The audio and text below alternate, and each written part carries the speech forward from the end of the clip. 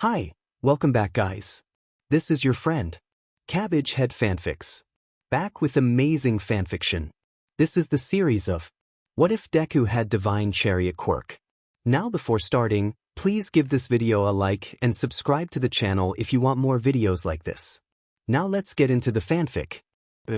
On a cold spring night, Izuku Midoriya sat in his room, happily drawing All Might while muttering facts about him and his quirk, embodying the total fanboy spirit. His mom called him for dinner, and he hurried downstairs to enjoy his meal. After dinner, Izuku lay on his bed, contemplating what it would be like to be a pro hero. He had a dream, more like an aspiration, to become a pro hero like his idol, All Might. Even though he didn't have a quirk, he was determined to pursue this dream, which had been with him since he first understood what heroes were. The following day, Izuku woke up to his alarm blaring. Groaning, he sat up, rubbed his eyes, and stretched, waiting for his brain to fully wake up. After confirming he was awake, he completed his daily exercise routine, which consisted of only 2 push-ups. My exercise routine is so hardcore, he thought, before heading to the bathroom to get ready for school. Inko had already woken up to prepare for work and make breakfast. She had finished cooking and set the food down to cool when Izuku came downstairs in his school uniform, ready to go. Lately, she sensed that her son wasn't happy. It was a mother's instinct, one that had grown stronger since the day they visited the quirk doctor. When Izuku was deemed quirkless, everything changed. As the years passed, her concern deepened, especially when he came home with various bruises. She had tried to inquire at school about what was happening, but they assured her he seemed fine during school hours. It felt like they didn't care about him, as if their time was too precious to waste on a quirkless student. Inko attempted to get Izuku to open up, but he remained tight-lipped. She didn't know what else to do. Izuku gave his mom a hug before sitting down to eat. "Did you sleep well?" she asked. "Yeah, but I kept dreaming about All Might having a secret love child," he replied, making her chuckle. The only joy Izuku seemed to find these days was in learning about heroes and their quirks. "I guess fanboying about a hero before you go to sleep can do that to your brain," he added. Inko's expression suddenly turned serious, and she asked him firmly if anything had happened at school. Knowing where this was going, Izuku quickly downed his food, hoping to escape the conversation. Inko pressed on, her tone more serious. "I didn't ask if school was okay. I asked if anything happened specifically to you." Izuku ate faster, feeling the pressure. "No, Mom, nothing happened to me," he insisted. She started, but he interrupted. "I have to get going. I'm done with breakfast." He hugged her and rushed out the door. At the entrance of his school, Izuku tried to stay hidden and avoid attention, but it was futile. Within moments of entering, he was slammed against the wall, his notebook and backpack's contents scattering everywhere. He knew who it was without needing to think. No, it wasn't Katsuki, he was never this early. It was Satsuna Tokage, the only person with enough energy to confront him this early in the morning. Izuku looked up at her, about to speak, but she cut him off. "Shut up," she barked, slamming him against the wall again, pinning him there with her right hand. She was much stronger than him, having trained to become a hero, and Izuku was smaller than most boys his age. "I heard from our homeroom teacher yesterday that you are applying for UA," she said. "Well, Weiss," he began, but she interrupted again. "So you actually dared to apply, huh? For a second, I thought you would have learned your lesson and know your place, but I guess you didn't get the hint. Are you trying to compete with me? You'll just get hurt, or worse, dead, in the process of being something you are not." For a moment, Izuku thought he detected a hint of concern in her voice, but it could have been a trick of his imagination as he was pinned against the wall. Before she could say more, the bell rang. "This is not over yet," she growled, releasing him and storming off. As soon as Izuku hit the floor, he took a deep breath and recomposed himself. Sometimes, Satsuna could be as intimidating as Katsuki. He sighed before picking up his bag and belongings and headed to class. In class, he couldn't shake the feeling that someone was watching him. He often caught Satsuna staring at him, sometimes with a scowl, other times with an unreadable expression. Class went by, and soon it was lunch. Izuku preferred to stay in class during lunch, at least that way, there were fewer disturbances. Just as he was about to take out his lunch and quirk analysis notebook, Satsuna slammed her hand on his desk. "I said we were not done yet," she said. "What do you want from me, Satsuna?" he asked. "First off, don't call me that. And second, why did you apply for UA?" she demanded. "Like you, I also want to become a hero," he replied. "No, you are not like me. I would come out of a villain fight unharmed and victorious, but you would be dead before it even happened because you are a quirkless weakling," she remarked. Satsuna, I am not a weakling." He started, but she cut him off. "Weaklings are those who have big ambitions but lack the power to make them a reality, yet they still pursue them anyway and eventually end up hurt," she yelled. "Please, Satsuna, hear me out." "No, you listen," she interrupted. "You can't compete with me or any other hero course applicants because you cannot do what we are doing." With that, she snatched the quirk analysis notebook from him and flung it through the window into the lake near the school before storming off. Izuku stared at the window for a moment, then lowered his head and sighed. He should have been used to this, but it was still painful. He would retrieve the notebook later since it was lunchtime and leaving school grounds during school hours wasn't allowed. After lunch, Izuku sat in class, paying attention when the bell rang, signaling the end of school. Then a familiar voice called out to him. "Hey, Deku, come over here and get your daily dose of beatdown so I can feel good about myself." Izuku sighed in exasperation.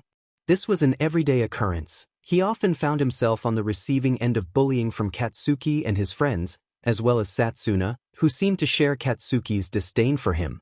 Because he was quirkless, he was ostracized and bullied for being different. After getting beaten up, Izuku tried to rearrange his belongings that had fallen out of his bag during the altercation. As he bent down to pick up one of his school notebooks, a student kicked it away and called him a loser. Izuku picked up the notebook and made his way home, wondering how he would explain the new bruises and marks on his body to his mom.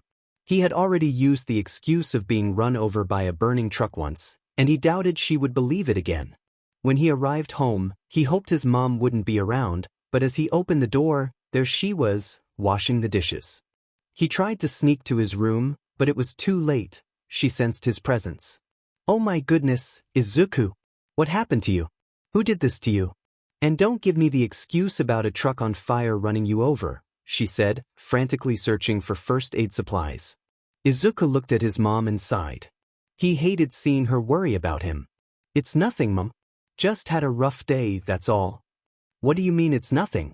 Your body is covered in injuries," she said while applying first aid. "If there's something wrong, please tell me." Izuku flinched at her soft tone and replied, "Nothing is wrong. I just had an accident in class." With that, he walked to his room. Inko stared at her son's retreating form and sighed. She hated seeing him like this and hoped he would eventually open up about what was troubling him. Izuku entered his room, gently shut the door, and plopped onto his bed, thinking about the bullying he faced for being quirkless. Flashback. Izuku was packing his things in his bag, getting ready to go home when Katsuki approached him with his friends behind him. "Hey, Deku." Izuku winced. "I thought I told you to stay out of my way. Why are you applying for UA, you nerd? Do you think you're better than me?" "I'm not trying to compete with you or anything. I just really want to go to UA and become a hero," Izuku replied. Bakugo scoffed. "Don't bother. You'll just end up dead, Izuku. You're a quirkless Deku." "Kakanai." Bakugo cut him off. "If you want to become a hero so badly, why don't you take a swan dive off a rooftop and hope for a quirk in your next life?" With that, Bakugo walked off with his friends, smirking. The teacher watched the interaction, doing nothing because Izuku was quirkless. End of flashback. Izuku's brows narrowed. He's right. I'll just end up being useless in the field. I know what I must do." He changed from his school uniform to casual clothes and stepped outside his room. He heard his mom talking on the phone and made a beeline for the door, yelling, "Mom, I'm gonna take a swan dive off a rooftop. I'll be back for dinner." His mom didn't respond for obvious reasons, and with that, Izuku walked out the door. 5 minutes later, Inko hung up the phone and continued with her day when a thought crossed her mind. Izuku hasn't come out of his room. Her pupils shrank, and her eyes widened in horror and realization as she practically flew out the door. Back to Izuku, he was walking down the sidewalk, looking for potential buildings that could guarantee his demise when he heard an explosion from afar and ran toward it. Upon arriving, he saw a sludge villain attacking Bakugo. Oh great, I'm planning my own demise while Kaken is here in trouble. Wait, he's actually in danger. I have to save him. Without thinking, Izuku's body moved to save him. Hey kid, what are you doing? You'll get yourself killed. Death Arms yelled at him. Kamui Woods tried to stop Izuku with his quirk, but it was no use, the boy was too fast. In a matter of seconds, Izuku was clawing at the sludge monster while Bakugo yelled at him to stay away. At that moment, Izuku didn't know what he was doing, but he knew he wouldn't be able to forgive himself if he stood still. Meanwhile, All Might watched, shocked by the boy's actions. If a powerless boy could go beyond every limitation and overcome every fear to save someone despite the danger, who was he, the symbol of peace, not to overcome some silly 3-hour limit? All Might powered up, walked to the villain, and used Texas Smash to send the sludge villain flying. Bystander 1, whoa, he just took that villain out. Bystander 2, and with just one punch. Bystander 3, he really is the symbol of peace. Meanwhile, Izuku's mind was racing. From struggling with a sludge monster to standing in front of All Might, his 14-year-old brain couldn't handle it, and he felt overwhelmed by the greatness of All Might's presence. Just as All Might was about to leap away, Izuku, still dazed, held on to his leg. Oh no, you don't. It was only when All Might was in the air that he felt the extra weight on his leg. He landed on the nearest rooftop. Hey kid, why did you do that? You might have injured yourself. I'm sorry, All Might, Izuku stuttered, regaining his composure after the near-death experience.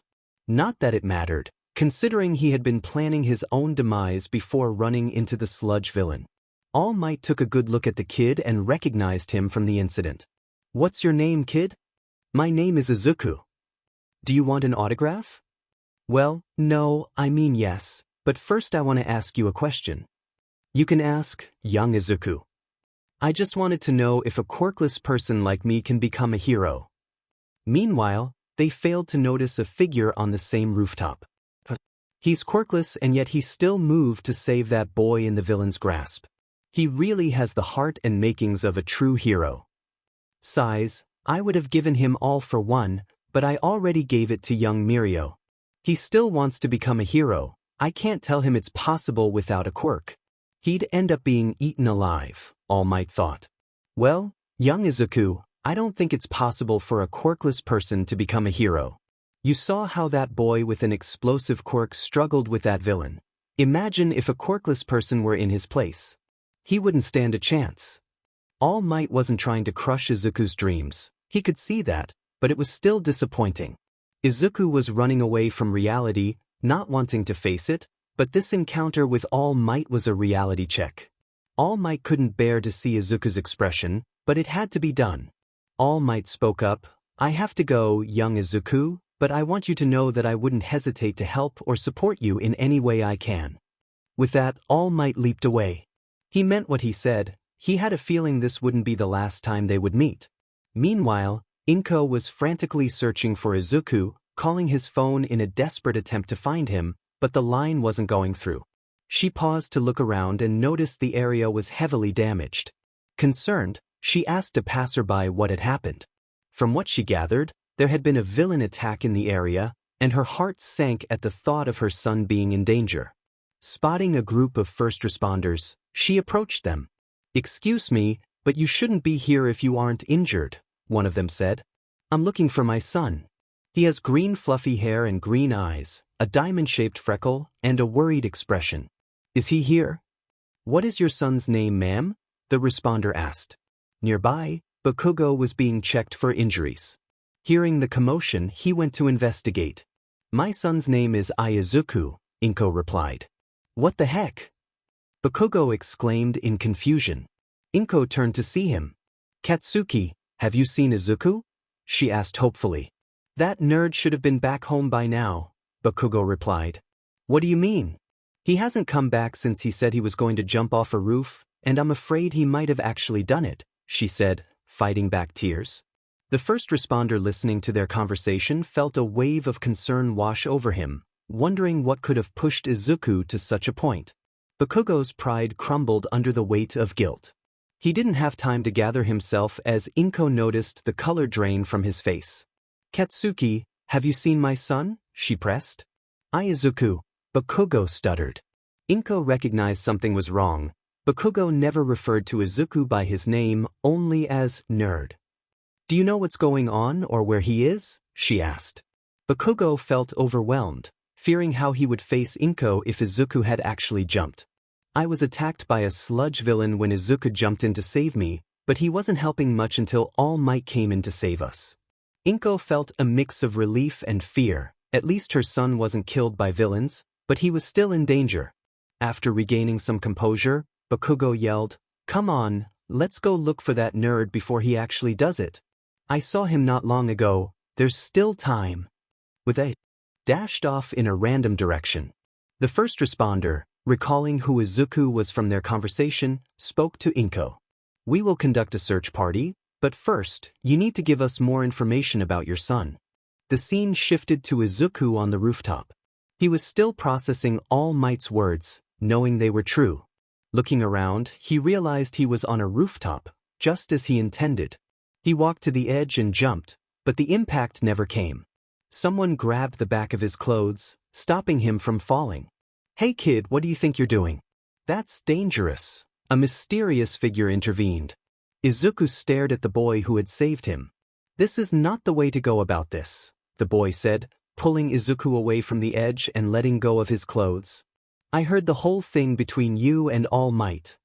Izuku's eyes widened. "My name is Hawaki LN, and I understand where you're coming from because I am also quirkless." "Why, you are quirkless too?" Izuku stuttered.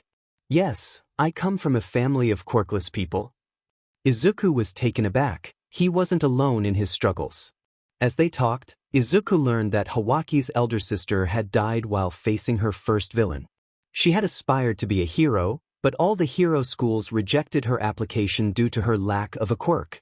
She turned to vigilantism but met her end at the hands of the first villain she encountered. Both Izuku and Hawaki found themselves in tears, mourning the struggles they faced for something beyond their control. After her death, news spread around the neighborhood that a quirkless person had died while bravely confronting a villain, trying to be a hero. Hawaki clenched his fist. Instead of mourning, they laughed. She died a hero, but all they did was mock her because she was quirkless. The teasing, bullying, and name-calling became worse. My younger sister bore the brunt of it because she was the easier target. Eventually, we could no longer endure it, and we moved to I-Island. A single tear rolled down Hawaki's cheek as Midoriya, sitting across from him, had tears streaming down his face. After we settled in I-Island, I finished high school and chose to study biomechanical engineering, aiming to create a device to help quirkless individuals. There, I met a girl named Melissa Shield, who had extensive knowledge of technology and was the daughter of the leading scientist on I-Island. I shared my goals with her, and she offered to help because she was also quirkless and understood the struggles that came with it. We started a joint project, and years passed as we adjusted to life on I-Island. Eventually, we completed the AQI, the artificial quirk impersonator. Just as we were nearing the finish line, my family had to move back to Japan because my sister wanted to enroll in UA's support course, so I had to complete the project alone. Izuku blinked as he processed the information. "Wow, you went to I-Island and built a device that could grant people quirks? That's amazing." Hawaki chuckled at his enthusiasm but then noticed the various burn marks and bruises on Izuku's body, his expression turning serious. "Izuku, can I ask you something?" Izuku nodded. "Where did you get those injuries?" Izuku tensed for a moment before answering. He didn't want to lie. "I got these from my bullies." "Let me guess, because you're quirkless?" Hawaki said. Izuku nodded and recounted everything that had happened to him since he was declared quirkless, including how his best friend turned into a bully, how classmates tormented him in broad daylight while teachers did nothing, and how he had been laughed at when he applied to UA. He even shared how he almost jumped off the same rooftop they were on. Now it was Hawaki's turn to cry. They both sat there, a mess of emotions as tissues were passed between them. It all made sense to Hawaki why Izuku had considered jumping. It wasn't just All Might's words that had pushed him to that point. The real struggle had begun the moment he was labeled quirkless. All Might's encouragement was just the cherry on top. After a few moments of awkward silence, Hawaki broke the tension. "Can I scan you?" "What?" I said, "Can I scan you?" "Why?" Hawaki explained, "I was working on the AQI, and it requires a specific blood type. There aren't many quirkless people, and the chances of finding someone with the right blood type are slim. Sadly, neither my family nor Melissa has it." "So you want to scan me to see if I have the right blood type?" Izuku asked. "Exactly. Is it going to hurt?" Hawaki chuckled. "It will only tickle." "Is it going to be weird?" "We already shared sob stories on a rooftop. It's already weird," Hawaki replied. "Fair point." After a few awkward moments, filled with laughter from Izuku and beeping from Hawaki's scanning device, the results came in. Hawaki's jaw dropped. "I can't believe it. Your blood type meets the requirement." "Okay." Izuku replied. "Do you know what this means?" "What does it mean?" "It means you can finally become a hero." "Wait, what?" Hawaki explained, "If I give you the AQI, it will provide you with an artificial quirk because it can accommodate your blood type." Izuku was overwhelmed. "What is going on?" Hawaki continued, "All we need to do is insert the AQI nano chip in your pinky toe joint area." No. I can't. I just can't." Izuku stammered. "What do you mean?" Hawaki asked. "This is your chance to become a hero. Didn't you hear me say how rare it is for the AQI to work on a quirkless person? It just so happens that it didn't reject your blood type. But you've worked on that project for so long, and I barely know you." Izuku protested. "If you're worried about the effort I put into it, I still have the prototype and blueprint. The technology to accommodate all blood types isn't available yet, which is why I'm going overseas to further my studies in biomechanics to solve that problem. I have about a week before I travel abroad. We can get to know each other if you feel we are still strangers." "But why are you helping me?" Izuku asked. "It's simple, Izuku. Because I can. Isn't that what being a hero is all about? People like you and me are the reason I do what I do. I'm not going to give up on the chance to help someone when I know I can. So please, Izuku, let me help you become a hero. For me, for my sister, for my family, and for all the quirkless people." Izuku decided to take up his offer. He realized he had to become a hero for all those who wanted to but couldn't. He didn't want all their sacrifices to be in vain. "Are you having an internal monologue?" Hawaki teased.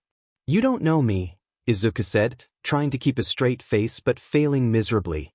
"So, Izuku, do you accept?" "Yes." "Good, let's start the procedure. Can I ask you a question?" Izuku asked while being led to a table on the rooftop he had failed to notice before. "If you're going to ask what a table is doing on a rooftop, I was working on the AQI before you and All Might showed up," Hawaki interjected. "No, it's not about that. I wanted to ask if the AQI can give artificial quirks to people who already have quirks." "No. We specifically designed it for quirkless people. If the AQI is applied to someone who already has a quirk, the presence of that quirk will interfere with the process, causing long-term damage to their genes. Because replacing something that was never missing could cause catastrophic consequences to the body," Izuku finished for him. "Exactly," Hawaki said while strapping Izuku to the table. Hawaki, is this going to tickle?" Izuku asked, unsure. "No, it's going to hurt. A lot." "Wait, what?" "Oh." Izuku screamed as he felt a sharp pain in his pinky toe. "What the? Oh. But, I will give you my Pokemon cards if you stop." "Oh." After 5 minutes of what felt like torture, the procedure was completed. "I wish I never met you," Izuku said, regretting his life decisions. "Stop being a big baby. Is this how you're going to scream when facing ferocious villains? People will just think you are a defenseless citizen rather than a hero," Hawaki teased. Izuku looked at his pinky toe, expecting to see a mess, but it was fine, no trace of blood or any sign of a scar. Hawaki, anticipating his question, answered, "If you're wondering what happened to your pinky toe, the AQI gives its host regenerative abilities to some extent, but it cannot heal extreme injuries such as loss of limbs or life-threatening injuries. It can only stabilize the body to a degree. Although this cannot be considered a quirk, it is just a coping mechanism for the AQI to ensure the safety of its host, which Melissa and I programmed." Izuku wiggled his toes one last time to confirm Hawaki's words. All the pain had disappeared, but he couldn't shake the feeling that something was inside him. Must be the AQI nanochip Hawaki was talking about, Izuku thought. Hawaki's face became serious. "Now I have to tell you something about the AQI. Okay, what is it? The AQI cannot function properly if its host is under stress." Why? Stress is a major factor that hinders the work of the AQI. It can even disable one's artificial quirk temporarily if the body is stressed for too long. Okay, I got it. The artificial quirk should manifest. Right about now, Hawaki said while looking at an imaginary watch on his wrist. Suddenly, Izuku felt a tingly sensation all over his body. "Oh, good, you felt it. Now let me scan you to see the quirk you got. It says here you got an S-rank teleportation quirk." Izuku was excited to have an artificial quirk, and a powerful one at that, but there was one thing he wondered. Why teleportation? According to the scan, you can teleport to other dimensions, teleport people or objects, and can also teleport objects no matter the size, whether at a molecular level or colossal scale. "So, Izuku, what do you want to name your artificial quirk?" Hawaki asked. "I can move anyone and anything anywhere. I'll name it Divine Chariot." After agreeing to meet Hawaki on the same rooftop to test out his new artificial quirk, he dashed home. Seeing his phone, he noticed 20 missed calls from his mom and felt terrible for making her worry. He called her back to tell her he was home. Back with Inko, she was talking to an officer, providing information about her son so they could conduct a search party for him when her phone rang. She was relieved to hear Izuku's voice on the other side and felt even better when he told her he was home. Cutting the call and giving a nod to the officer, she canceled the requested search party, stood up, and went home. The officer, understanding the situation, nodded and left. Getting home, Inko saw her son and went in for a hug. "Mom," Izuku could only look at her in sadness and return the hug. "Are you feeling all right?" Inko asked. Well, he had struggled with a sludge monster, almost dived off a rooftop, heard a sad story, cried for a total stranger, and was given an artificial quirk, all in one day. So, his mental health had never been better. "I'm fine, Mom," Izuku told her, explaining everything that happened. At first, she didn't believe it, but when Izuku teleported his phone away and then teleported it right back, she was surprised. Her son was full of surprises. She left him alone for a day, only for him to come back with an artificial quirk. Who knows what would happen when she left him alone for a week? Nevertheless, she was happy for him. It was satisfying to see the look on his face, knowing that he could now fulfill his dreams. It was even more satisfying to know that he wouldn't be taking unnecessary risks anytime soon.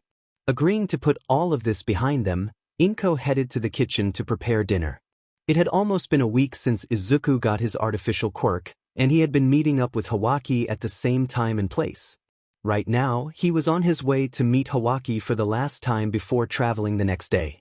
After saying goodbye to his mom, Izuku teleported to the rooftop. Izuku's POV.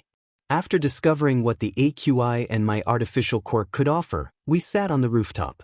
I spoke. "You know I'm going to miss you when you travel." "Is that so?" "Well, me too," Hawaki replied, then seemed to remember something. He handed me a piece of paper. "This is Melissa's number. Give her a call if there's something wrong with the AQI or your artificial quirk." He stood up and stretched. "Well, Izuku, I have to go home now to prepare for tomorrow. But will I see you again? To be honest, I don't know. I'm going to stay there for a long time, but I promise I will visit when I come back. Now teleport me to the sidewalk. I'm too lazy to take the stairs." With that, I teleported us downstairs. We said our goodbyes and went our separate ways, exchanging one last glance filled with a hint of sadness before nodding to each other and departing. The next day, I was training for the UA entrance exams, which were 10 months away. I still had to discover more about my artificial quirk. In the past few days, I found out that whenever I wanted to teleport something or someone, including myself, a spotlight-like flash would shine on the object or person for a brief moment.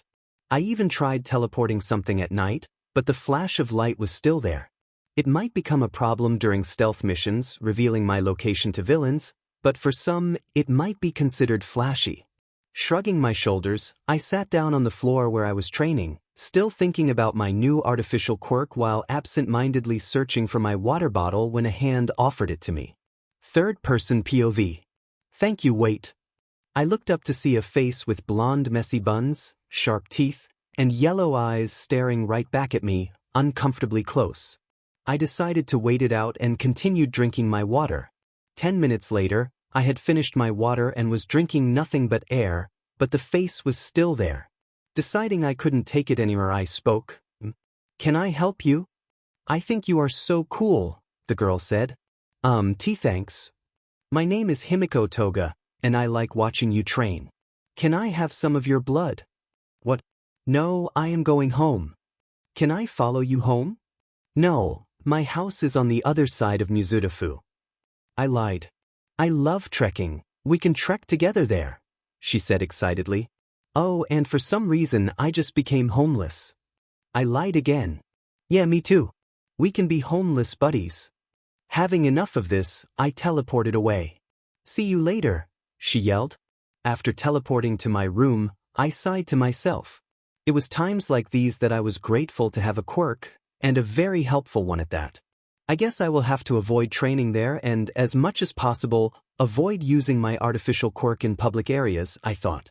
10 months later, Izuku stood at the entrance of UA, filled with resolve. He wasn't going to let anyone or anything stop him from becoming the hero who would carry on the dreams of those who couldn't, not even in H-shaped school. As he walked along, he saw a stone on the floor. Most people wouldn't even acknowledge it, but Izuku, being far from normal, decided to trip on it. Let me just trip on this real quick. Trips on it, but instead of falling, he floated in the air. This is so embarrassing. The girl responsible spoke up. Sorry for using my quirk on you, but it would have been bad luck if you had tripped. Thanks. She walked away, and after composing himself, he continued on his way. Chapter end. Let me hear you say yeah. Present Mike exclaimed. Silence filled the room. Yeah, Izuku said. Shut up, you DMN nerd, Bakugo retorted. For the practical part of this exam, you will be fighting 3 types of robots with point values. For each robot you take out, you get the point value assigned to them. After that, Izuku found himself in front of the mock city. Whistle blows. Everyone blinked. What are you doing? In life, you don't get a countdown. Go! Present Mike shouted. Izuku, along with everyone else, started charging at the robots. Izuku started teleporting robots left and right. Some he sent underwater while others into an active volcano, creating flashes of light with each teleport. It was clear he was causing mass destruction from a mile away. In the monitor room with the UA staff, they were observing the examinees. This year's batch of examinees looks promising, Aizawa said. Yes, but their true test is about to begin, Nizu replied, pressing a large button that seemed to hold immense power. All Might watched Izuku intently, recalling that he was the quirkless kid from the sludge villain incident. He felt a surge of pride that Izuku had applied to become a hero, but he couldn't help but wonder about the power he was displaying. In the examination area, mini earthquakes shook the ground before a giant robot emerged, towering over buildings and wreaking havoc. Examinees ran away from the enormous machine, some caught in its path. Izuku, seeing the chaos, teleported onto the robot's shoulders and swiftly removed its head, landing back on the ground with ease. The examinees and UA staff gawked. He had taken down the giant without breaking a sweat. After landing dramatically, Izuku noticed a short girl trapped under heavy rocks, looking injured. He teleported to her side. Are you injured? He asked. Yes, and stuck, she replied. You're bleeding. Let me help. He teleported the rubble away and summoned first aid supplies from his home. He skillfully dressed her wound, a skill honed from years of dealing with bullying. "Thank you," she said, studying him. "Don't mention it," Izuku replied with a warm smile before moving on to help someone else. He approached a short boy with a unique hairstyle who was screaming in distress, trapped under a pile of metal but uninjured. "Are you all right?" Izuku asked as he teleported the metal off him. "Yeah. Thanks," the boy replied, a bit disappointed that a girl hadn't come to his rescue. A whistle blew, signaling the end of the exam. "All right, listeners, time's up. Those of you who are injured, go to Recovery Girl. Those who aren't, head home. Your results will be mailed to you in a week," Present Mike announced. 1 week later, Izuku waited by his mailbox, barely able to contain his excitement. When the mailman arrived, he snatched the letter and dashed to his room. Sitting at his desk, he tore it open, and a disc fell out, revealing a hologram of All Might in a suit. "Hello, young Izuku Midoriya. Your score on the written exams was outstanding. For your practical exams, you gained 35 points. There's also a secret point system called Rescue Points, where UA staff judges your actions in saving others. You met our expectations.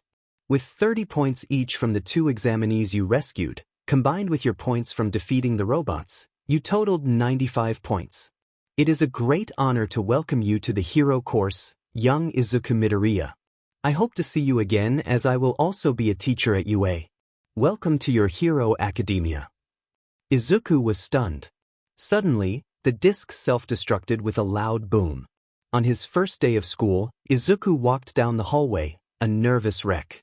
He bumped into a girl with pink hair and goggles, dragging a duffel bag nearly twice her size.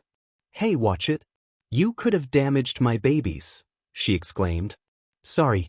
Wait, are there actual babies in that bag? Is that even legal?" Izuku asked, concerned. She chuckled. No, silly. They're my inventions and you could have damaged them." "Phew. I'm really sorry. Did you say inventions? You must be in the support course. That's so cool. I can't wait to see what you've created." It was rare for her to receive praise for her gadgets, and Izuku's enthusiasm made her feel appreciated. "Really? Maybe I could show you later, but for now, I'm running late," she said, her eyes sparkling. "Cool. Let me help you. Which class are you in?" Izuku offered. "Pinky, Class 1H. Why?" Izuku teleports himself, her, and her inventions to Class 1H. Pinky gets in his face. "Whoa, your quirk is so cool." Izuku sweats, "Thanks. I have to go now, see you around." Teleports in front of Class 1A door. Izuku opens the door to see an uptight blue-haired male who looked like he had never broken a single rule in his life reprimanding someone. But that wasn't the issue, it was who he was reprimanding. Yep, it was the living dynamite himself in the flesh. Izuku knew that the probability of a normal high school year flew out the window the moment he opened the door. "Blue hair, get your feet off the desk." "Bakugo, you can't tell me what to do with my feet." "Blue hair, it is disrespectful to the craftsmanship and the upperclassmen of this property." "Bakugo, out of my way or I will end you." "Blue hair, you dare threaten me, your classmate?" When Izuku made his presence known, the students who recognized him from the entrance exam gathered around him, including the blue-haired boy. "Red hair, I remember you. You were the one that took out that giant robot. That was so manly." "My name is Eijiro Kirishima." Girl with pink skin, "Yeah, you were so cool." "My name is Mina Ishido." "Bakugo, do you think you are better than me? Fight me, Deku." Blue-haired male, "I don't think we've met properly. My name is Ida Tenya." Izuku was getting overwhelmed. These kids are so loud. Time to practice my intimidation skills, Aizawa thought to himself. "If you are here to make friends, I suggest you pack your bags and leave," Aizawa said from his sleeping bag by the door. "Class." "Aizawa, it took you all 8 seconds to quiet down. As future heroes, time management is important. I am your homeroom teacher, Shota Aizawa." "Class." "Aizawa, I know it's sudden, but put this on and meet me in Gym Gamma," he said after emptying a juice box in one slurp and bringing out a set of PE uniforms from his sleeping bag. The students were now gathered in Gym Gamma in their PE uniforms. Kirishima, a quirk apprehension test, huh? Aizawa, you guys are going to perform a series of physical exercises involving your quirks. Uraraka, but what about the entrance ceremony and the orientations? Aizawa, heroes don't have time for such leisurely events. Bakugo, what? Aizawa, how far was your softball throw in middle school? Bakugo, 69 meters. Why? Aizawa hands him a ball. I want you to step in the circle and throw this ball as far as you can while using your quirk. Bakugo walks into the circle and throws the ball using his quirk, yelling, die. Aizawa, 705.2 meters. Everyone, whoa, so we get to use our quirks. Kirishima, as expected from UA. Mina, this sounds fun. Aizawa, fun huh? I hope you are not planning to spend the rest of your 3 years here at UA having fun. You know what? I am going to expel anyone who places last in this test. Students, what? Uraraka, B, but that's not fair. It's just our first day here. No, even if it's not our first day, it's still not fair. Aizawa, fair huh? You think that natural disasters, bloodthirsty villains, or power-hungry criminals are fair? This is UA, and our selling point is freedom, which applies to the teachers too. So show me that it's no mistake that you are here and go beyond plus ultra style. Get ready for 3 years of challenges here in UA. In the 50-meter dash, all Izuku had to do was activate his quirk, and it was over. It took him 0.00003 seconds to reach the finish line. Everyone, what? Ida, remarkable. Kaminari, he is amazing. Momo, I mean, all he has to do is activate his quirk. For the standing long jump, he didn't really use the pole, he just ran with it, and at the last second before takeoff, he teleported into the air and landed gracefully. For the side-to-side step, he teleported from one lane to another effortlessly. Ensue, incredible ribbit. Kaminari, he is a machine. Kirishima, I know, right? So manly. Bakugo, teeth. He is just a useless Deku. For the grip strength test, people thought his quirk wouldn't help him, but they were wrong. Bakugo, try passing this test, Bsd. Ensue, ribbit, I don't see him passing this one. Todoroki, I agree. But Izuku surprised them by teleporting a heavy-weighted gauntlet into his hands and wearing it before gripping it. It read 530 kilograms. Bakugo, Dinu Deku, you are not better than me. Shoji, outstanding. Momo, that is quite resourceful. Why are they passing this test so easily? Have I gone soft? No, I refuse to believe it. But there is something up with this green-haired kid. I have noticed that I can't feel the aura I sense when I use my quirk on someone. Almost like he doesn't have one, Aizawa thought. It was time for Izuku to do his ball throw. The seated toe touch and the upper body workout were completed. Aizawa was getting ready to use his quirk on Izuku when he threw the ball. Izuku threw the ball into the air and teleported it midair to an even further distance. Aizawa, 2,358.4 kilometers. Students, wow. So far. Kirishima, he even beat Bakugo's score. Bakugo, oh no you don't, Deku. Explain yourself.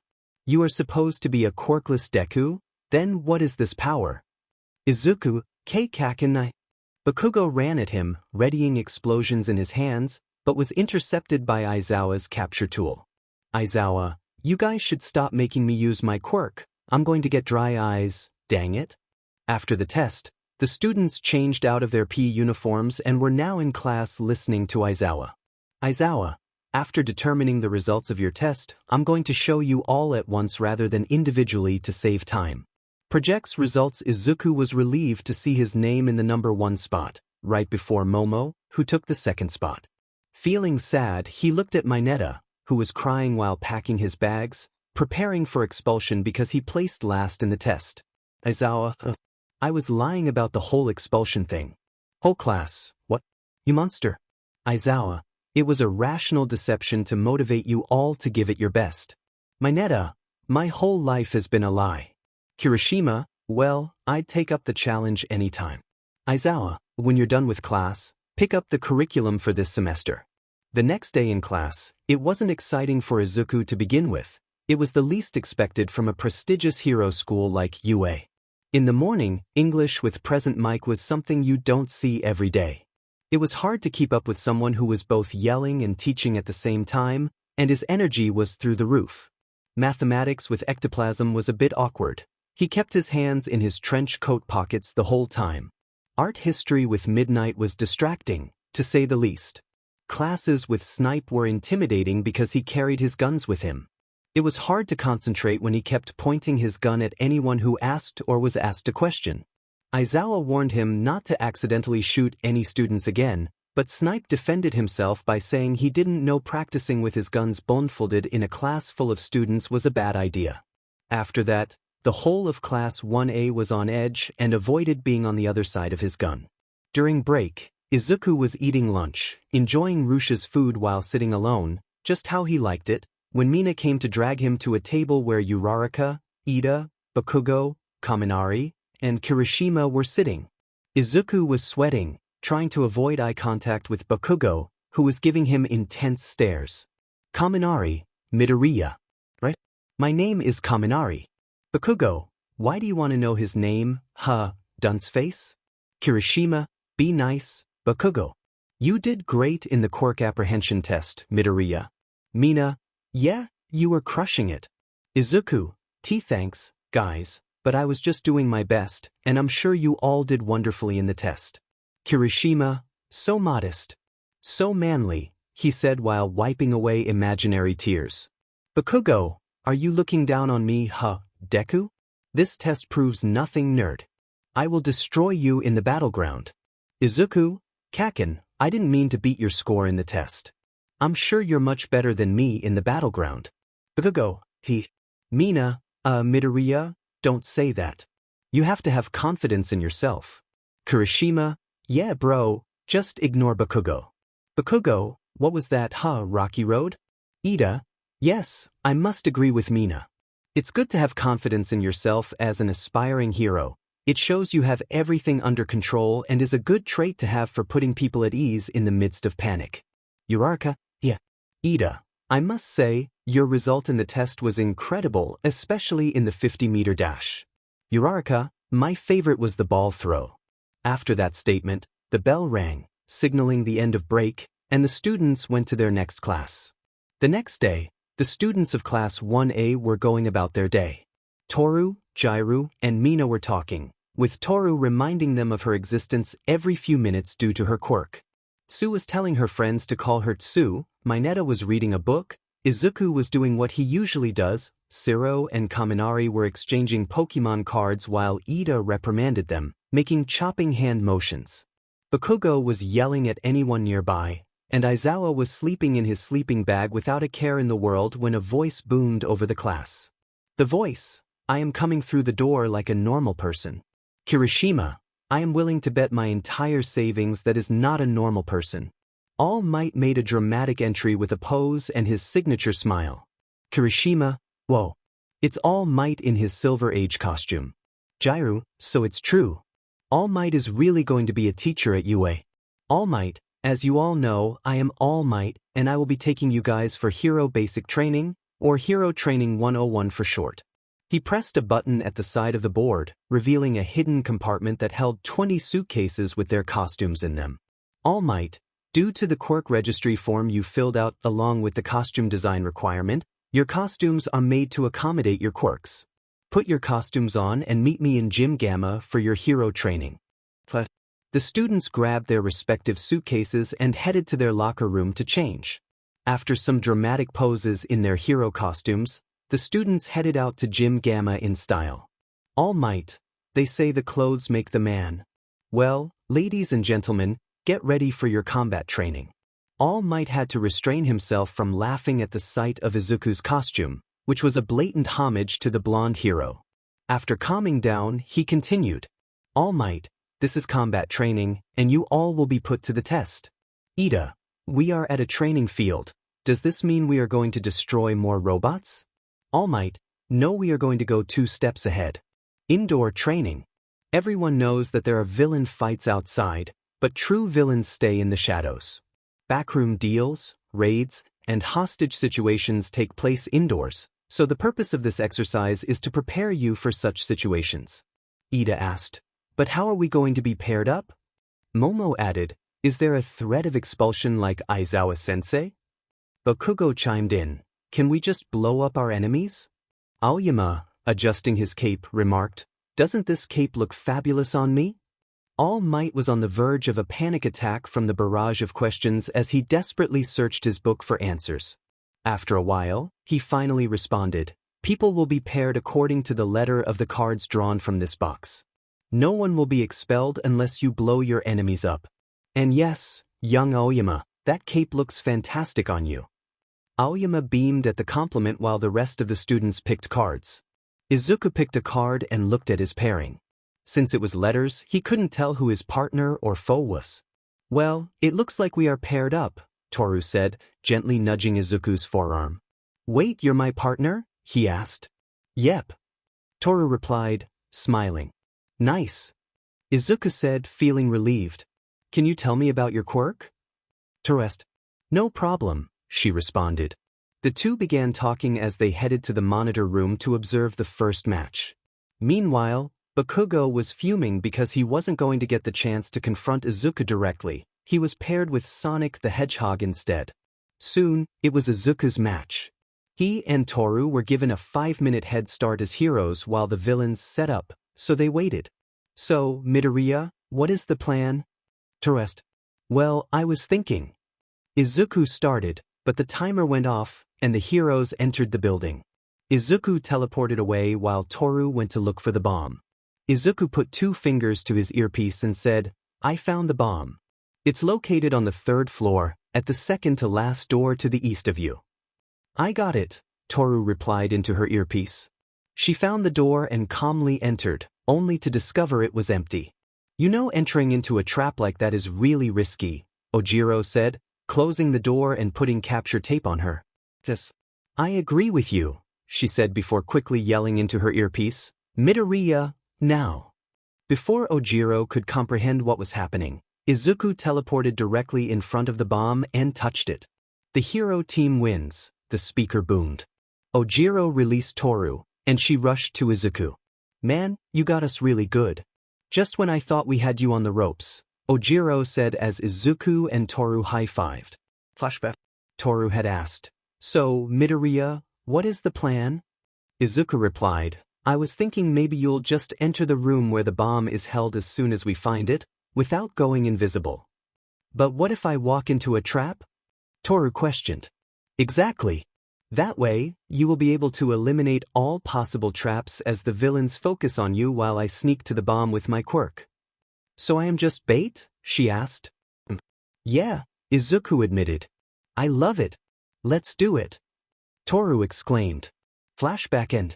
Izuku and Toru made their way back to the monitor room to observe the remaining matches. The combat training with All Might had finished, and it was now lunch break as the students headed to the cafeteria. An explosion could be heard in the support studio as Power Loader rushed out. "Dang it, Hatsume. I thought I told you to make sure your gadgets are safe," he exclaimed. "Sorry, Power Loader sensei, but it's really hard to identify the problem with my inventions without experimenting," Mei replied, emerging from the studio. "Why aren't you carrying out experiments on your inventions?" he asked, dusting himself off. "Most of my inventions need to be tested on people, but no one wants to volunteer. When I ask, they just run away," she explained. "I wonder why," he retorted sarcastically.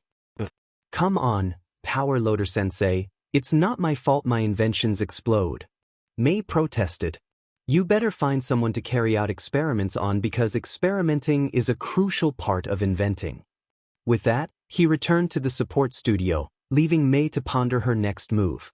"Where am I going to find someone willing to become my lab rat? Surely I can't use Principal Nizu, he'd expel me." Just then, she spotted Izuku innocently making his way to the cafeteria, humming to himself.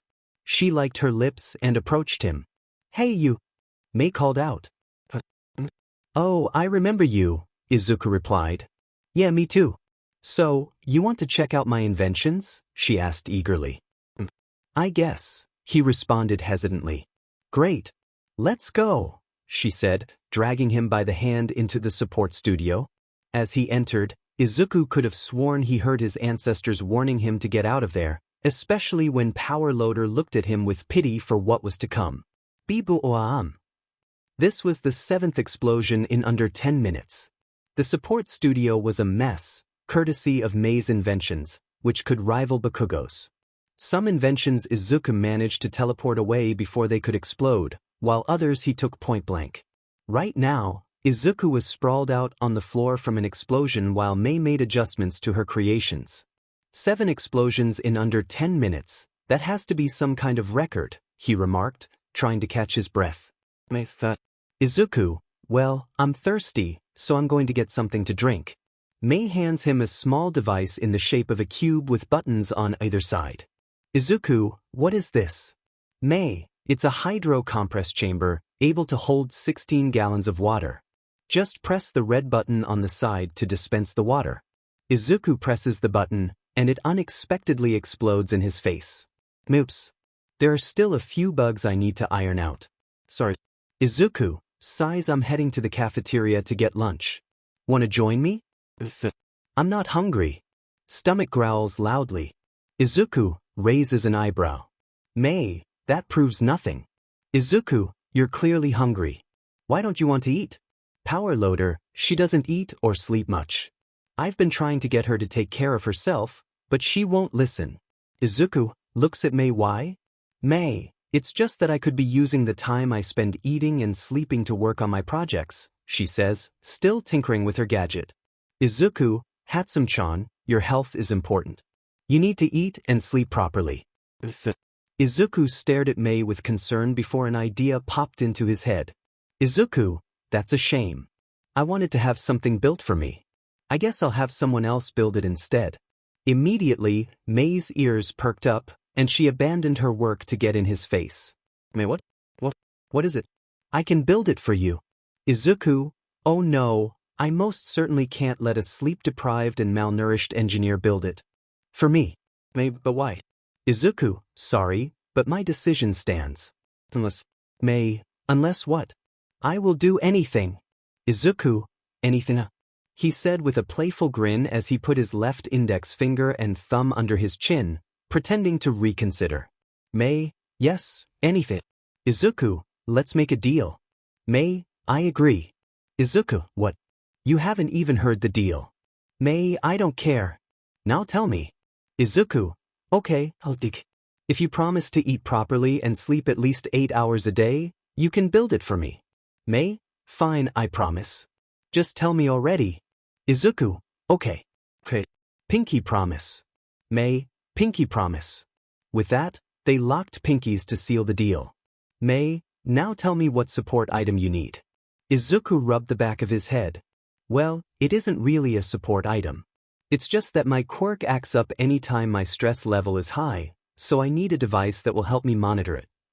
Mei, so you need a stress monitoring device. Izuku, yes, but I also want to be notified telepathically about my stress levels so I can monitor it anywhere. Mei, I can do that. I just need some neurosensors. I also need to scan your brain for brain waves.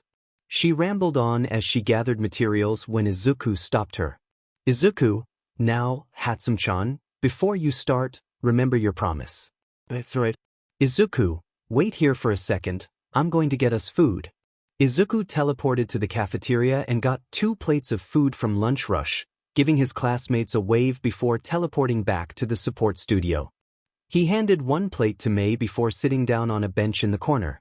After they finished eating, the bell rang, signaling the end of lunch break. Mei told him to meet her after school in the support lab so she could scan his brain for brain waves. It was after school hours, and Toru was waiting for her friends to walk home together. However, she had been waiting for more than 20 minutes and had a sinking feeling that they had forgotten about her and probably already gone home. She knew it wasn't intentional, these things happened. This wasn't the first time she had encountered this problem. It happened a lot in middle school. She had even lost some friends because they didn't remember her, but when she reminded them, they seemed sheepish and apologetic. She couldn't blame them. This was the downside to her quirk. It would have been better if she could turn her invisibility off and on, but she had to play with the cards life dealt. That's why she constantly did something attention-grabbing to avoid being forgotten. Sighing, she decided there was no use waiting. She spotted Midoriya also preparing to leave, and from the looks of it, he noticed her too. Izuku, oh hey, Hagakure, I didn't see you there. Toru, hey Midoriya. What are you doing at school after hours? Izuku, oh, I wanted to get a piece of support equipment for my quirk, so I was asked to be in the support lab after school. What about you? Toru, I was waiting for someone so we could walk home together, but it looks like they forgot. Izuku, is that so? Well, we can walk home together, at least to the train station if you don't mind. Toru, sure, no problem. With that, they walked to the train station, talking about the combat training exercise they did with All Might. The next day, a bunch of reporters were blocking the entrance of UA, interrogating unsuspecting students. Reporter, how does it feel to have All Might as a teacher? Kirishima, he is so manly. Reporter, how does it feel to have All Might as a teacher? Tsu, he called me Tsu after I told him to. Reporter, how does it feel to have All Might as a teacher? Tokoyami, it feels like revelry in the dark. Reporter, how does it feel to have All Might as a teacher? Bakugo, I'm gonna blow you extras if you don't get out of my way. In class, Aizawa. Today, you guys are going to be picking out class representatives. Class, that is super normal. Aoyama, if anyone should be class president, it should be yours truly. Kirishima, I want to be class president too. Mina, yeah me too. The class was in an uproar. Everyone who was anyone wanted to be class representative, except for Izuku. Ida, calm down. The position of class representative and deputy is very important, so we need a careful method for electing those who will fill the roles. I suggest we use a democratic system. Tsu, but everyone will just vote for themselves. Ida, exactly. That's why the person who gets the most votes will be seen as capable and trusted to handle the role. Looks at Aizawa if we have your permission, of course. Aizawa, I don't care what you do as long as you produce your representative and deputy before the end of the day. Enters his sleeping bag and falls asleep. Ida went around collecting votes. Izuku voted for Momo, so it was a surprise when he was elected as class deputy with 3 votes, while Ida became the representative with 4 votes. Bakugo, what? Who voted for Deku? Zero. It's way better than voting for you as deputy. Bakugo, what did you just say to me? It was lunch break, and Izuku was eating alone again. Not that he was lonely, but in his previous school he had been alienated for being quirkless, and Bakugo had made sure of that. So, he settled for eating alone at lunch. If he was honest with himself, he preferred it to the bullying. People tended to ignore his existence when he wasn't being picked on, and even now, in his dream school with an artificial quirk, he still chose to sit alone. Old habits die hard. He was so engrossed in his food that he didn't notice a figure sitting down at his table until she spoke. He looked up to see Momo staring back at him, and he started to sweat nervously. What did she want from him?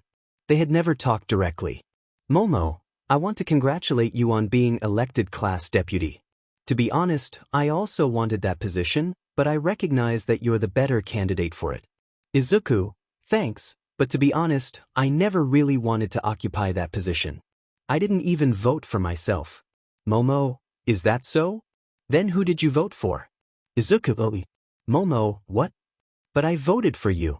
I thought you wanted that position. Why didn't you vote for yourself? Izuku, well, I saw your performance in the quirk apprehension test. You handled yourself well. Your quirk is wonderful, but it can't help you in everything. You still came out on top, even in places where people thought you'd fail. I saw you display resourcefulness, which is a skill a leader must possess. I wanted to be a leader, but more than anything, I wanted a strong leader.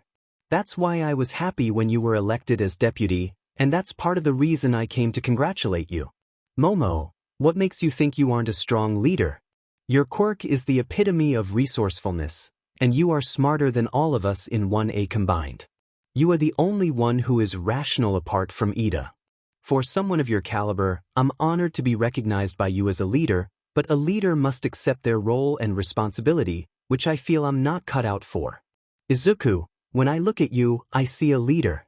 I know what you can do, and I know you will accomplish more in the position of deputy in a semester than I could in an entire school year. If that doesn't prove you're more of a leader, I don't know what does. Honestly, I don't know anyone more capable of filling this role than you. There's no one I'd rather trust with the well-being of my classmates than you. That's why I voted for you. Momo didn't know what to say. There was something in his words that felt right. It felt better than any compliment she had ever received. No, this wasn't just a compliment, it was acknowledgement. He recognized her achievements and hard work as her own, not just the expectations of her background. Growing up, people expected her to be flawless because of her prestigious background. The pressure was high, and she worked hard to be the best because it was only normal for someone from her background to excel. But she was only human, and even when she succeeded, people attributed it to her background. She was happy to meet someone like Izuku, someone who saw beyond the surface and wasn't afraid to speak the truth. He was a rare gem, and she couldn't help but smile. But her moment of happiness was cut short when an alarm began blaring. Automated voice. There has been a Level 3 security breach. All students are advised to make their way to the exit. Upperclassman 1. There has been a security breach. Upperclassman 2. This has never happened in my years at UA. The cafeteria was in chaos as students poured out, panicking. Izuku was in a daze, still processing what was happening when Momo grabbed his hand and led him away from the crowded exit where students were struggling to escape. Once they reached a less crowded area, Momo turned to Izuku. What is going on? Izuku asked, confused. I think there has been a security breach, but something tells me that's not what triggered the alarm, Momo replied. So, what do you suggest we do? Izuku asked. It would be unwise to run through the exit. Can you teleport outside to check for any irregularities, especially at the entrance of UA? Momo suggested. Okay, Izuku said, and he teleported to the entrance. He saw a large group of reporters gathering there and quickly teleported back. I saw a concentration of reporters at the entrance, Izuku reported. My suspicions were right, it was the press that set off the alarms, probably in a desperate attempt to get information, Momo concluded. All we have to do is let the students know that there is nothing to worry about, Izuku said. Yes, but one thing concerns me. How did the press manage to infiltrate UA? I don't think they have the manpower for that, Momo pondered. Before they could think further, Ida caught their attention by soaring across the exit sign to reassure the panicking students. Please, students, there is nothing to worry about, it's just the press.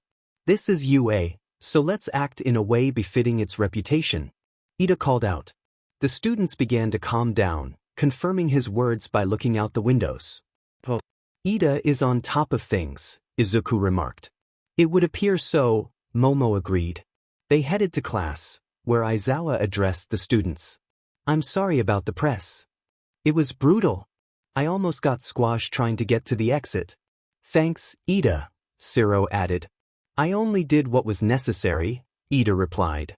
Aizawa, slightly annoyed, continued, moving on, the reason I had you all picking class representatives is... He was cut off as Izuku raised his hand and walked to the podium. I would like to step down as class deputy and give the position to Momo Yaoyorozu, Izuku announced. Is that allowed? Tsu asked. I'll allow anything as long as we move on, Aizawa said. But, Momo started. No, I'm done thinking about it. I can't think of anyone more deserving of this position. So, do you accept? Izuku asked. If you entrusted me with this position, I shall honor it. I accept, Momo replied. Izuku returned to his seat as Aizawa rose from his sleeping bag, a feat that left the class wondering how he managed to go unnoticed.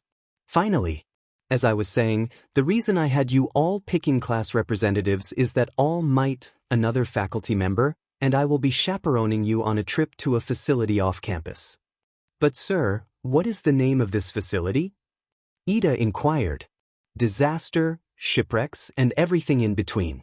It's rescue training at U.S.J, Aizawa explained. The class erupted in excitement. Heck yeah, Universal Studios Japan. They cheered. Aizawa face-bombed. No, problem children, it's the unforeseen simulation joint. Can't wait to show off my skills underwater. Sue exclaimed. I wonder who this other faculty member is. Todoroki mused. You can choose to wear your costumes or not, but I suggest you don't, as some of you haven't gotten used to them, which may hinder your movements. Meet me outside in 10 minutes, Aizawa instructed. Are you guys going to wear your costumes?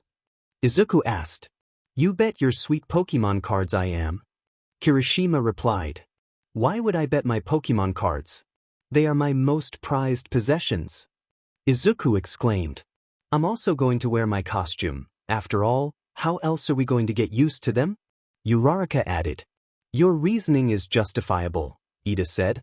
Yeah, I agree with you, Uraraka, Siro chimed in. With that, they went to their respective locker rooms to change. After changing, Izuku and the boys headed out of the locker room, ready for the bus. As he walked toward it, someone gently grabbed his shoulder and pulled him aside. Izuku turned to see Momo with a soft expression. Thank you, she whispered, her tone filled with gratitude. Don't worry about it, I'd do it over and over again, Izuku replied. Momo smiled, feeling that Izuku was truly a rare gem and she would protect him. Come on, let's head to the bus, she said, and they boarded. The bus was soon loaded with everyone and on its way to U.S.J, filled with the loud chatter of students that made Aizawa consider early retirement. I like my quirk because it gives me protection, but it's not flashy against villains, Kirishima said. My quirk is pro-level in both flashiness and strength, Aoyama added. Yeah, but it gives you a tummy ache when used for more than a second, Mina pointed out. Ribbit. If we're considering flashy, I'd say Todoroki, Bakugo, and Midoriya's quirks are in that category. But Bakugo is always angry, so he wouldn't go far in life, Sue remarked. What did you say, BSRD? Want to pick a fight with me? Bakugo shot back. Thanks for proving our point, bro, Kirishima said. Midoriya's quirk is the best so far. It's so powerful it's almost unreal, Mina said. Izuku began to sweat. It's real, I swear, he insisted, feeling nervous about his classmates discussing his quirk, worried they might discover its true nature. Okay, Mina said, confused. All right, problem children, shut up, we are here, Aizawa announced. The students disembarked from the bus and gazed up at the gigantic dome structure towering over them. To say they were amazed would be an understatement. They entered to find Pro Hero 13 waiting for them, while the students murmured among themselves about the magnificence of the building's interior. Izuku was particularly starstruck at the sight of Aizawa glared at the students, using his quirk to command silence. The room fell quiet. Wow, Aizawa, you're really getting good at this intimidation stuff, 13 remarked. Thanks. I've been watching a lot of horror movies. Where is All Might? Aizawa replied. He was caught up in hero work, 13 said, holding up 3 fingers. Turning to the students, 13 continued. As you all know, I am the Space Hero 13, and my quirk is Black Hole. I usually rescue people from disasters, but my quirk can also be used to harm. Your quirks are amazing, but they can also be dangerous.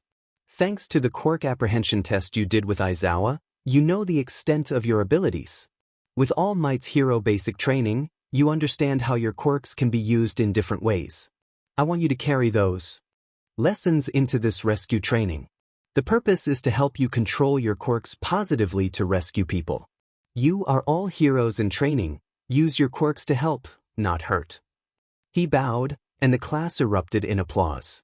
That's appealing, one student said. You are getting good at this, Aizawa acknowledged. Thanks. Been reading a lot of Shakespeare, 13 replied. Suddenly, the lights at the U.S.J flickered, and a swirl of black mist formed at the fountain. Villains of various shapes and sizes emerged, followed by a man with a neck brace and glowing yellow eyes, dressed in bartender attire. He exuded a menacing aura alongside a young adult with light blue hair, covered in dismembered hands, and a bird-like creature with an exposed brain. Kirishima gasped, Wow. Are those fake villains? Have we started training already? Don't move, those are real villains, Aizawa warned. 13. Protect the students and begin evacuation. Real villains? How did they get here? Mineta stammered, trembling. Momo speculated, it must have been during the security breach at UA. One of the villains likely used that as a distraction to steal information about our visit to the U.S.J. Doesn't the U.S.J. have security alarms? 13 asked. It does, but one of the villain's quirks must be blocking the signal, Aizawa explained. Izuku pieced it all together. The press couldn't have broken down UA's door, only a villain could do that. The security breach was a distraction for a more sinister plan. Aizawa pulled down his goggles, readying his scarf, and charged at the villains, erasing their quirks before knocking them out. So that is the infamous underground hero Eraser Head in action. Kurogiri now. The misty villain, now identified as Kurogiri, warped to the entrance of the U.S.J., blocking their escape. Students, stay behind me, 13 commanded, but Bakugo and Kirishima were already charging their attacks. No, stay back. 13 yelled, but it was too late. Their attack connected with Kurogiri, creating a smoke screen. When the dust settled, they saw their attacks had been redirected, and Kurogiri remained unharmed. Oh my! That attack would have done some damage if it had connected, Kurogiri said.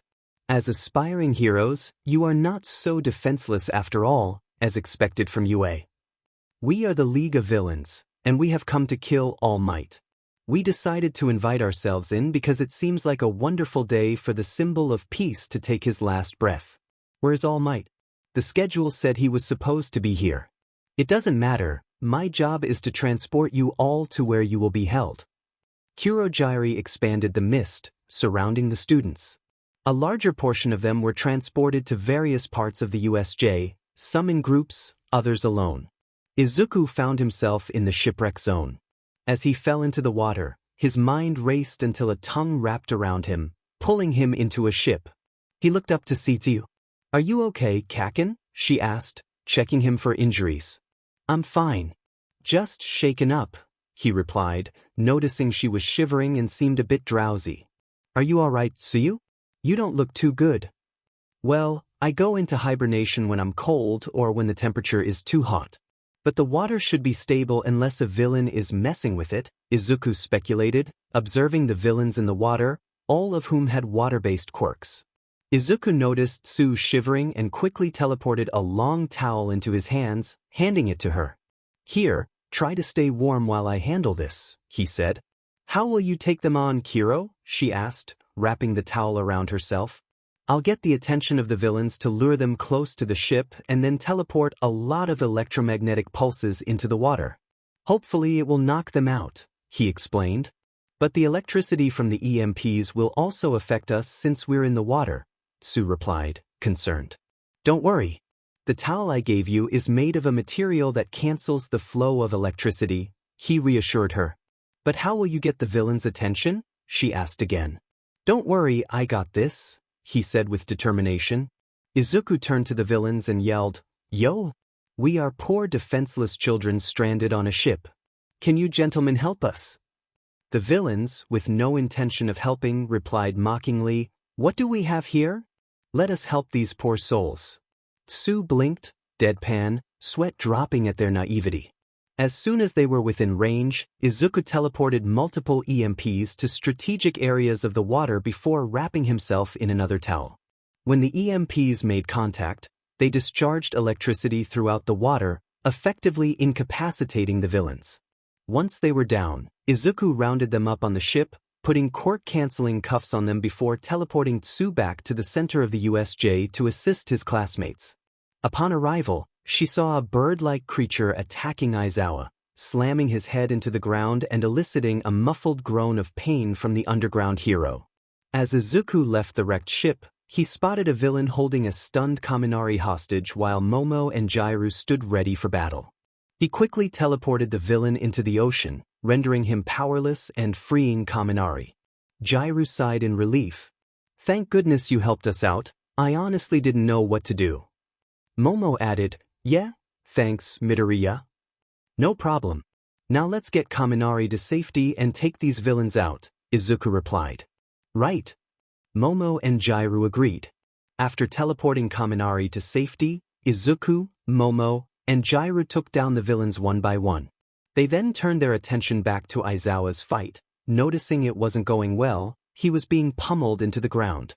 Izuku wanted to help but was distracted by a villain with blue hair stretching his hands toward Tsu. Instinctively, he teleported Tsu behind him, leaving the villain confused for a moment. Shigaraki sneered, "Eraserhead, your students are really ambitious, which is starting to get on my nerves. No wonder you haven't expelled any of them." Teeth. "Nomu, get him." The creature known as Nomu charged at Izuku, delivering a gut-wrenching punch to his chest before he could react, sending him flying. Momo, Tsu, and Mina, who were watching from a distance, yelled his name in horror and rushed to his side. When they reached him, they found him surrounded by rubble, barely conscious and struggling to breathe due to the impact. The regenerative effects from his quirk were kicking in but were slow, given the severity of his injuries. Momo checked his pulse while Mina cradled his head in her lap, and Tsu monitored his heartbeat. Momo's voice was filled with worry. "His pulse is unstable. His heartbeat is also unstable," Tsu added. Kirishima rushed over while Bakugo and Todoroki provided cover to distract Nomu. "Mito bro, is he going to be okay?" Momo replied, "He is in critical condition and needs help." As this unfolded, Izuku's ears rang, and his vision blurred. Just as he was about to lose consciousness, he opened his eyes wide in horror, realizing Nomu had escaped from Bakugo and Todoroki and was heading straight for him. But instead of fearing for himself, he was terrified for his friends. Fueled by adrenaline, he teleported Mina, Tsu, Kirishima, and Momo to safety on the other side of the U.S.J. and braced for impact. But the impact never came. Opening his eyes, he saw All Might blocking Nomu's punch with one hand. A wave of relief washed over the students, while panic rose among the villains, reminding Izuku why All Might was the symbol of peace. All Might declared, "You villains would go as far as attacking students. I was on my way here when young Ida told me my students were fighting for their lives, but it's fine now because I am here." Shigaraki sneered, "All Might, you are finally here. I was starting to think we went through all this trouble for nothing, but at last, the final boss is in front of me. Nomu." The Nomu and All Might began exchanging blows at a speed too fast for the naked eye, shockwaves erupting with each collision. All Might delivered a rapid succession of punches infused with one for all to the creature's gut, but it had little effect. The Nomu grabbed his head and slammed it down onto its knee. All Might quickly backed off to create distance, but the Nomu blitzed in front of him and punched his face, which All Might blocked with his forearms. Shigaraki taunted, "The Nomu is designed to face you at your full strength. The only way to defeat it is to slowly gouge out its flesh, but whether it will let you do that is up to it." Hearing this, All Might grabbed the Nomu by its torso and performed a German suplex, slamming it to the ground. However, a misty portal opened beneath the Nomu, allowing its legs to pass through and trapping All Might. Shigaraki remarked, "Were you planning to trap him like that? It won't work." Kurojiri added, "Normally, I don't like killing people this way, but for you, symbol of peace, I will make an exception." The Nomu seized All Might's injuries and began to squeeze, causing blood to stain his clothes. Coughing up blood, All Might searched for a way out when Izuku teleported him to solid ground, while Bakugo tackled Kurojiri and Todoroki froze the Nomu's body to the ground. Bakugo exclaimed, "I figured it out. That metal neck bracelet means some parts of you aren't made of mist. You just spread your mist around to look like you are." He threatened, "If you move a single muscle, I will blow you to pieces." Annoyed, Shigaraki scratched the back of his neck and said, "You kids are getting annoying. We need our warp gate, Nomu." The Nomu broke free from Todoroki's ice, its legs regenerating as it charged at Bakugo. Before the punch could connect, a shockwave and smoke screen erupted.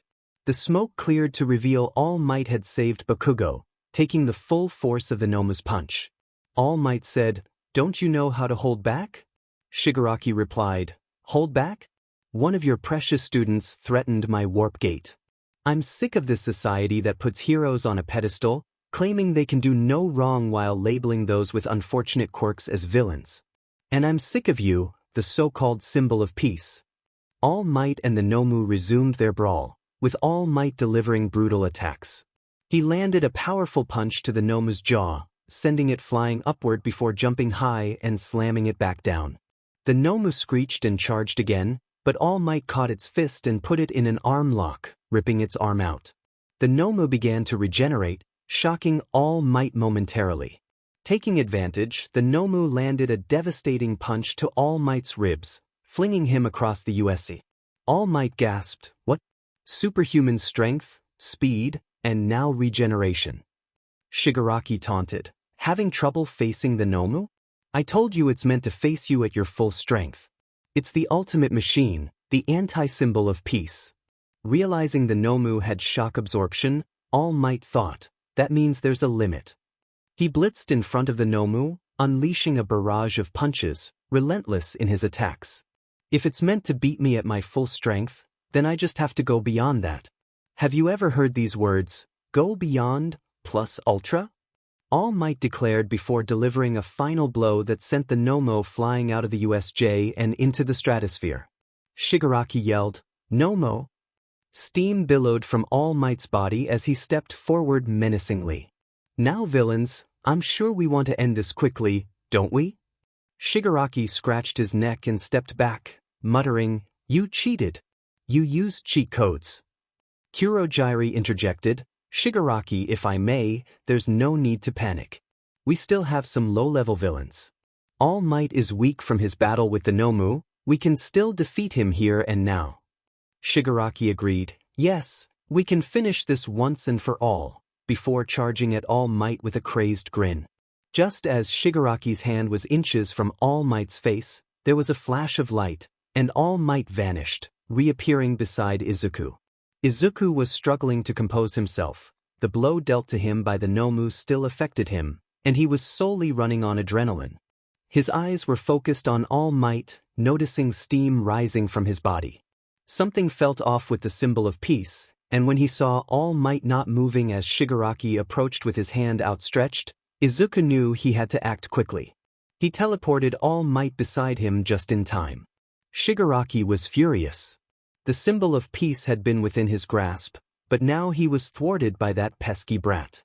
He was about to make another move when he suddenly dropped to the floor, struck by bullets fired by sniper. Nizu arrived, apologizing for the delay. "Sorry we are late, I had to gather every pro hero I could find on campus." "More pro heroes? It's game over. Let's go home, Kurogyri." "This isn't over, symbol of peace. We'll be back to finish the job," Shigaraki said before disappearing through a portal created by Kurogyri. After the pro heroes rounded up the remaining villains, Momo, Kirishima, Mina, and Ensue rushed over to where Izuku was, only to be stopped by Cementos, who acted a wall. "We're currently checking the injured. It would be greatly appreciated if you all got checked for any injuries," Cementos said. "But our friend Midoriya and All Might are there. We want to check on them," Mina protested.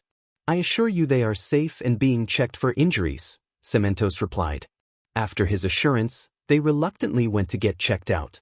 Meanwhile, Izuku and All Might, now Tashinori Yagi, were staring at each other, both unsure of what to say.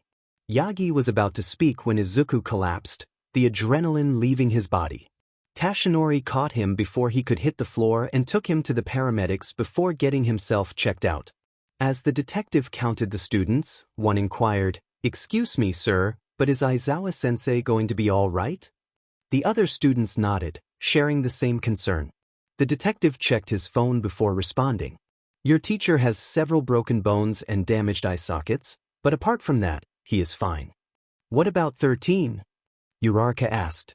"There are several lacerations on 13 due to the effects of their quirk being used against the space hero by the warp gate," the detective explained. "And Midoriya?" Mina asked, worry evident in her voice. Kirishima reinforced her question, concerned for his friend. "Your friend has 4 broken ribs, 2 on either side of his rib cage, but he is going to be fine." After the students were checked for injuries and questioned by Detective Tsukachi, they boarded the bus and headed back to UA in silence. Izuku slowly opened his eyes after being unconscious for half a day, blinking a few times to adjust to the light. Where am I? What happened? He wondered, trying to piece together the events. You are at the hospital, and as for what you are. Well, you are a super-powered teen, a doctor replied while writing on a clipboard. Startled by the doctor's presence, Izuku asked, What happened? You and your classmates were attacked by a villain organization, and you faced a formidable opponent, the doctor explained. Your vitals are okay, and your ribs have already started healing, likely due to your quirk. Izuku mused, realizing this was the healing effect Hawaki had mentioned. Yes, it gives me regenerative abilities to an extent, he replied. In that case, we should be ready to discharge you tomorrow, and your quirk should handle the rest of the healing process, the doctor said. Thank you, doctor, Izuku responded. With that, the doctor left the room, leaving Izuku alone to reflect on the events at the U.S.J. He recalled All Might fighting the Nomu and the moment he had to teleport him out of danger. He remembered the villains retreating and the steam coming from All Might's body before he transformed. Izuku put his hands to his mouth, realizing he had witnessed something he wasn't meant to see. If the world knew All Might's current status, it would cause panic. Civilians would be distressed about their symbol of peace, and villains would take advantage of the knowledge of his weakness. Izuku knew it was only a matter of time before All Might would come to interrogate him, if not do it himself. Another thought crossed Izuku's mind. Did the UA staff know about his condition? He wasn't sure. The door creaked open, and his head sharply turned. His mom stepped inside and immediately went to hug him. I'm so glad you are okay, Inko said. Mom, what are you doing here? Izuku asked. I heard from your principal that you guys were attacked. I was worried, but when he told me you were in the hospital and injured, I was afraid. I requested the name of your hospital. Principal Nizu told you about the attack? Yes. I'm just glad that All Might was there to save you guys. I don't even want to think about what would have happened if he wasn't there. She broke apart from the hug and took a seat beside his bed. Izuku stiffened at the mention of All Might but quickly snapped out of it. What did the doctor say about your condition? I was briefed on your injuries from the principal but didn't get the full report. The doctor said I should be discharged tomorrow because the AQI is already taking care of my injuries. That's good, she said, sighing in relief. They spent the rest of the day talking until Inko had to leave after visiting hours. The next day, Izuku had already been discharged. UA gave the students a few days off to recover from the villain attack at the U.S.J. Right now, Izuku was in his room preparing to go out for groceries and other things. His mom had insisted on getting the groceries while he rested, but Izuku refused, claiming he could take care of himself. Inko wanted to insist more, but Izuku gave her the puppy dog eyes, and she knew she was fighting a losing battle. So now, Izuku was on his way to the supermarket, which was a considerable distance from his home. He was walking along the sidewalk when he heard a couple of voices calling his name. At first, he thought it was all in his head, but then he realized there were actual people calling him. As he pondered this, the voices got louder and closer. With a "huh," Izuku looked around and spotted Mina and Kirishima on the other side of the sidewalk, waving at him as they approached. Bro, you are all right? Kirishima exclaimed. We thought we lost you, Mina added. Yeah, you gave us quite a scare, Kirishima said. Izuku huffed. Don't be dramatic, guys. You're talking like you just saw me take my last breath in the middle of a world war. We aren't being dramatic, we were worried sick, Mina said, ruffling his hair. Izuku pouted and tried to style his hair back, but it didn't make a difference. Mina giggled at his antics. So where are you guys headed? Izuku asked. It's crazy, bro, but we were actually coming from the hospital you were admitted to. They said you were already discharged, so we decided to come see you at your house, but none of us knew your address. We settled for just roaming about like jobless teens before going to the park, then we bumped into you, Kirishima explained. Yeah, that is pretty much what happened, but I feel like we're forgetting something, Mina said, looking thoughtful. Yeah, it feels like something is missing but I can't put my finger on it. Oh my goodness, is that limited edition Crimson Riot merch? Kirishima suddenly exclaimed, distracted by something he considered cool. Guys, I'll be back.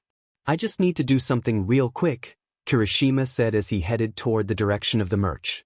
Sigh, that boy, Mina lamented, shaking her head in exasperation. I don't know what I'll do with him. She turned her gaze back to Izuku.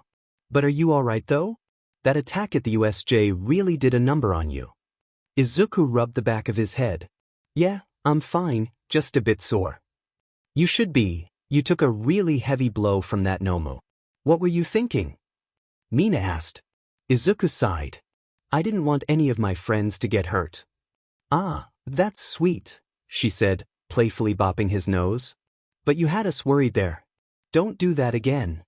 Okay, but on the bright side, you guys are safe and I'm fine. Are you sure about that? She said, poking his left rib. Izuku flinched and recoiled. Ow, Ashido, that really hurts, he whined. That's what you get for making the class worry, Mina teased. Mina, Izuku replied. Mina gasped. I am not. Just then, Kirishima walked back to them, holding the Crimson Riot merch. Look what I got, guys. Kirishima said, showing off the item. That's nice, but I have to get going now, Izuku said, standing up from the bench. Alright bro. See you in school, Kirishima said. Yeah, see ya, Mina added. With that, Izuku scampered off, with Kirishima and Mina waving goodbye. Halfway to the supermarket, in his rush to get there, Izuku bumped into someone. He didn't see the person's face. Sorry, my bad, the person said. Izuku froze. The voice sounded familiar. He took a good look at the person and recognized those floating clothes anywhere. Izuku, Hagakure? Is that you? Toru, Midoriya? What are you doing here? You should be in the hospital. Izuku, I just got discharged this morning, but I could be asking you the same question. Toru, I was supposed to go with Kirishima and Mina to visit you in the hospital, but they forgot about me. Izuku, huh? No wonder they said they felt like they were forgetting something. Toru, wait, you ran into them? Izuku, yeah. I actually just departed from them not too long ago. I guess they forgot about me again. She sighed, and he could hear the upset in her voice, which he didn't like. Well, we could go get some ice cream, Izuku suggested, unsure and a bit hesitant. Her mood did a complete turnaround. Let's go. Izuku couldn't see her face, but if her tone was anything to go by, she was already feeling better. It was amazing what ice cream could do.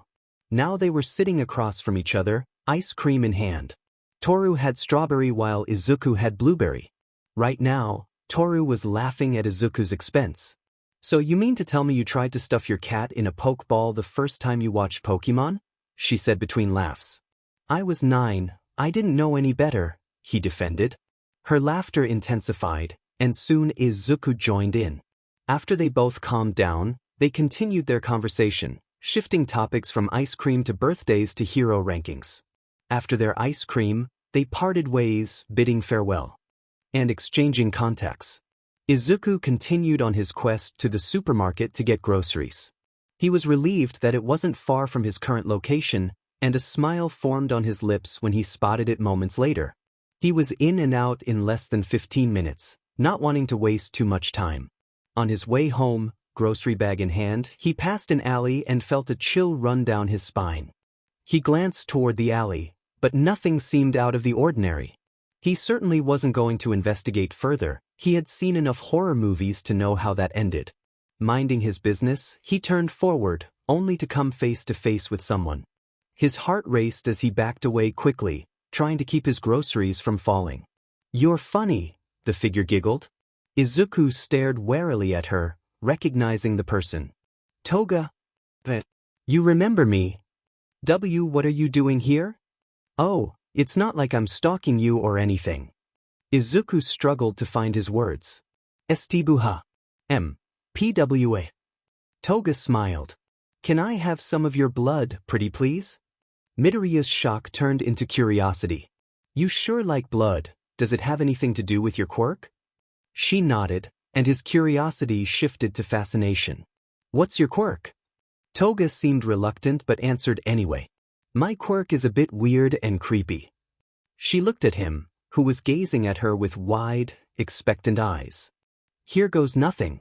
My quirk allows me to transform into the person whose blood I drink. The more blood, the longer I can maintain the person's form. Izuku's expression was one of fascination, not disgust. Wow, your quirk is so cool. Not everyone likes the taste of blood, but your quirk takes care of that and even gives you fangs to draw blood easily. She was taken aback. He was supposed to be disturbed, but instead, he was intrigued. You can have my blood if I get to see your quirk in action. Really? Yay. She pulled out a knife from seemingly nowhere. What the heck? Where did that knife come from? He muttered as he offered her his hand. She made a small cut on his palm and began to drink the blood that flowed out. The taste was intoxicating for her, but soon the bleeding stopped, snapping her back to reality. Izuku explained, the bleeding stopped because of the regenerative aspect of my quirk. Wiping her face, she transformed into him. The transformation was nearly flawless, except for the clothes. Bright emerald eyes stared back at him. Izuku was looking at his own reflection. When he got home, he would definitely write this down in his notebook. It was 3 o'clock, and Izuku had returned from his quest. His mom shot him a look that said he took his time. He sheepishly rubbed the back of his head and explained that he ran into some friends. After putting away the groceries, he reserved a page in his notebook for Toga and wrote down the details of her quirk, which was terrifyingly accurate for someone who had just seen it in action for the first time. So now he was in his room with nothing to do wrong. He was about to make another MyTube video. 10 months ago, when he got his artificial quirk, he discovered that singing helped to relax and ease tension. He started singing and found that he had a fantastic voice, and he couldn't let that go to waste. After all, if you want to do something, do it right.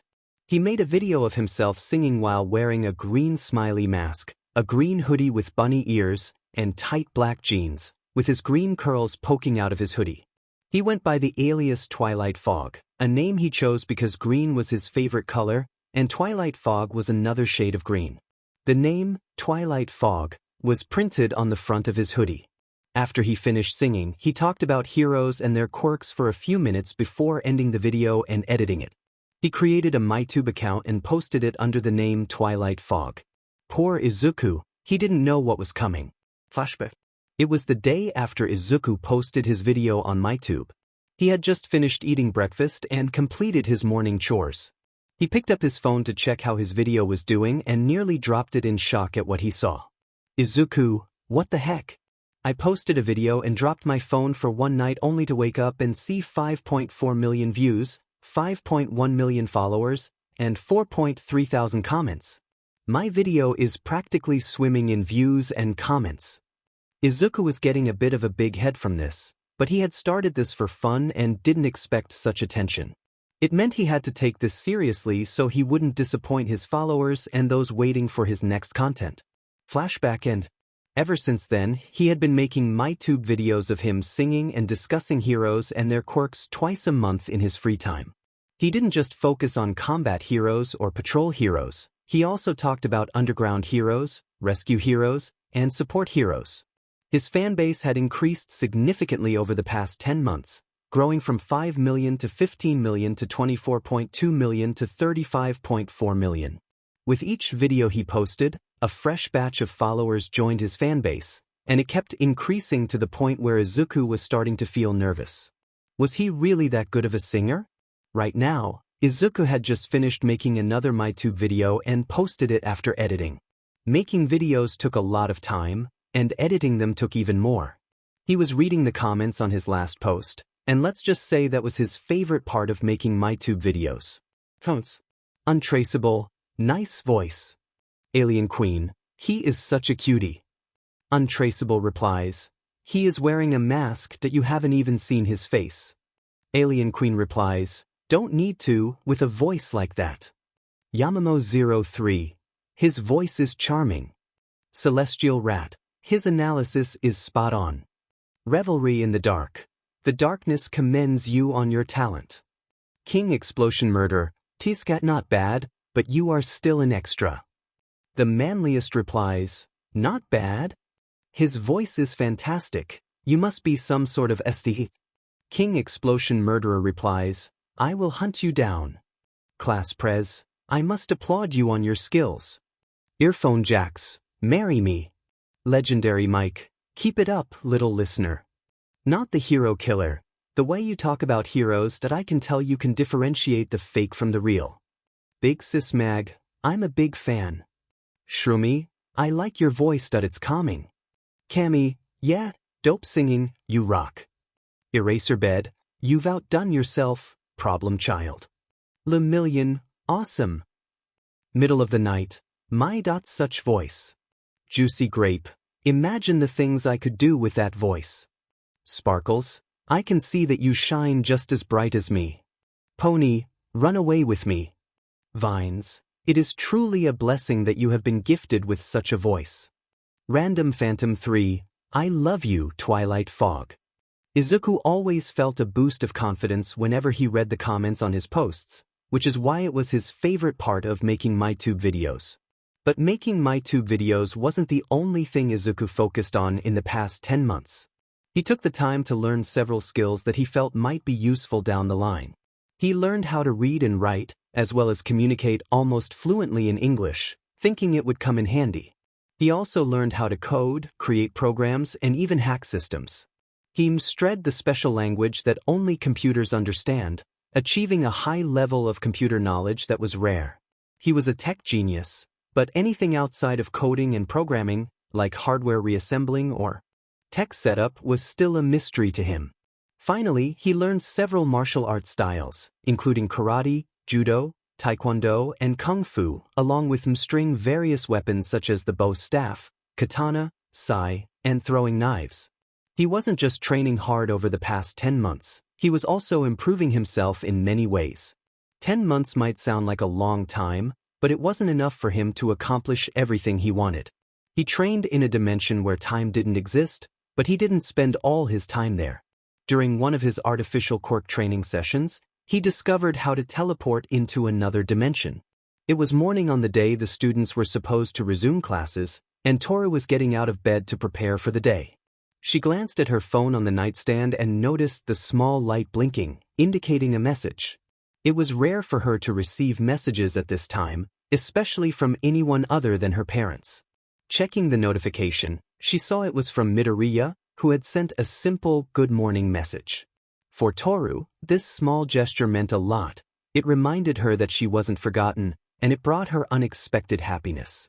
In class, the students were waiting for homeroom to start, wondering who would replace Aizawa.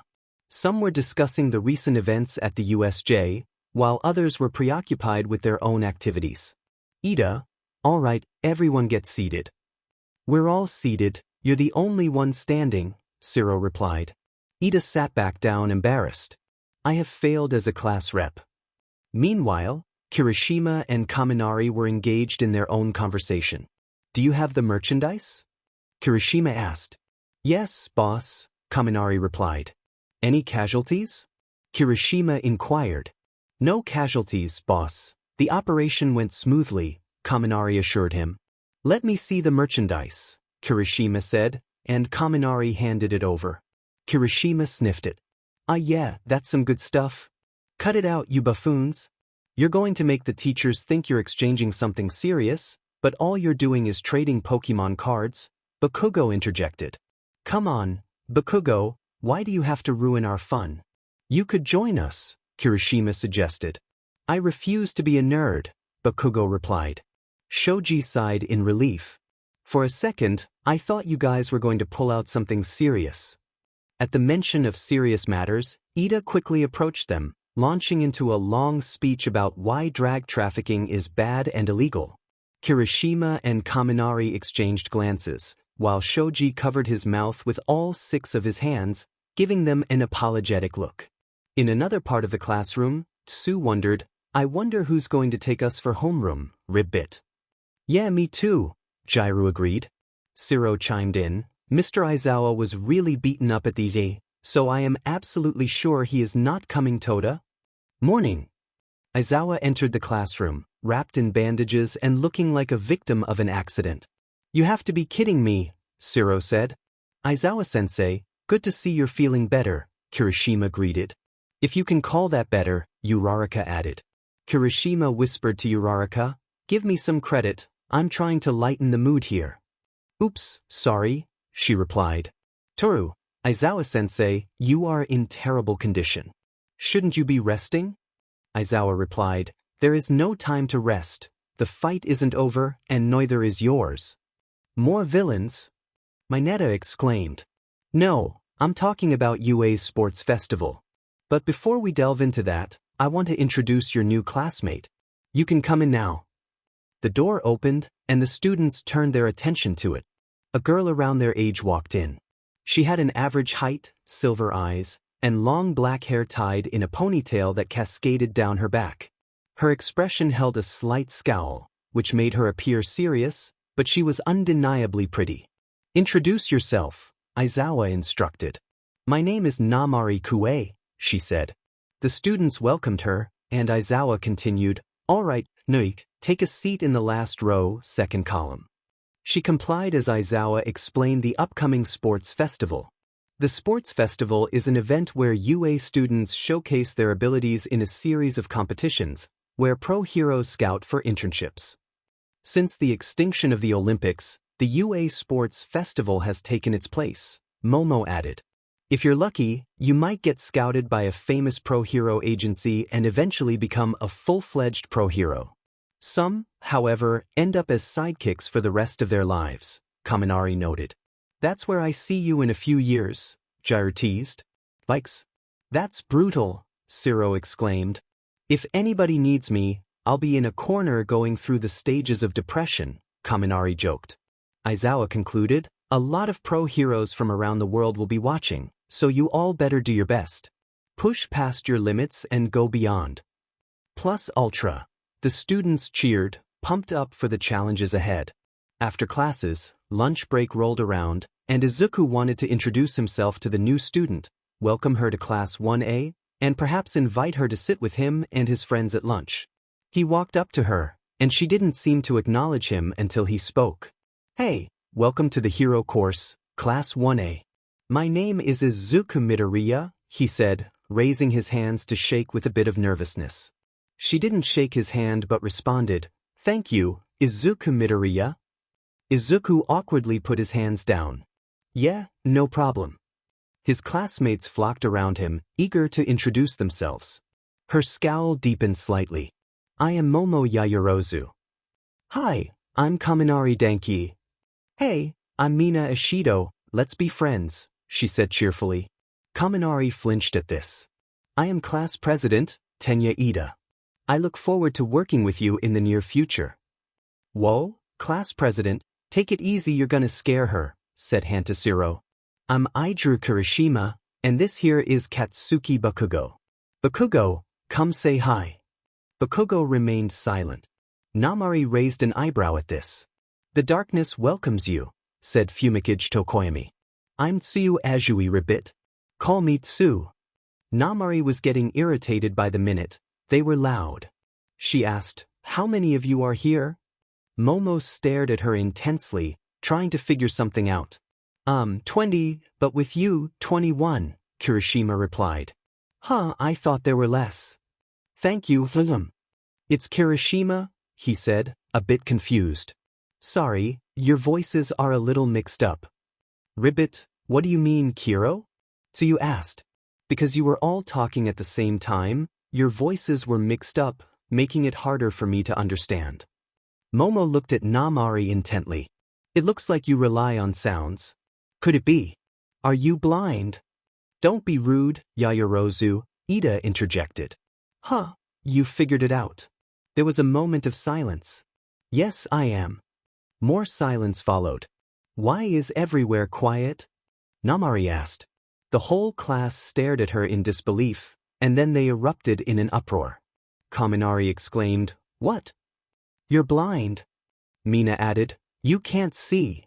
Siro chimed in, and you made it into the hero course. I never would have guessed, Ida said. Bakugo simply scoffed.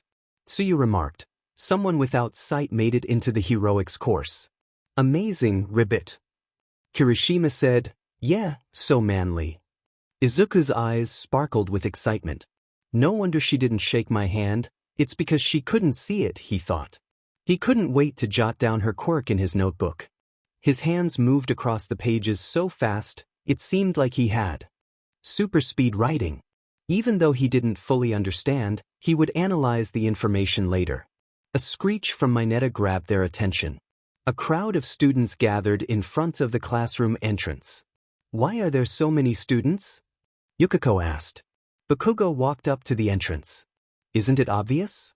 They are scouting out the competition. Kaminari added, makes sense, after all, we're the class that survived a villain attack. Get out of my way, you extras! Bakugo yelled at the growing crowd. Mineta shrieked, we're so dead. Ida made a chopping motion with his hands. Bakugo, you can't just call people you don't know extras. You can't tell me how to live my life, mechanic, Bakugo shot back. A boy with silver hair poked out of the crowd. Hey, I'm Tetsu from the class next door. I came to check out what Class 1A is made of, but it seems it's made of arrogant BSTRDs. No! Aoyama cried, falling to his knees dramatically. You've ruined our reputation, my appealing reputation. Kaminari said, they hate us now, this is all your fault, Bakugo. Bakugo didn't seem to care. A purple-haired boy with bags under his eyes stepped forward. I am Shinso Hitoshi from Class 1C, and like everyone here, I came to see what the famous Class 1A is made of.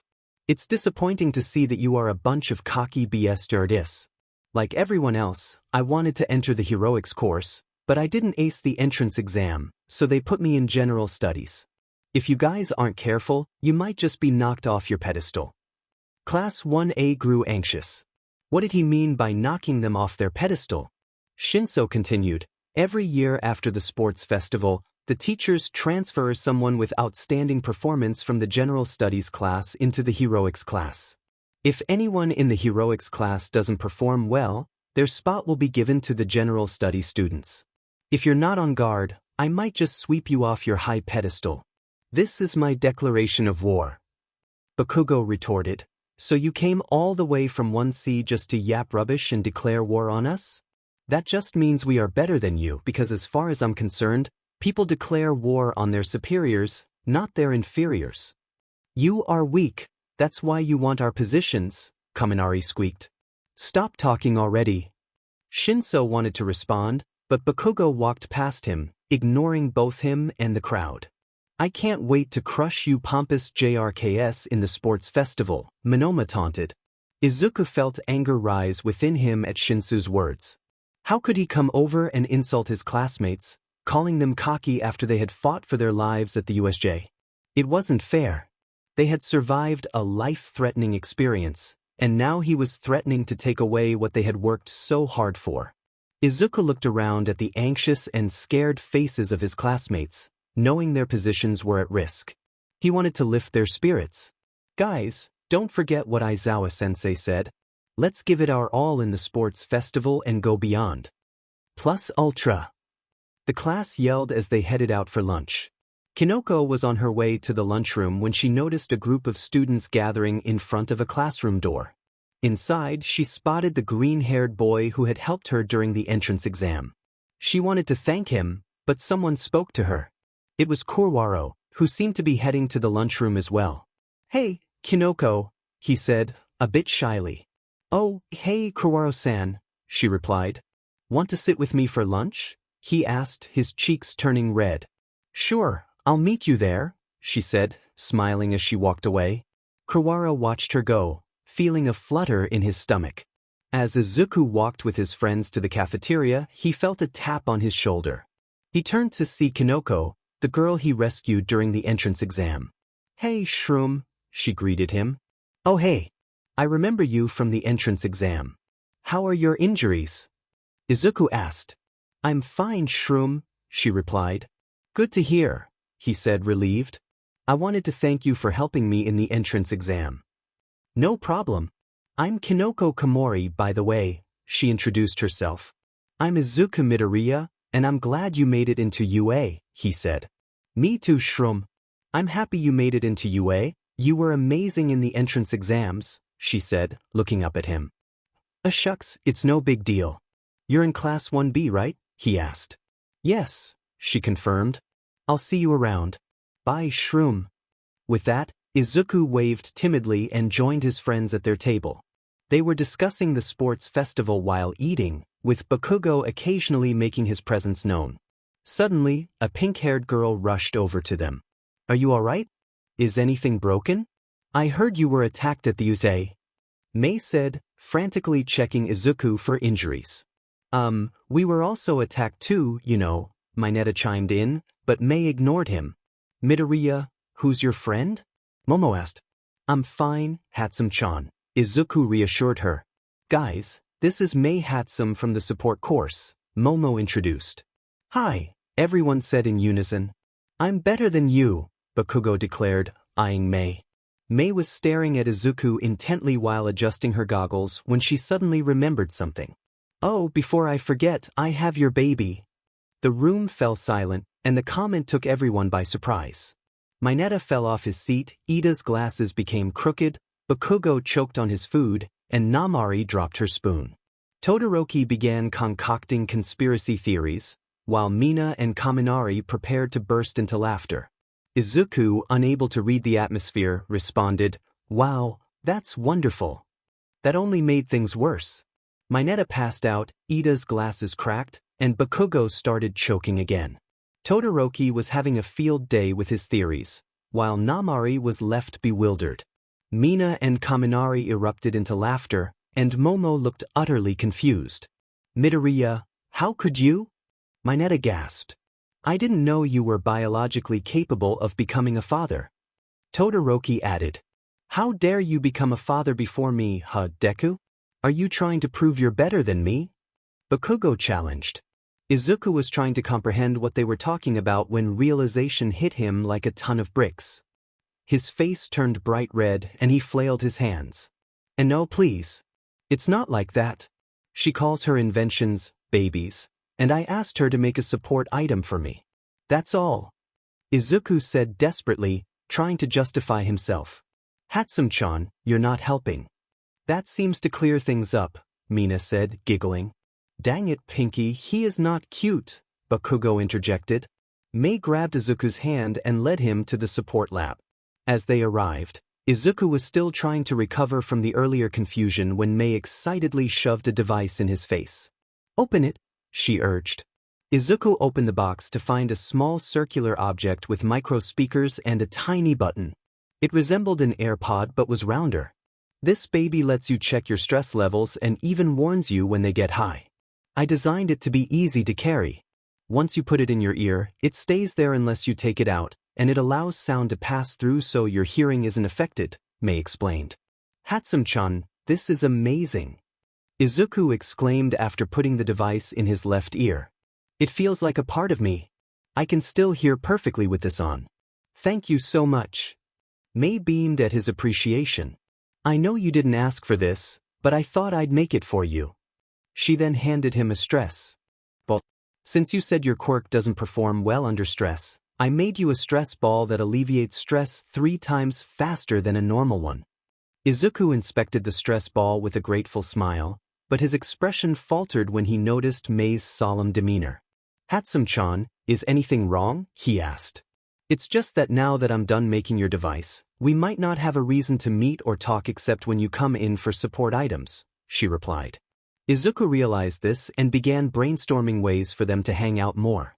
After a moment of silence, he suggested, I have a high knowledge of programming. You could make your inventions while I input codes for the ones that need them. Plus, I could help you test them out." "Like a partner?" Mei asked, her eyes lighting up. "Exactly, like a partner." Mei's enthusiastic personality returned. Although she already knew how to write code as a support engineer, the idea of having Izuku around made it all the more exciting. "I can't wait for our first project together, partner," Mei said excitedly. "Hatsume-chan, please stop saying that. Mineta's gonna come for me." "What is a Mineta?" Izuku sighed. "Never mind." Just then, Power Loader walked into the support studio and spotted Izuku. "Oh, Midoriya, you're here. The principal called for you." "Thank you, Power Loader-sensei. I'll be on my way. Bye, Hatsume-chan." With that, Izuku headed out of the support lab. On his way to the principal's office, he ran into Setsuna. Fear filled him as he recognized her. He had been fortunate not to have her in his class, but now it seemed his luck had run out. "Do we need to talk?" she said, causing Izuku's stomach to drop. "Hey, Tokage. I have somewhere to be, maybe later," he stammered, trying to act cool as he attempted to walk past her. Setsuna grabbed his hand before he could leave, and panic surged through him. Her eyes were shadowed by her hair, making her expression hard to read. "Toki, can you let go of me?" he asked, his voice trembling. "Let go of him," came a voice.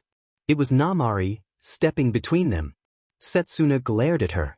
"Who the heck are you?" "It doesn't matter. Let go," Namari said, her tone fierce. Setsuna's glare lingered on Izuku for a moment longer before she finally released him and walked away.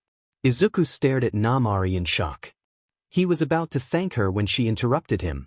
"I didn't do this for you. I just don't like people like her." When she turned to him, Izuku noticed a familiarity in her eyes, as if they held a shared story, and her voice carried a weight of experience. Izuku knew that feeling all too well. She scoffed and walked away, leaving him to ponder what had just happened. He wanted to understand why she had stood up for him. That was his hero side speaking. Arriving at the principal's office, he knocked on the door and entered after hearing the invitation. His eyes landed on All Might, who stood in the middle of the room with his signature smile. That smile did little to ease Izuku's nerves. "Ah, Midoriya, take a seat," All Might said, sipping his tea and gesturing to a chair nearby. Izuku gulped and sat down. "Now, Midoriya, I presume you know why we called you here," the principal began. Izuku shook his head vigorously. All Might's smile remained. "Young Midoriya, did you see something you weren't supposed to see at the U.S.J? Again, Izuku shook his head rapidly.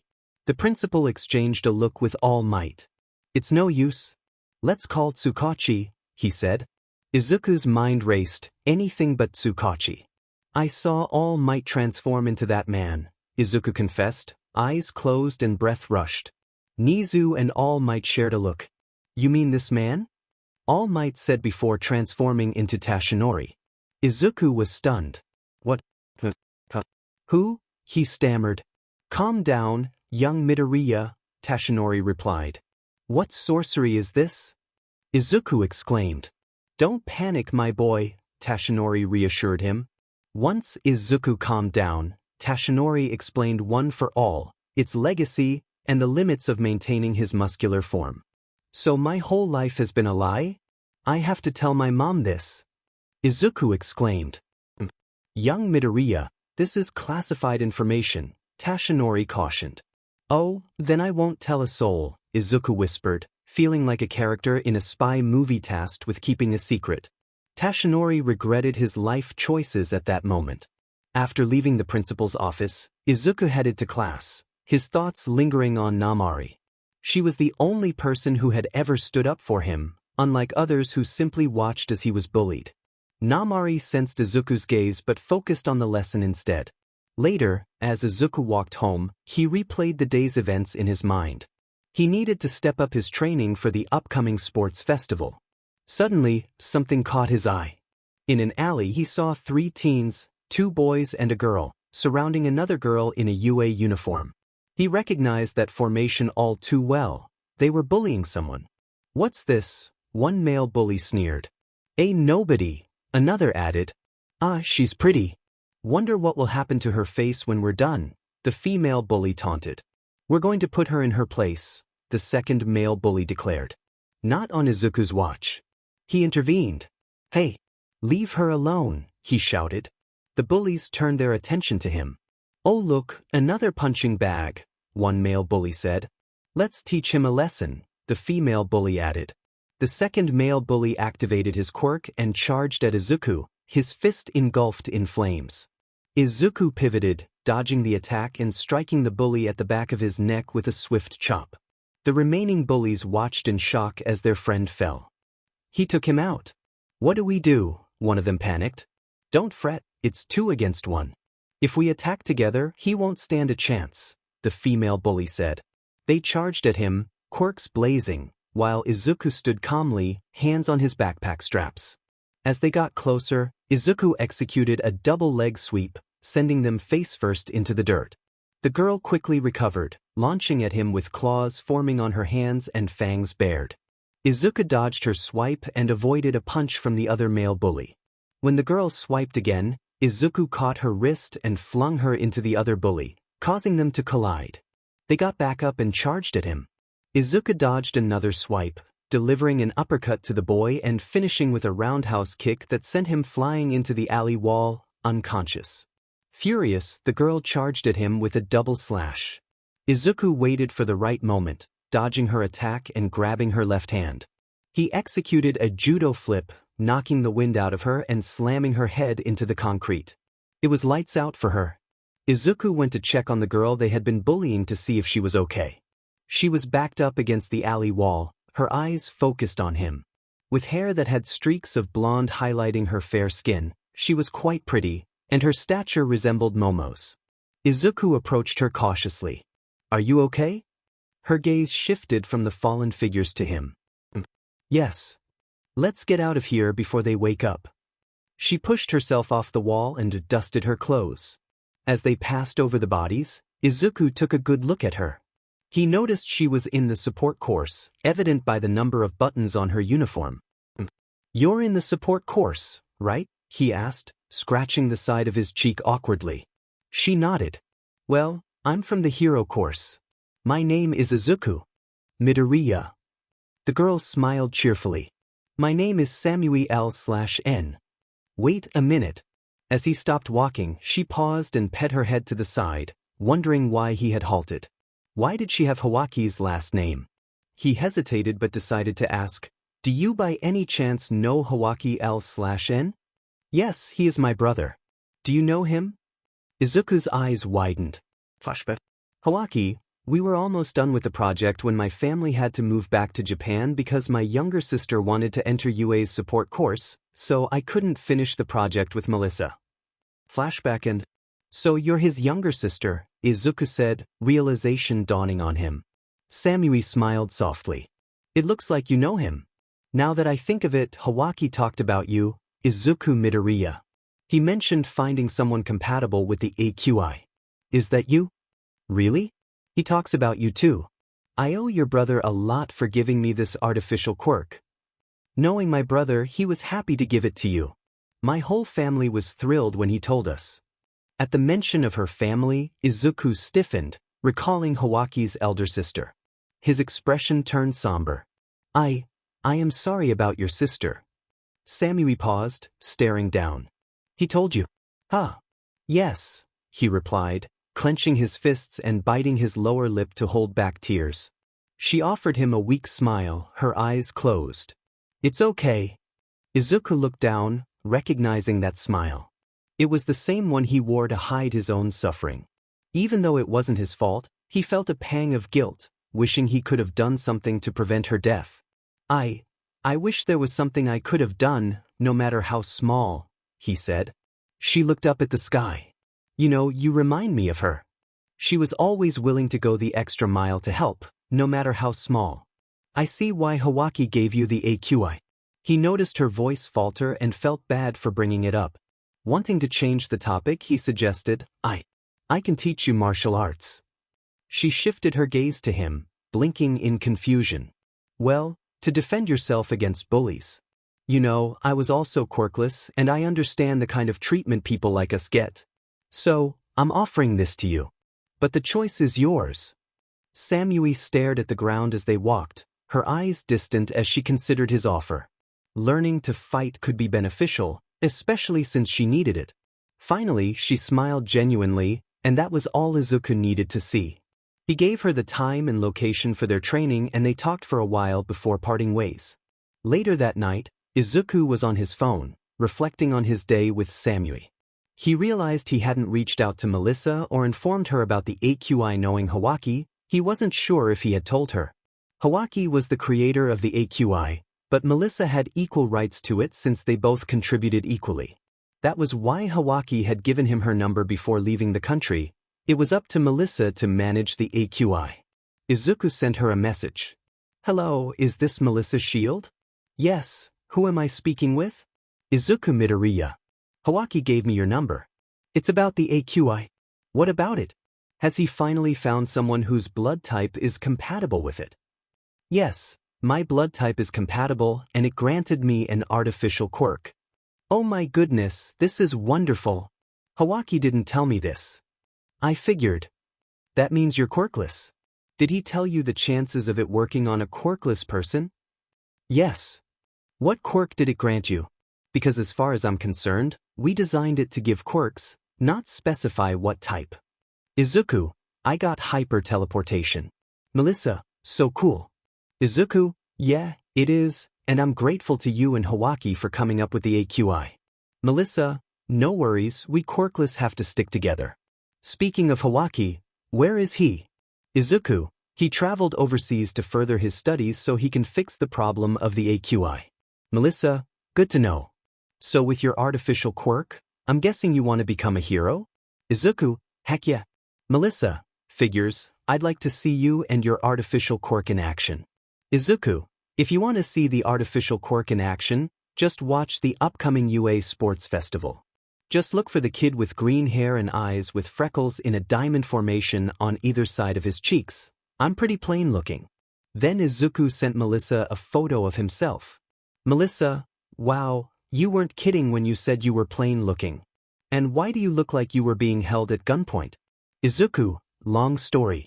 The two kept chatting until they were done for the night, and Izuku went to bed. The next day, Izuku was on the train heading to school. He saw a fascinating phenomenon on his way to the train station. A child suddenly manifested a quirk right before his eyes, and for Izuku, it was a once-in-a-lifetime opportunity. He was minding his business when he saw a child and her mother walking along the train station when, all of a sudden, the girl disappeared into thin air. No, she literally diffused with the air and became one with it. The mother panicked a bit, but when she heard giggling from her child seemingly out of thin air, she calmed down. The child rematerialized and held onto her mom's hand. The mother-daughter duo changed their destination to the quirk doctor. Now Izuku was on the train, scribbling down ways the young girl's quirk could be helpful while muttering at a rapid pace. He was so focused on his writing that he began to choke. The people on the train paid no attention to the superpowered teen struggling at the back. Just then, a hand held out a water bottle in front of his face. He gratefully took it and drank. After making peace with his throat, Izuku's eyes traced the hand back to its owner. It was Yui Kodai, staring at him with her signature blank expression. "Thank you," he said. She nodded. Izuku took a good look at her. He remembered that he usually saw her around his neighborhood because she lived on the same street. They exchanged morning greetings occasionally, but that was it. Today, Izuku decided to put in extra effort to talk to her, maybe even become friends. Izuku, hey Kodai. Hey, she replied with her usual blank face. Looking at her now, Izuku realized he had never seen her with any other expression. This didn't faze him, he was happily mumbling about quirks to her, and surprisingly, she found it interesting. They got off the train when it reached their destination, and he kept muttering about useful ways she could utilize her quirk effectively after she told him about it. In class, they were having art history with Midnight, and for some reason, Mineta was acting overly enthusiastic. Midnight, now, can anybody tell me what art is? She scanned the class for someone to answer, intentionally ignoring Mineta, who was raising his hand too eagerly. She called out Bakugo. Bakugo stood up. Art is an explosion. Somewhere in another universe, Deidara cheered, "That's my boy." Back to their universe, Midnight sighed and let Bakugo sit down, calling out Tokoyami while still trying to ignore Mineta. Tokoyami, art is revelry in the dark. Midnight gave up hope. These students were a handful. She wondered how Aizawa was coping. Meanwhile, Aizawa was in the teacher's lounge, contemplating where it all went wrong in his life. While this was happening, Izuku was trying to communicate with Koda, who did a sequence of hand signs. Not understanding, Izuku played it cool and mimicked a fire-style jutsu. Then the bell rang for lunch, and Izuku went to the cafeteria, leaving a confused Koda behind. As he made his way to the cafeteria, he noticed most students were on their phones, watching something. He peeked at a few screens and saw they were all watching the new video Twilight Fog posted on his MyTube channel. Male student, man, I love this guy's voice. Male student 2, yeah, that guy has my respect. Female student, he is so dreamy. Izuku was surprised to learn that even people at UA watched his videos. He passed a group of female seniors who were excitedly watching his latest upload. When he reached his table, he broke his chopsticks apart to eat, only to find that his friends were also watching the video on their phones. Siro remarked, "His voice is something else." Mina added, "He's so dreamy." Izuku cringed at their enthusiasm. Mina shifted her gaze from her phone to him. "Do you also watch Twilight Fog's videos?" Izuku replied, "Never heard of him." Everyone nearby turned to look at him in disbelief. Izuku felt a wave of embarrassment wash over him.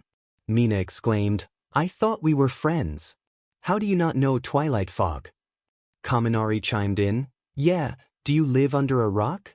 Kirishima added, "He's like the manliest guy online right now. And his voice is the most lovely sound I've ever heard."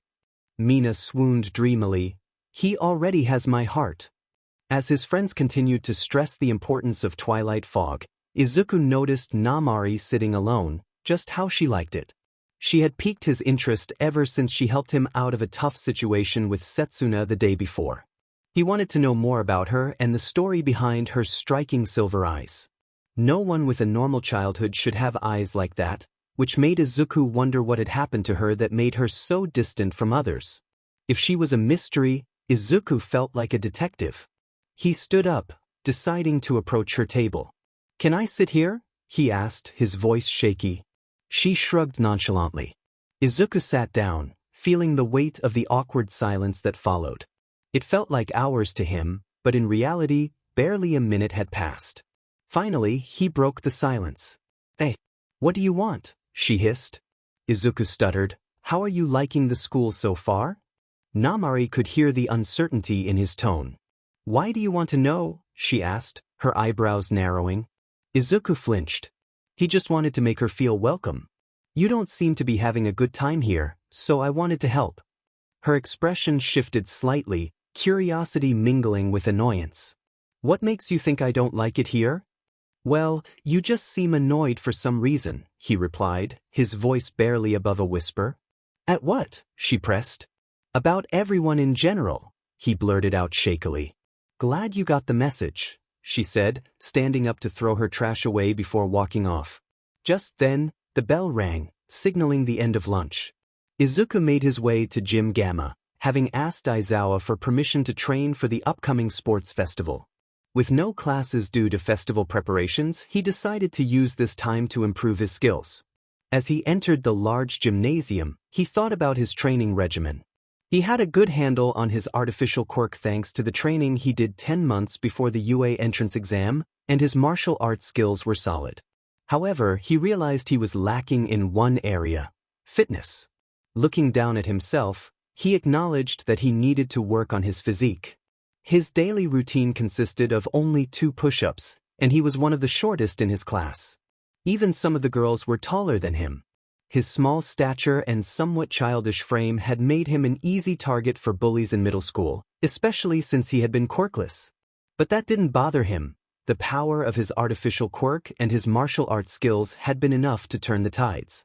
Still, improving his physique would help his attacks pack more punch and increase his stamina.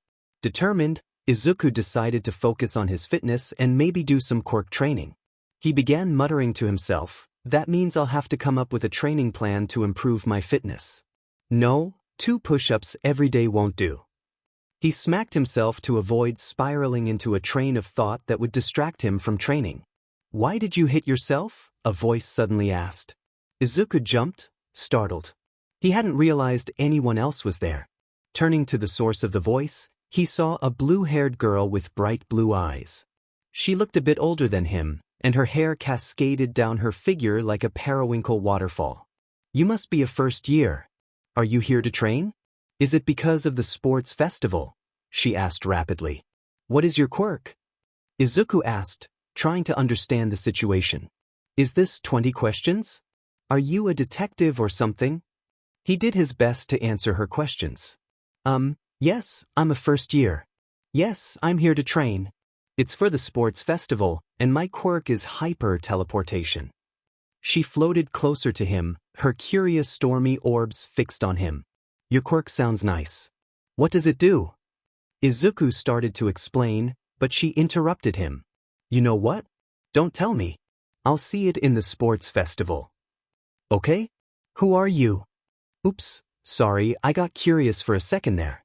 My name is Nijire Hato, and I'm a third-year hero course student. Oh, an upperclassman, Izuku replied. Nijire smiled. What's yours? Izuku scratched his cheek. I'm Izuku Midoriya.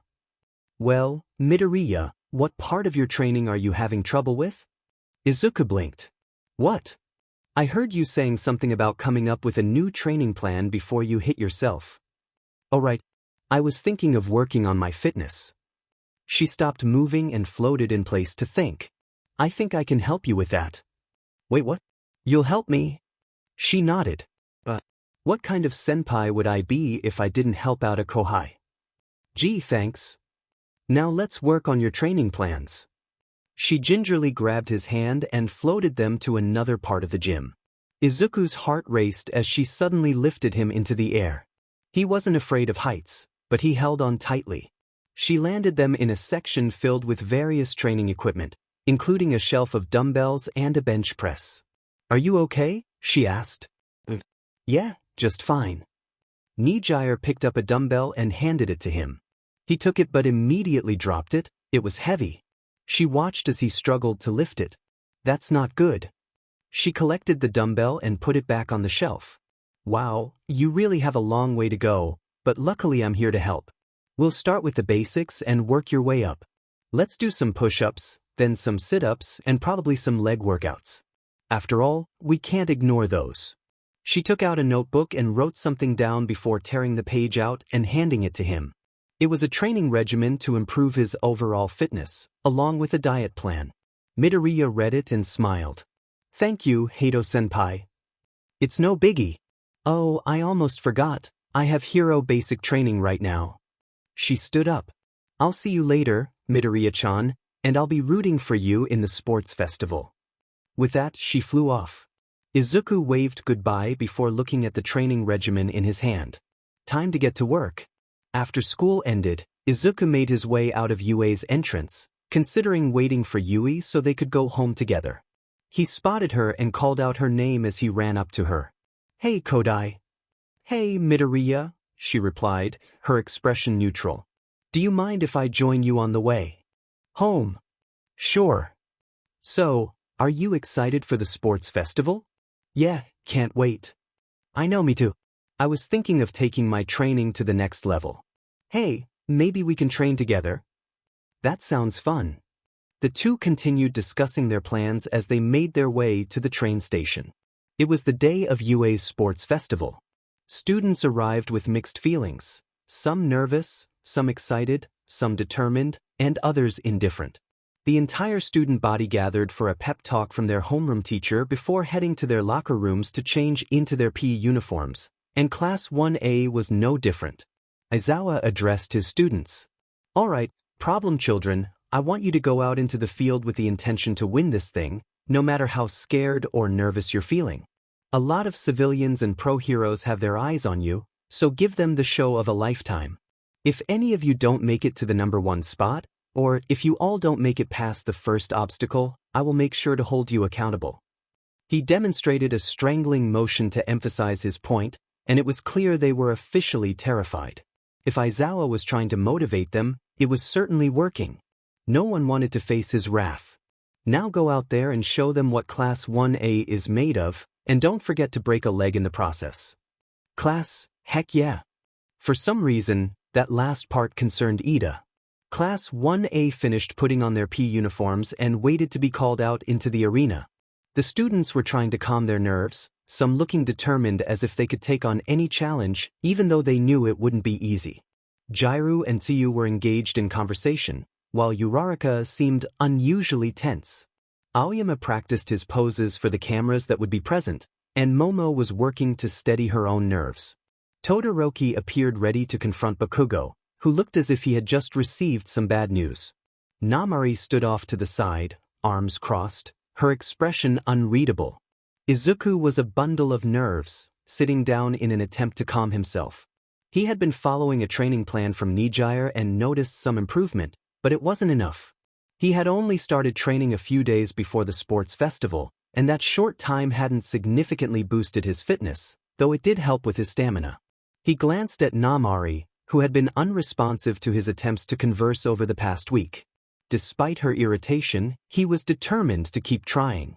He wondered if she was feeling nervous or excited. Just as he was about to approach her, Todoroki intercepted him. "Oh hey Todoroki," Izuku said, but was cut off. "Honestly speaking, Midoriya, I'm the strongest here," Todoroki declared. "Strongest my foot. When I'm here, I'll take you down in 10 seconds flat." Bakugo roared, as Kaminari and Siro struggled to hold him back.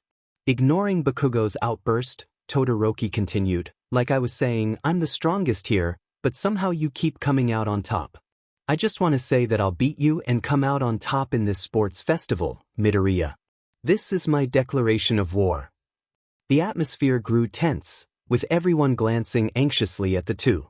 Kirishima quickly stepped in to defuse the situation, placing a hand on Todoroki's shoulder. "Hey buddy, there's no need for this. We're all friends." Todoroki shrugged off Kirishima's hand. "I'm not here to make friends. Yes, I'm strong, but everyone is aiming for the top with everything they've got, and I will too." With determination burning in his eyes, Izuku proclaimed, "Guys, it's time to head out into the arena," as Ida ordered the students to collect themselves and head through the tunnel. Izuku wished his classmates good luck. "Good luck, Hagakure-san," he said. "You too, Midoriya," Toru replied. He turned to Namari, stammering, "Gee, good luck, Namari." "Whatever," she replied tersely. Present Mix's voice boomed as he introduced Class 1A in style as they entered the arena. "Pay attention, you swarm of mass media. This year's rodeo of adolescence is back again. These are the stars, the students with enough willpower to brush off a villain attack like it was nothing. Welcome Class 1A's hero course." The crowd erupted in cheers, cameras flashing as the students entered. Some were nervous under the spotlight, while others soaked in the attention. Present Mike introduced the other first-year classes, giving a shout-out to Class 1B, whose reception was less enthusiastic. "Now, let me hear you make some noise for the support course, Class 1D, 1E, and 1F, he continued as the support course students showcased their inventions. Finally, he introduced the business course, and the crowd applauded as those students made their entrance. Midnight took the stage to host the event.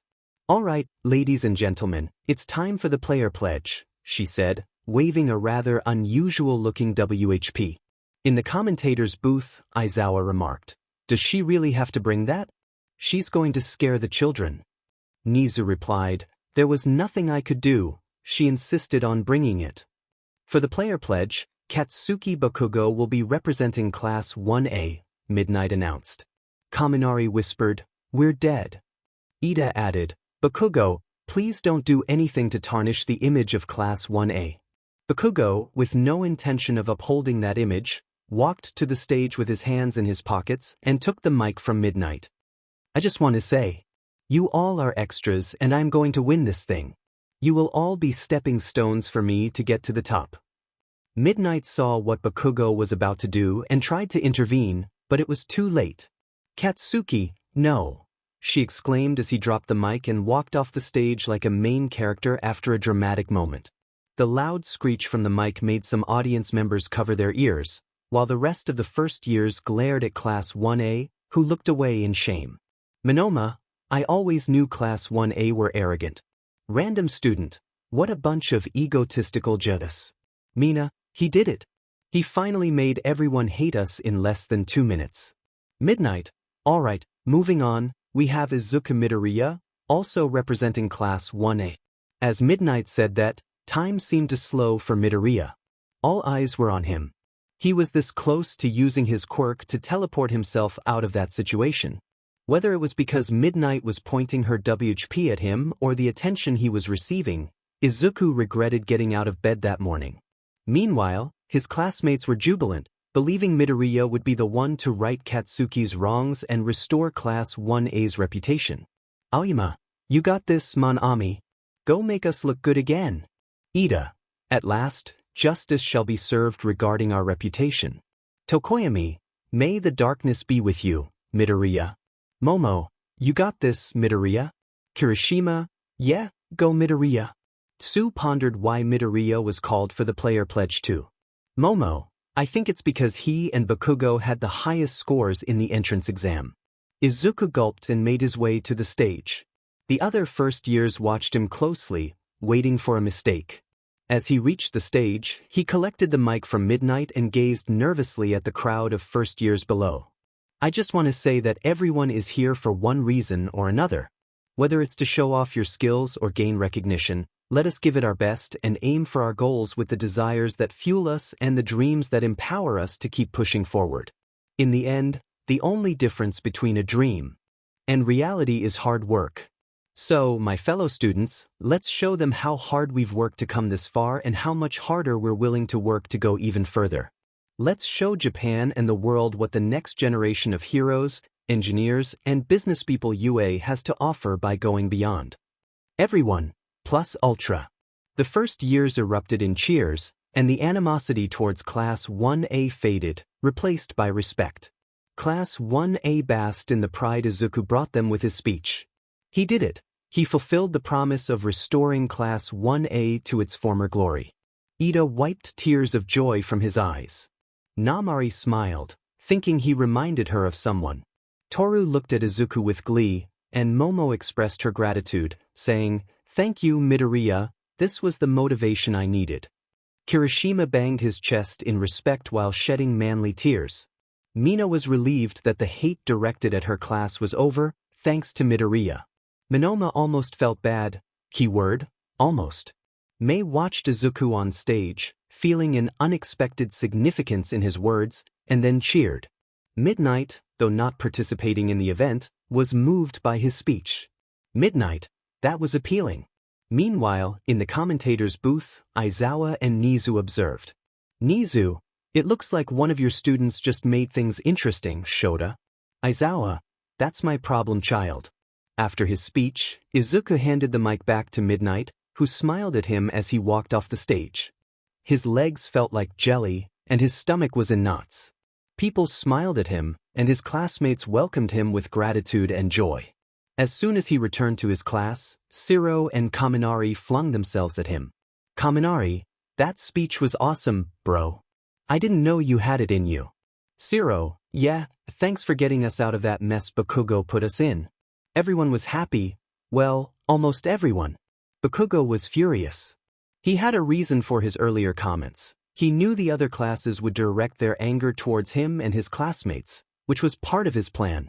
Bakugo could handle himself, but he didn't want his classmates to be targeted.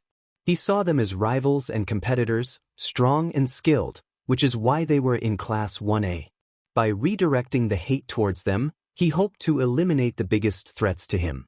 But Izuku had ruined that plan by calming the situation. Midnight called out the representatives of each class to give their speeches.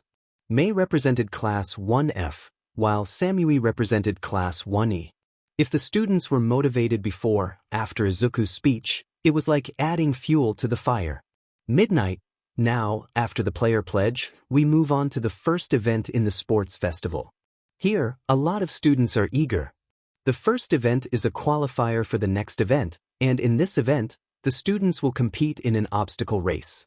As Midnight announced this, the whole of Class 1A looked at Izuku in horror, knowing he would breeze through the competition thanks to his quirk. The Izuku in question liked his lips and basked in the glory. This was too delicious to be true. All that talk about giving it his all flew out the window the moment the wheel landed on the obstacle race. It was as if this event was specifically made for his artificial quirk. All he had to do was activate his quirk, and the deed was done. Midnight announced, "The rules are simple, anything goes as long as you stay on the track." All the first years gathered at the tunnel to begin the race. Then Present Mike yelled, "Go!" and the students began running. Shoto encased the entrance of the tunnel in ice, trapping the first years inside. One by one, the students broke free from the ice, most of them from Class 1A, and continued the race. Most of them made it out of my ice quicker than I expected, Todoroki thought as he ran. You are going to pay for this, you two in 1B. Bakugo yelled at Shoto as he blasted his way out of the ice and rapidly gained on him.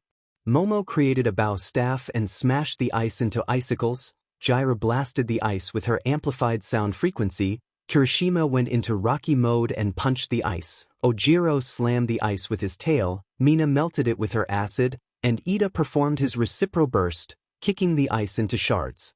Namari flicked the ice with the tips of her fingers, shattering it, then transformed into her semi-bat form and took to the sky. "Ha, I have outsmarted you, Todoroki," Mineta said, only to be interrupted as a robot's fist slammed into him. Present Mike announced, "All right folks, it looks like the students have encountered their first obstacle in this obstacle race, Robot Inferno." The students saw massive robots heading for them as they ran. Some avoided the robots, while others had no choice but to take them on. Bakugo used his explosions to launch himself into the air over a massive robot's shoulder. Todoroki froze the robot coming for him in an unstable position.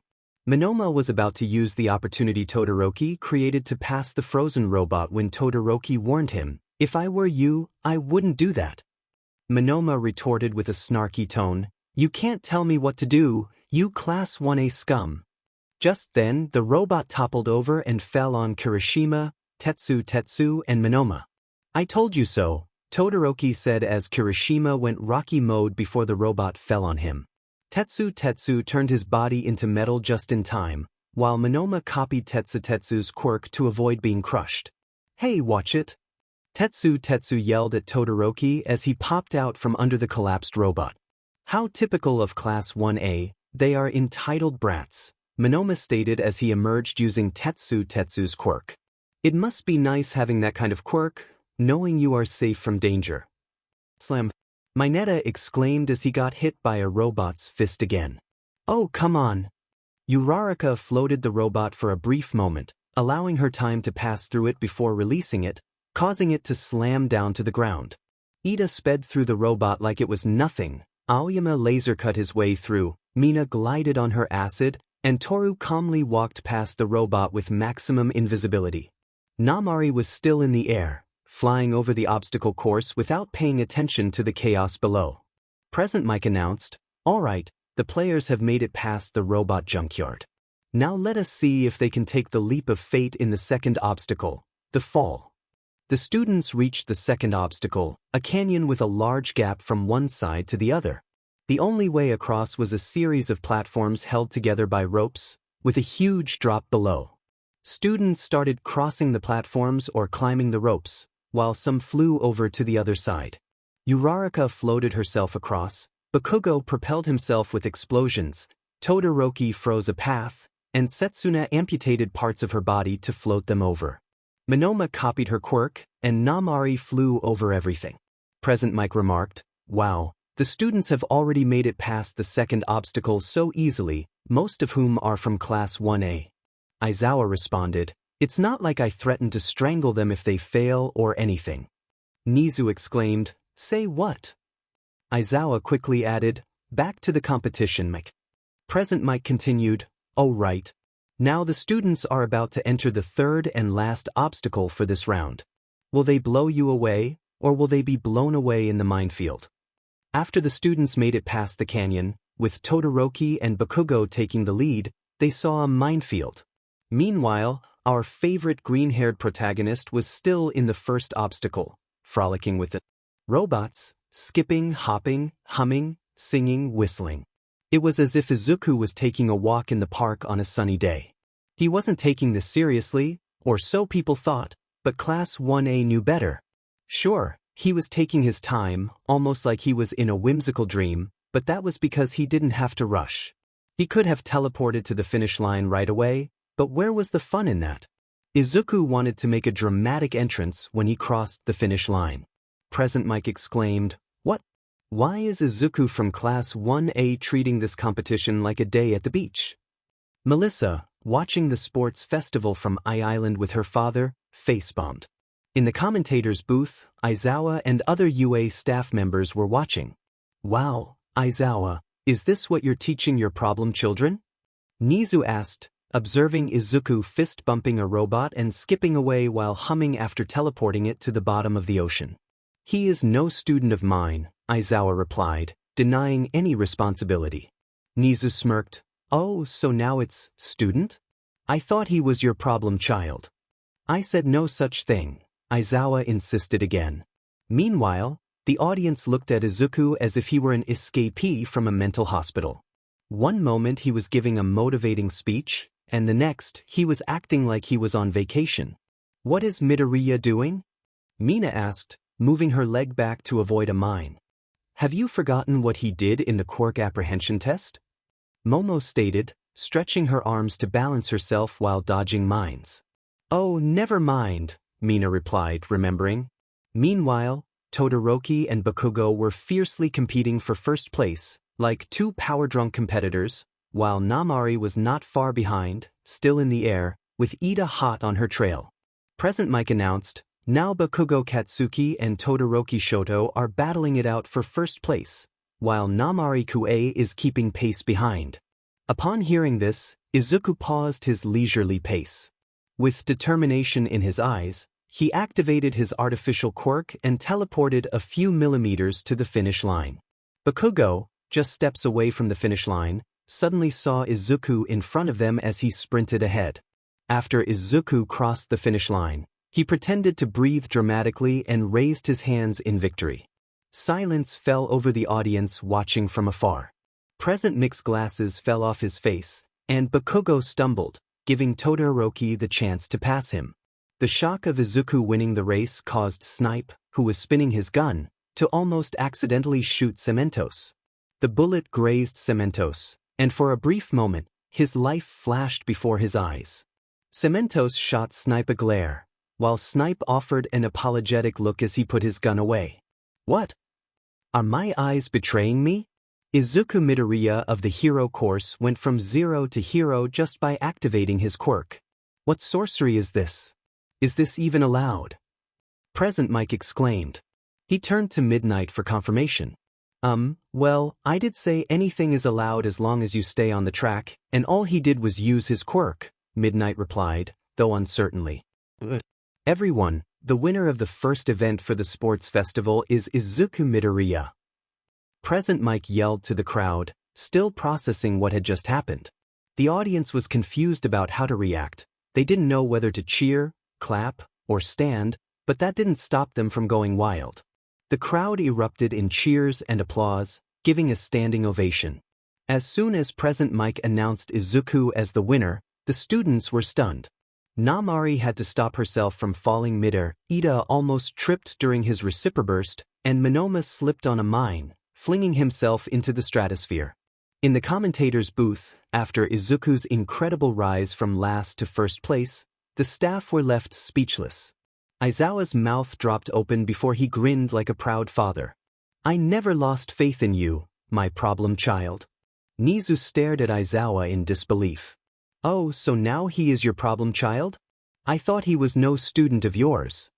I said no such thing, Aizawa denied again. Nizu played back footage of Aizawa denying Izuku. That proves nothing, Aizawa retorted. Could it be? Present Mike pondered, looking at a notebook in his hands. The Legend of Dadzawa. The elders of the Bienta fandom tell of a being who awakens from his slumber every 5,000 years to care for his problematic children in unusual ways. Could it be Dadzawa has arisen? After Izuku crossed the finish line, he was enjoying the moment until Bakugo, like a walking stick of dynamite, interrupted. You've done it now, you useless bee.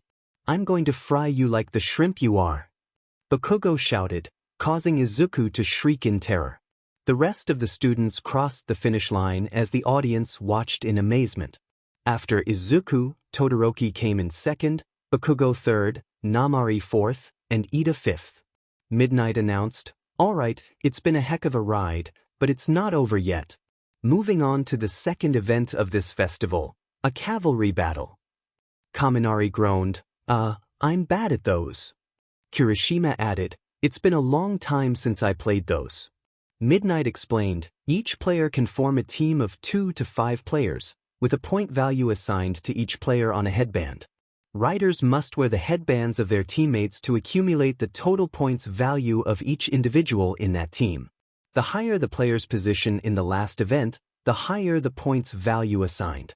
For example, the 42nd position gets a headband worth 5 points, the 41st gets 10 points, and the first place gets a headband worth 10 million points. As soon as Midnight finished, the students looked at Izuku with eager eyes. He gulped, thinking, I want to go home. All right, players, you have 15 minutes to form your teams, Midnight said. Students began forming teams, but Izuku found people avoiding him. He spotted Kirishima and approached him. Hey Kirishima, can you join my team? Izuku asked.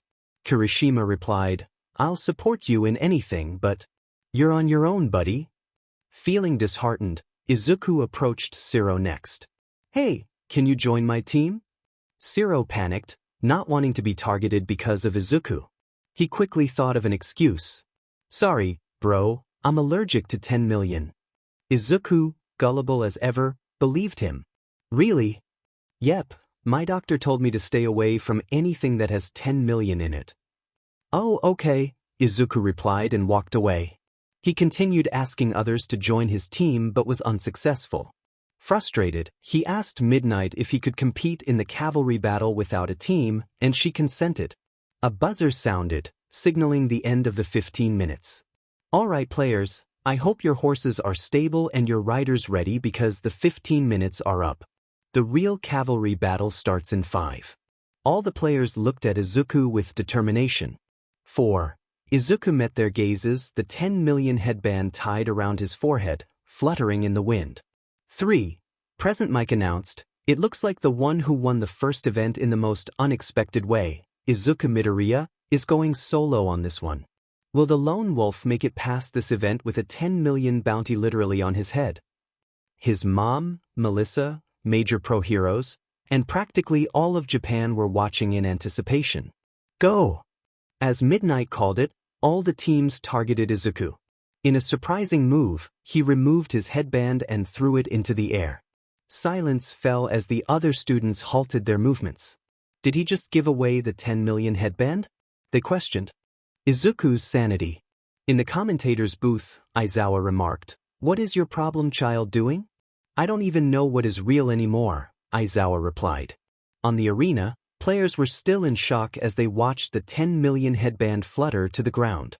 Jairu snapped out of it and used her earjacks to grab it, igniting chaos. Teams quickly utilized their quirks to obtain the headband. Meanwhile, Izuku was daydreaming. I wish I could be a cloud, just floating in the sky all day long. Maybe I'll ask Uraraka to float me to a cloud one day, he thought, sighing. Suddenly, Kendo and her team approached him. She was the rider while Tetsu, Shiozaki, Juzo, and Pony formed her horse. Hey, where's your 10 million headband? Tetsu inquired. Izuku replied, I gave it away. Kendo almost fell off her horse. Say what now?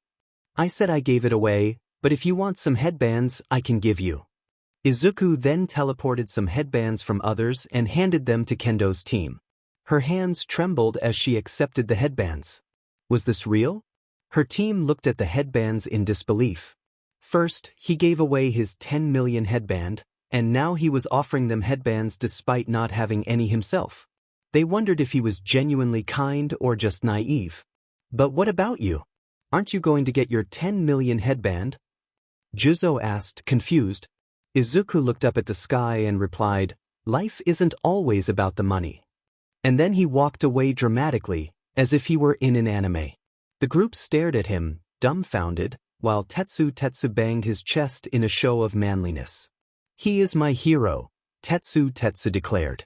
Meanwhile, other teams were battling fiercely for the emblem of power, the 10 million headband. It was currently with Todoroki and his team when Bakugo blasted off from his horse, snatching the headband from Todoroki's forehead before blasting back to his horse, giving Todoroki a sly smirk as he tied the headband around his own forehead. He then commanded his team to move and spotted Izuku. Izuku was innocently standing in the middle of the arena when Bakugo came hurtling toward him, intent on pummeling him to the ground, regardless of headbands. "Die, Deku!" Bakugo shouted. "Kaken, I don't even have any headbands on me. Why are you coming after me?" Izuku squeaked. "I don't care about that. Die!" Bakugo yelled. This was why Izuku had given away his 10 million headband. He knew that most teams would hunt him down for it, so he decided to save himself the stress of being chased. After giving away the headband, he planned to wait until the last moments of the round to teleport the 10 million headband from whoever had it and tie it around his forehead before the buzzer went off, avoiding being hunted down. But Bakugo was a special case. Back in middle school, Bakugo had gone out of his way to crush him, so why would he act differently now? As Izuku ran to avoid Bakugo's blasts, Todoroki and his teammates seized the opportunity to snatch the 10 million headband from Bakugo. The furious blonde sucked his target from a terrified Izuku to a smug Todoroki. Izuku was trying to calm down from the near miss when he heard Midnight announce that there were only 10 seconds left on the clock. He focused and looked around, realizing the headband was with Todoroki, who was being chased by Bakugo's team. Izuku nodded to himself and teleported the headband from Todoroki's head into his hand, tying it around his forehead just as the buzzer went off. From Todoroki's perspective, he and his teammates had successfully retrieved the 10 million headband from Bakugo while he was too busy attacking Midoriya. He instructed Ida to speed off as Bakugo's team shifted their focus. After securing the headband, Todoroki created a wall of ice to block the other teams. Then he noticed a peculiar light, one he recognized all too well. It was the light that appeared when Midoriya used his quirk, and it was shining on him, specifically on the 10 million headband. He wanted to act before the headband teleported away, but suddenly his left side ignited in flames. Staring at his hand in shock, he realized the buzzer had gone off. No. This can't be happening, he thought, watching Midoriya come out on top despite his efforts. From a third-person perspective, the crowd was flabbergasted.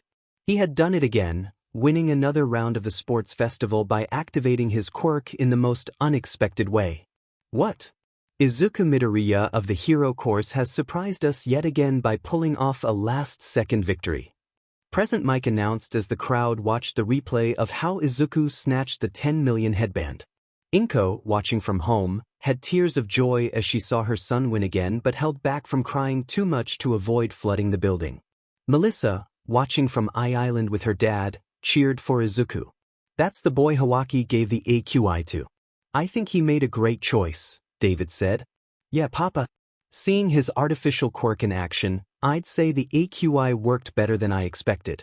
He's awesome, and I can't wait to see more of what his quirk can do." Melissa replied, her excitement evident. In the commentator's booth, Nizu remarked, "Izuku Midoriya is quite an interesting fellow." "Not fair, Aizawa. Your class is filled with remarkable talents," Vlad King exclaimed. Aizawa sipped his coffee, feeling like he had just won Teacher of the Year, while Present Mike rubbed his eyes in disbelief at what had just happened. After Izuku's incredible stunt, the crowd went wild, cheering for him in all directions, loving the suspense and action he brought to the competition. "All right, players, you can now take an hour break before the last event. Players who didn't make it to the next round still have an opportunity to shine in the upcoming recreational activity before the next round." Midnight announced as the large screen behind her displayed the list of those advancing. First position, Izuku Midoriya. Second position, Team Todoroki. Third position, Team Katsuki Bakugo. Fourth position, Team Itsuka Kendo. After all that, Izuku headed off to get lunch. Surprising an entire crowd can be really stressful. While in the cafeteria, Izuku was suddenly swarmed by his classmates. "Bro, you were on fire," Kaminari exclaimed. "Your performance shrouded the audience in darkness and mystery," Tokoyami added. "You were amazing." Mina cheered. "You displayed a remarkable feat befitting the best of the best," Ida said, hands on his hips, smiling at him. "Bro, you were the epitome of manliness. I'm so jealous." Kirishima chimed in. "You were wonderful out there, Midoriya," Toru said. I didn't think you had it in you to pull off something like that, nerd, Gyro teased. Izuku, flustered and embarrassed, stuttered, Thanks, guys, but it was no big deal. I only did what I had to. No big deal? Kirishima exclaimed. Midoriya, if you keep wrecking the competition like this, every hero agency in Japan is going to scout you. Yeah, dork, don't be too modest, Gyro added. Yeah, you have to give yourself some credit. You earned it, Mina encouraged. Awkwardly, Izuku could only mutter in response, feeling overwhelmed by his friend's praise. Just then, Todoroki approached him. Midoriya, I want to talk to you somewhere private, he said. Can it wait? I'm really hungry, Izuku replied. No, Todoroki insisted, dragging him away despite Izuku's protests. They reached a secluded part of the stadium, and Todoroki let go of Izuku's PE uniform. Izuku huffed, dusting himself off. While waiting for Todoroki to speak, I want to ask you this question from the bottom of my heart. Are you All Might's secret love child? Todoroki asked. Izuku blinked in surprise. Is that why you pulled me away from my delicious katsudon? To ask me this? Yes, Todoroki replied nonchalantly. Izuku sighed. No, I'm not. Todoroki continued to stare at him before speaking again. Have you heard about quirk marriages? Izuku nodded. I am a result of a quirk marriage. My father, Endeavor, the #2 pro hero, married my mother to create the perfect tool to surpass All Might because he failed to do so himself.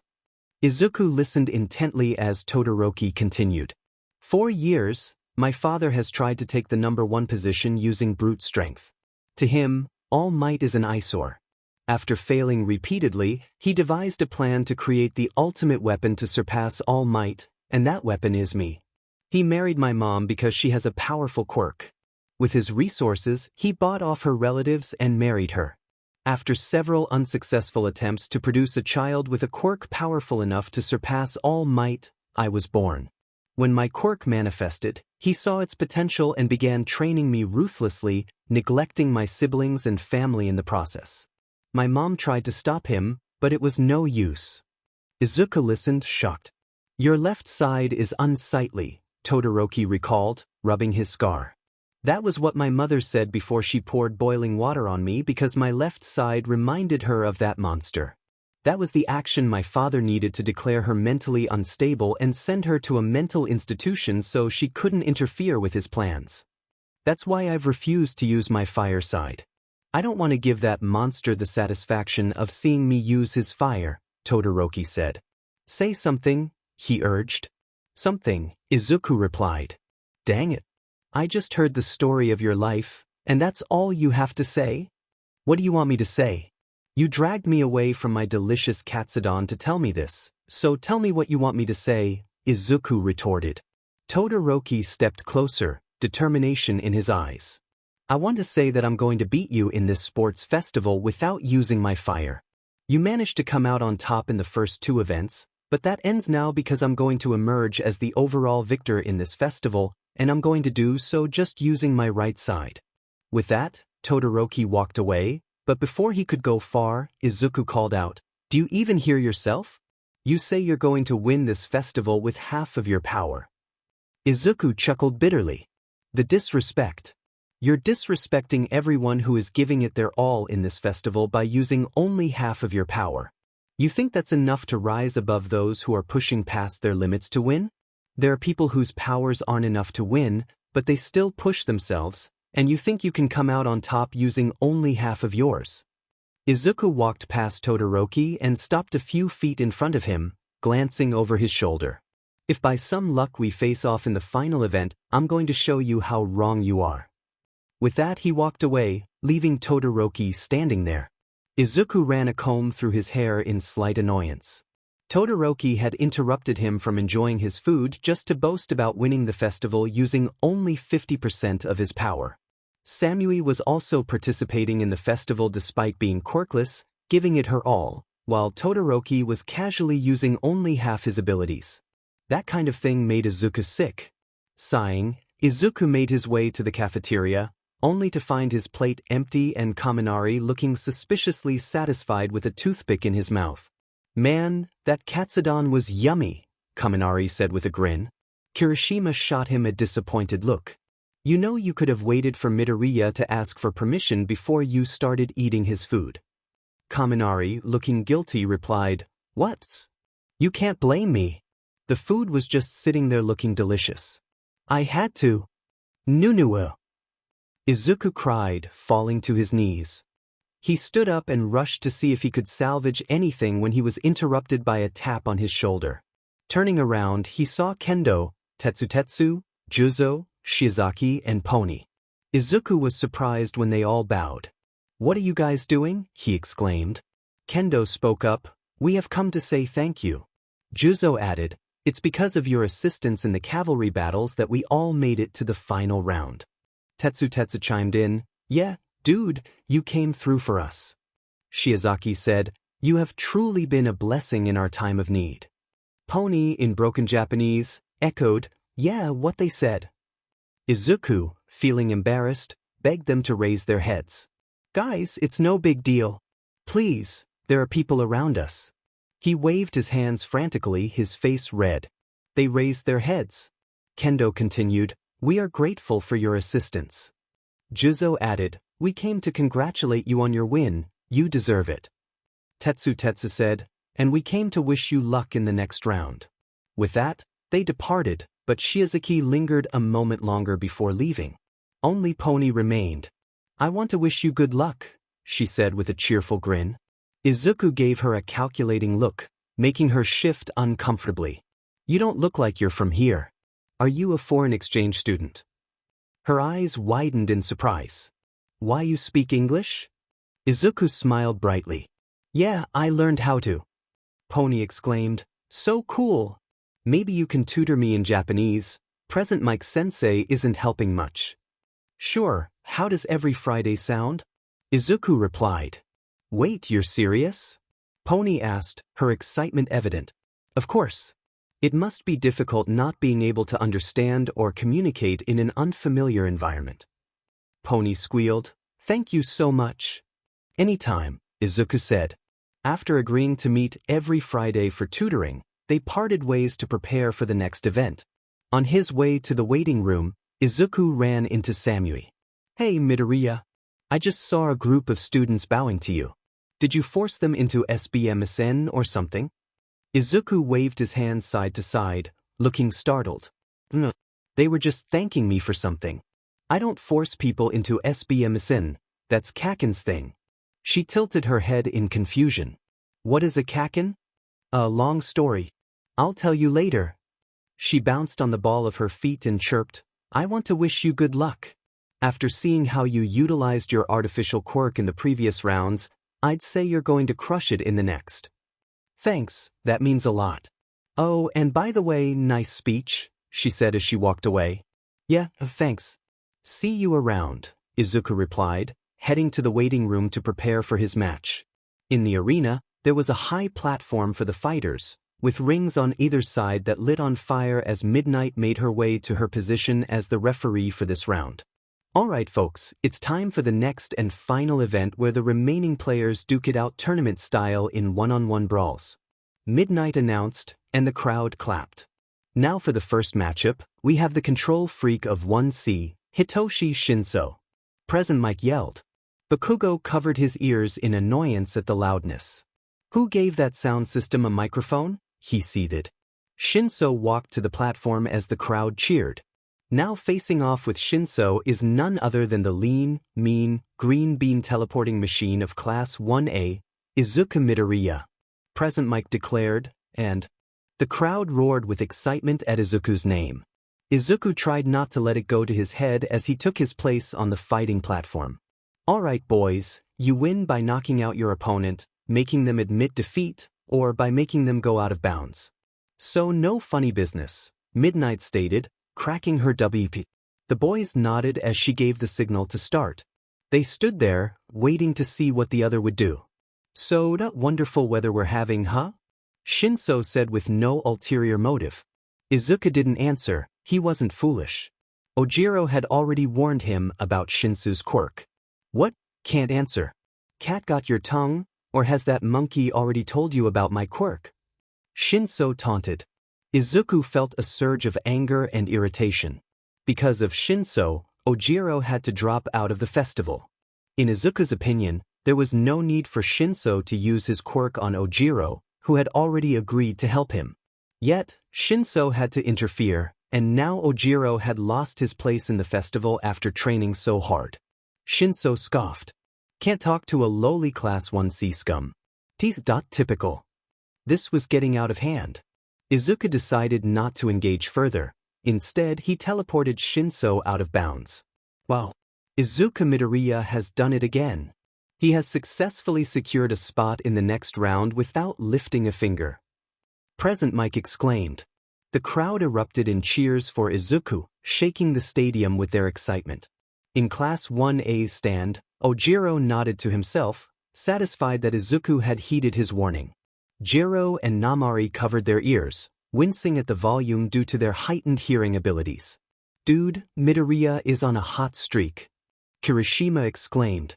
His quirk is quite versatile and efficient, Tsuyu added, sitting behind Kirishima with Jiro on her left and Momo on her right, all watching the one-sided match between Shinso and Izuku. Bakugo glared at Izuku, fuming with jealousy. Who does that brat think he is? Bakugo muttered.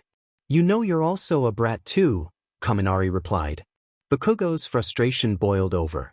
What was that power bank? You want to die? After being announced the winner, Izuku approached Shinso. Tsushita, what more do you want? You've already humiliated me enough, Shinso remarked, his tone dripping with sarcasm. Izuku ignored the comment and spoke firmly. Look, I don't know what your problem is, but don't make it everyone else's problem. Just because you've suffered doesn't mean others haven't suffered worse. You have potential, so don't waste it on declaring war. He turned to leave but paused. Oh, and don't underestimate anyone in Class 1A. If you do, maybe you should learn to appreciate yourself. With that, Izuku walked into the dimly lit tunnel, having made his point. Shinso gritted his teeth in anger. Who does he think he is? Izuku returned to Class 1A's stand, where his friends congratulated him on his victory. The next match was between Tokoyami and Momo. She stood up to prepare in the waiting room, but before she left, Izuku encouraged her. Good luck on your match, Yaoyorozu. I believe in you. Thanks a lot, Midoriya, Momo replied. Though she was a rational thinker and didn't put much stock in luck, she felt motivated to do her best for Izuku and everyone who believed in her. Now for our next match, we have the darkness-loving creep of 1, Tokoyami Fumikage, versus the creation beauty, Momo Yaoyorozu. Present Mike announced. The two took their places on the fighting platform, and Midnight signaled the start. Momo quickly created a shield to block the onslaught of attacks from Dark Shadow. As she defended herself, her mind raced to find a way to counter Tokoyami's power. An idea struck her. She created a flashbang grenade and detonated it, sending Dark Shadow into a frenzy as Tokoyami closed his eyes to recover from the effects. Once the crowd and Tokoyami regained their composure, they saw Momo surrounded by mini-cannons and semi-automatic rifles, ready for combat. Tokoyami released Dark Shadow to absorb the hits. The creature took some RBB bullets while a few managed to graze Tokoyami, forcing him to dodge. Suddenly, the rifles stopped shooting, indicating they were out of bullets. Dark Shadow charged at Momo, but she quickly reloaded her cannons. Just as she was about to fire again, a cannonball flew toward Dark Shadow, forcing it to halt just in time. The rifles resumed firing, and Dark Shadow braced for impact. Momo aimed to wear down Tokoyami and Dark Shadow, but Tokoyami was also playing the waiting game. He found an opening when the rifles stopped working and decided to use that moment to overwhelm her. His opportunity came when the cannons ceased fire. He positioned Dark Shadow at an angle directly facing the direction from which the rifles were shooting. The concentrated fire from the rifles hit Dark Shadow, but the creature pressed on, unaffected by the rapid fire. In moments, it closed the distance and destroyed the rifles, leaving Momo defenseless. Dark Shadow swiped at Momo, who barely dodged in time. Thinking quickly, She created another shield to defend herself from Dark Shadow's relentless attacks. The creature infused more force with each strike, and Momo's shield absorbed the brunt of the blows. As she strategized a counter, Midnight announced Tokoyami as the winner. Momo looked down, confused, realizing she was out of bounds by just an inch. The reason Dark Shadow had increased the force of its strikes was to push her out of bounds, not to break through her defense. Tokoyami approached her. "Are you alright? Sorry if the force was too much." Momo shook her head. "No, I should be asking you that. You took quite a bit of damage dodging my RBB bullets." "A bit sore, but nothing recovery girl can't fix." "Good match though, you are one tough opponent." "No, you are the better opponent. Even though I lost, I'm glad you didn't hold back." "I can't underestimate you like that." Momo smiled. "Yeah, thanks." They departed to their respective tunnels. Despite her calm exterior, Momo felt upset for losing after everyone had put their faith in her. The next match was between Todoroki and Shiro. Momo joined her classmates in the stands as they praised her performance, even in defeat. She focused on the arena, reflecting on Izuku's words, "Whether you win or not. In my eyes, you're still a winner." He was sitting next to her, eyes fixed on the fighting platform. The statement caught her off guard. He continued, "Because you gave it your all, and in the end, that is all that matters. I didn't make a mistake when I said I believe in you. I still believe in you, regardless of the outcome." Momo absorbed his words, which echoed in her mind. It was as if Izuku knew exactly what to say to ease her anxiety about disappointing others. "Thank you, Izuku," she said sincerely. Izuku was taken aback. Izuku." Realizing what she had said, Momo recoiled, apologizing. "I'm so sorry, Midoriya. I didn't mean to call you by your first name." "It's okay," Izuku stuttered, surprised. Momo nodded apologetically as he walked away to prepare for his next match. The match between Todoroki and Shiro was quick. Todoroki sent a massive ice glacier at Shiro, and it was over. Now, Bakugo and Uraraka were about to begin their match, with both opponents waiting for Midnight's signal. Izuku didn't want to watch, knowing Bakugo would likely dominate. On his way to the waiting room, he bumped into a girl a year or two older than him, with snow-white hair and red patches. "Oh, I'm so sorry," he said. "It's all right," she replied. "My bad, let me help you up." He assisted her. "You don't look like a student, and you're not in the PE uniform. Are you here to see someone?" "Yeah, I'm about to see my brother. He's competing in the festival. His match is next." "Oh, don't let me delay you. Good luck in your match." "Thanks." With that, Izuku continued to the waiting room, unaware that he had just met Shoto's sister, Fuyumi Todoroki. The match between Bakugo and Uraraka was intense, leaving the fighting platform in ruins from their battle. In the commentator's booth, UA's faculty members observed the chaos. "All right, Cementos, that is your cue to fix the fighting platform," Nizu said. "So I'm nothing but a bricklayer to you all?" Cementos replied. Present Mike put an arm around Cementos's shoulder. "No, you are more than just a bricklayer to us. You are our very own Bob the Builder." Cementos deflated. Aizawa remarked, "That's even worse." Cementos sighed as he headed to the fighting platform, regretting his career choice. Izuku was in his waiting room preparing for his next match when the door opened to reveal Endeavor, the number 2 hero. Izuku was surprised. What was Endeavor doing in his waiting room? He felt a bead of sweat trickle down his forehead under the hero's intense gaze, which seemed to raise the room's temperature. I think you have the wrong waiting room. Shoto's is the other one," Izuku said, trying to defuse the tension. Endeavor ignored him. "You are the winner of the previous events, aren't you?" "Yeah." "Why? You have a pretty powerful quirk." "Okay. You are about to fight my Shoto, right?" Izuku replied, "With all due respect, sir, he is not yours or anybody's. He is his own person." Endeavor brushed him off. "Whatever. I want you to go hard on him. Don't hold back so he can give it his all and use my fire side." Izuku's expression hardened. "Again, with all due respect, Shoto is not your pawn or weapon to achieve your goals. He is a human being, and his fire is his, not yours. Stop treating him like a puppet and start treating him like your son. It's because of you he doesn't use his fire side. I can't let him go through life thinking he can use half of his power and everything will be alright. Life doesn't work that way. With that, Izuku teleported out of the room, leaving Endeavor standing there. As they turned their backs to each other, Izuku added, "Better clean up your act, or else the sins of the father will fall upon the son." He walked away, unaware that 3 figures had overheard their conversation. The first was Shoto himself, who was in his waiting room next door.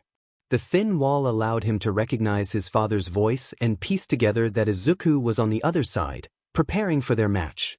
The second figure was Fuyumi Todoroki, Shoto's elder sister. She had just stepped out of Shoto's waiting room when she spotted her father. Curious about their conversation, she decided to listen in instead of interrupting. The third figure was Momo, who had been on her way to wish Izuku good luck when she noticed Endeavor was already in the room. She paused to listen, intrigued by the exchange. After the conversation, each of them reacted in their own way. Shoto was surprised that Izuku had stood up for him, especially when he had acted indifferent. Maybe he had misjudged him. Despite always surpassing his peers in raw strength, Shoto felt frustrated that Izuku consistently came out on top.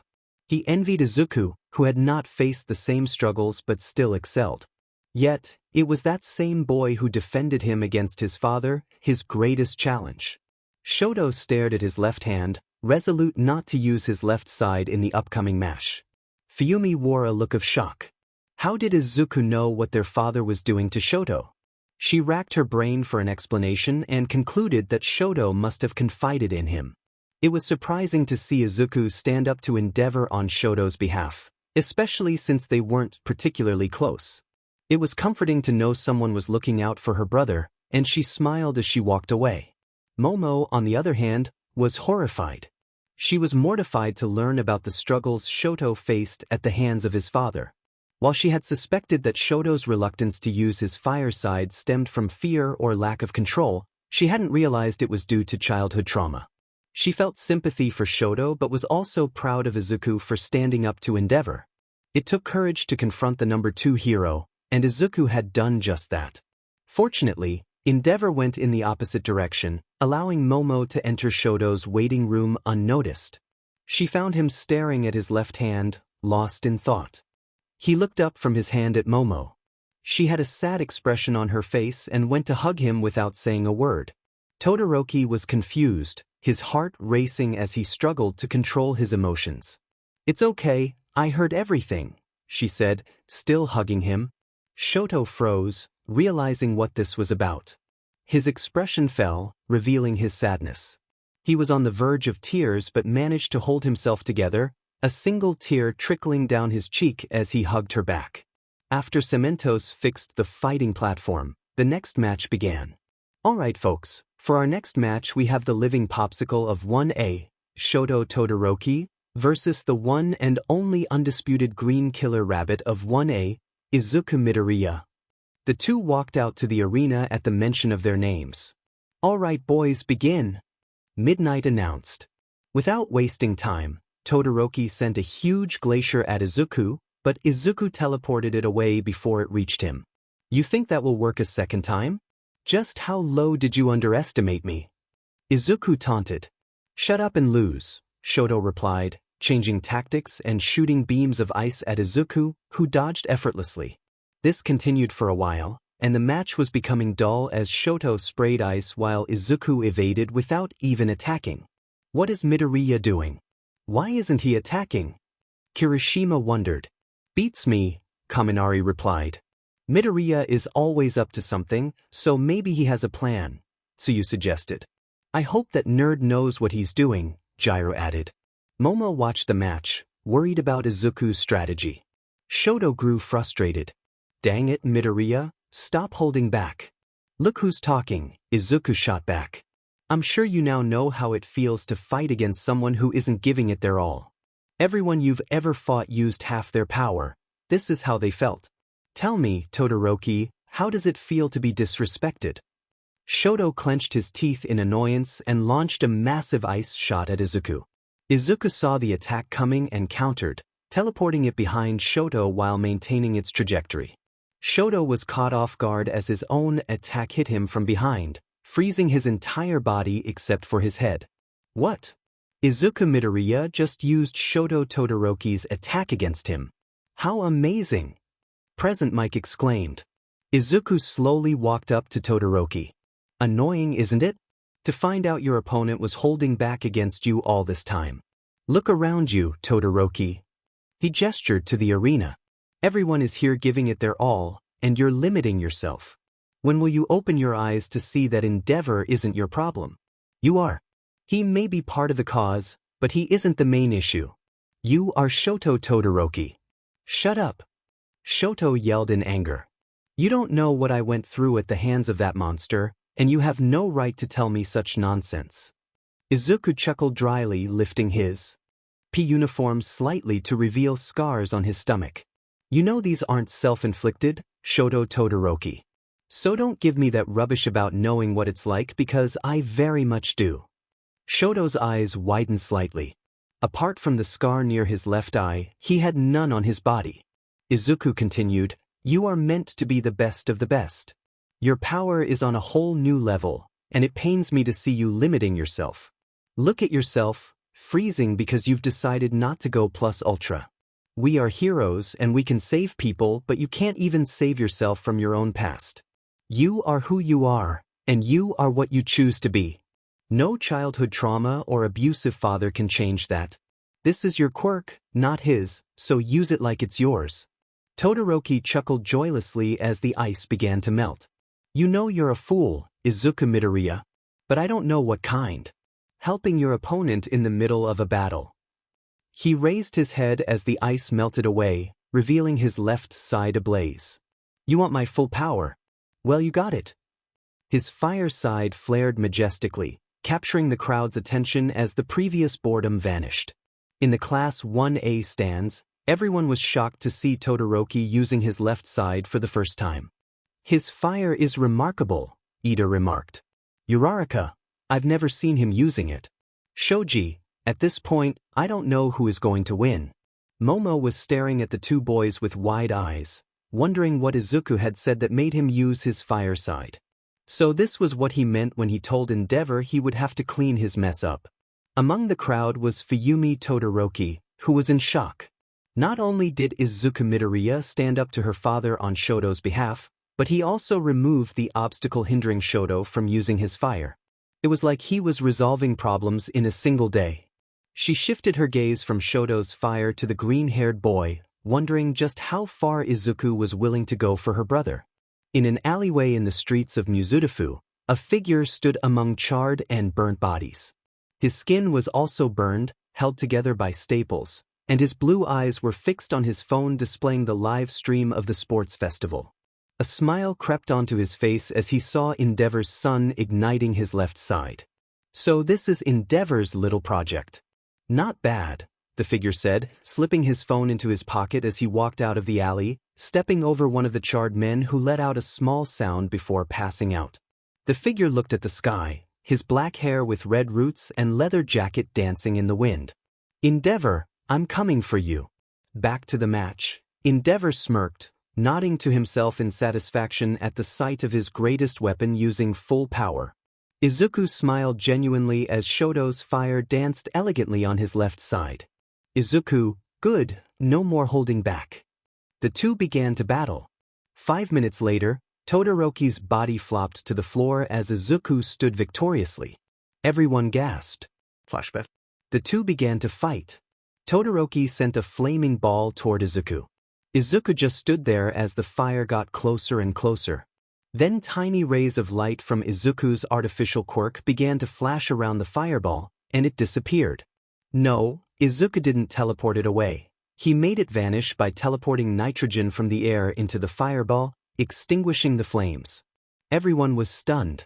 Kirishima, did he just counteract Todoroki's fire? Kaminari, Midoriya is getting scary. Tsu had her mouth wide open, her frog-like tongue sticking out. Tsu, ribbit. Zero, dude, he is untouchable. Shoto froze. Izuku, what? You thought I wasn't prepared? Make no mistake, Todoroki, even though I already know how to counter your fire, I still wanted you to use it. I wasn't kidding when I said I'm going to show you how wrong you are for holding back. Shoto unfroze and began to launch ice and fire attacks at Izuku, who teleported out of the way.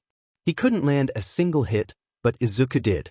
In Shoto's icy hot barrage, Izuku teleported to him and successfully delivered a punch that Shoto couldn't dodge. As a long-range fighter, his reaction time wasn't spot on. Izuku teleported Shoto to the moon, where there was no oxygen, and waited for about a minute and a half before teleporting him back to the arena. Shoto hungrily gasped for air as soon as he returned, and then he saw Izuku heading for him.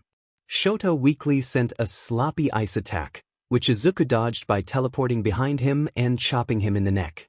Flashback end. Todoroki's body flopped to the floor as Izuku stood victoriously. Everyone gasped. Midnight announced Izuku as the winner in a shaky voice. Robots came to put Shoto on a stretcher as Izuku made his way to the tunnel. He sat in his class's stand, and his classmates looked at him as if he were the reincarnation of a dark emperor. Izuku shrunk under their scared gazes. Izuku, what? Why are all of you looking at me like I'm going to murder you in your sleep? Then they exploded. Kirishima, bro. Just how powerful are you? Kaminari, I won't be surprised if you can kick Bakugo's butt. The explosive blonde in question lunged for Kaminari's throat. Bakugo, have you been hiding your strength from us, Midoriya? Mina asked, ignoring Bakugo in the background, who was swinging Kaminari around by his hair. Izuku, guys, it's no big deal. Mina cut him off, grabbing him by his collar. Don't give us that rubbish about it not being a big deal. Now answer me. Ida, Ashido, let go of Midoriya at once. He just came back from his match, so I suggest we let him rest for his next match. Fine, Mina huffed, releasing Izuku but pointed her fingers in a V formation from her eyes to his, signaling that she was watching him. Bakugo let go of a dazed Kaminari as he walked away to prepare for his match, running his thumb across his throat in a threatening manner toward Izuku. Izuku gulped at this. The rest of the matches continued as in the anime. Bakugo secured himself a spot in the finals, facing off against Izuku. The two boys waited in their respective tunnels for Present Mike to introduce them. Present Mike, now for the match you've all been waiting for. These two contestants have made their way into the finals. They are the best of the best, the finalists for this year's edition of the sports festival. Let me hear you make some noise for them. Crowd cheers loudly. Present Mike, love your energy, keep it up. For our first finalist, we have the explosive powerhouse, the sparky boom boom man himself, the living bomb of U.S.J, Katsuki Bakugo. Bakugo walked out of his tunnel into the arena with his hands in his pockets. Present Mike. And for our final finalist, the one who has been on a hot streak, the one who won the previous round in the blink of an eye, give it up for the unstoppable, immovable, unshakable, unbreakable. Kirishima, unbreakable is my thing. Present Mike, the unconquerable, undisputable gladiator, Izuku Midoriya. Crowd cheers even louder. Izuku walked to the arena. As he stepped in, Bakugo liked his lips. Today was the day Bakugo was determined to defeat Izuku on live television. Midnight, alright boys, stick to the rules and no harming your opponents. She pointed her WHP at Bakugo, who didn't bat an eye. Midnight, you can start in 3. Boom. Bakugo didn't wait for Midnight to finish her countdown before he sent a devastating explosion at Izuku. Thankfully, Izuku was able to teleport himself out of the blast at the last second. Izuku, Kakakin. Bakugo, shut up and fight me. Bakugo launched himself at Izuku using the force of his explosions, unleashing the biggest explosion he had ever made. The blast was so powerful it could level an entire building. Izuku tried to activate his artificial quirk to escape, but it was unresponsive. He realized his artificial quirk was disabled. Hawaki had warned him about this, and it just so happened that it stopped working right in the middle of a battle with someone intent on defeating him. Caught off guard, Izuku took the full force of the blast at point-blank range, sent flying almost to the edge of the fighting platform. Dazed, he struggled to get up, but Bakugo quickly closed the distance between them, preparing to unleash another explosion. Izuku dodged just in time, rolling to create some distance, but Bakugo was already making his next move, throwing a right hook. Izuku anticipated the attack, grabbing Bakugo's wrist and redirecting the explosion upwards. Without his artificial quirk, defeating Bakugo was going to be difficult. He couldn't overpower Bakugo, who was fit, agile, and quick on his feet. The second option was to knock him out, but Bakugo wouldn't allow that, leaving Izuku with the last option, forcing him out of bounds. However, without his quirk, that seemed nearly impossible. Bakugo continued to unleash blast after blast, growing angrier with each missed hit. One explosion aimed at Izuku's head forced him to lean back, but Bakugo had another explosion ready for his abdomen. The attack connected, and Izuku recoiled, holding his side. Bakugo, why aren't you using your quirk? Izuku, I can't. Bakugo, are you looking down on me? Izuku, no, it's not like that. Bakugo, then use it. Izuku, you don't understand. Bakugo, in a fit of rage, unleashed an explosion at Izuku's face, forcing him to block. Izuku's forearms stung from the heat. In the stands, the members of Class 1A watched with concern. Sue, isn't that a bit too much? Kirishima, yeah, I haven't seen him fight like that. Shoji, is it just me, or is Bakugo even more aggressive than usual? Momo, yes, it's like he has a personal vendetta against Midoriya. Uraraka, I hope Deku is alright. Bakugo made a right hook, but Izuku grabbed his wrist before he could unleash another explosion and performed a shoulder flip, slamming Bakugo's back into the ground. Bakugo got up, livid. He flew into the air using his explosions, glaring down at Izuku as if he were nothing. Using his explosions to spin in the air, he headed straight for Izuku. Bakugo, howitzer impact. He collided with Izuku, generating a large cloud of smoke. Everyone watched in anticipation as they waited for the smoke screen to settle. The dust cleared to reveal Bakugo and Izuku standing across from each other. Izuku was in rough shape. His hair was messier than usual, his clothes were torn, and blood leaked from wounds on his body. Just as Bakugo was about to launch his next attack, Izuku collapsed to the floor, unconscious. What? Get up there. I'm not done with you. Bakugo yelled at the unconscious Izuku, but there was no response. The crowd fell silent. Midnight snapped out of the stillness and rushed to check on Izuku, confirming he was indeed unconscious. Izuku Midoriya is unconscious. Katsuki Bakugo is the winner, she announced. There you have it, folks. The winner of this year's sports festival, Katsuki Bakugo. Present Mike shouted to the audience. The crowd erupted in cheers, but they were chanting Izuku's name. Bakugo's expression darkened. Why were they calling for Izuku when he was the one who won? Furious, Bakugo yelled at Izuku's unconscious body until Midnight had to intervene. Recovery bots placed Izuku on a stretcher and took him to Recovery Girl. The crowd continued to chant his name as he was carried away. In the stands, Uraraka stood up to go to Recovery Girl's office to check on Izuku. Where are you going? Momo interrupted her. I'm going to check on Deku, Uraraka replied. I'll come with you, Momo said, standing up. Uraraka nodded. Wait, someone called out to them. They turned to see Todoroki, Kirishima, Siro, and Kaminari. Are you guys going to see Mito? Kirishima asked. Uraraka and Momo nodded. Then let us go with you, Todoroki suggested. All right, Uraraka agreed. The six of them made their way to Recovery Girl's office.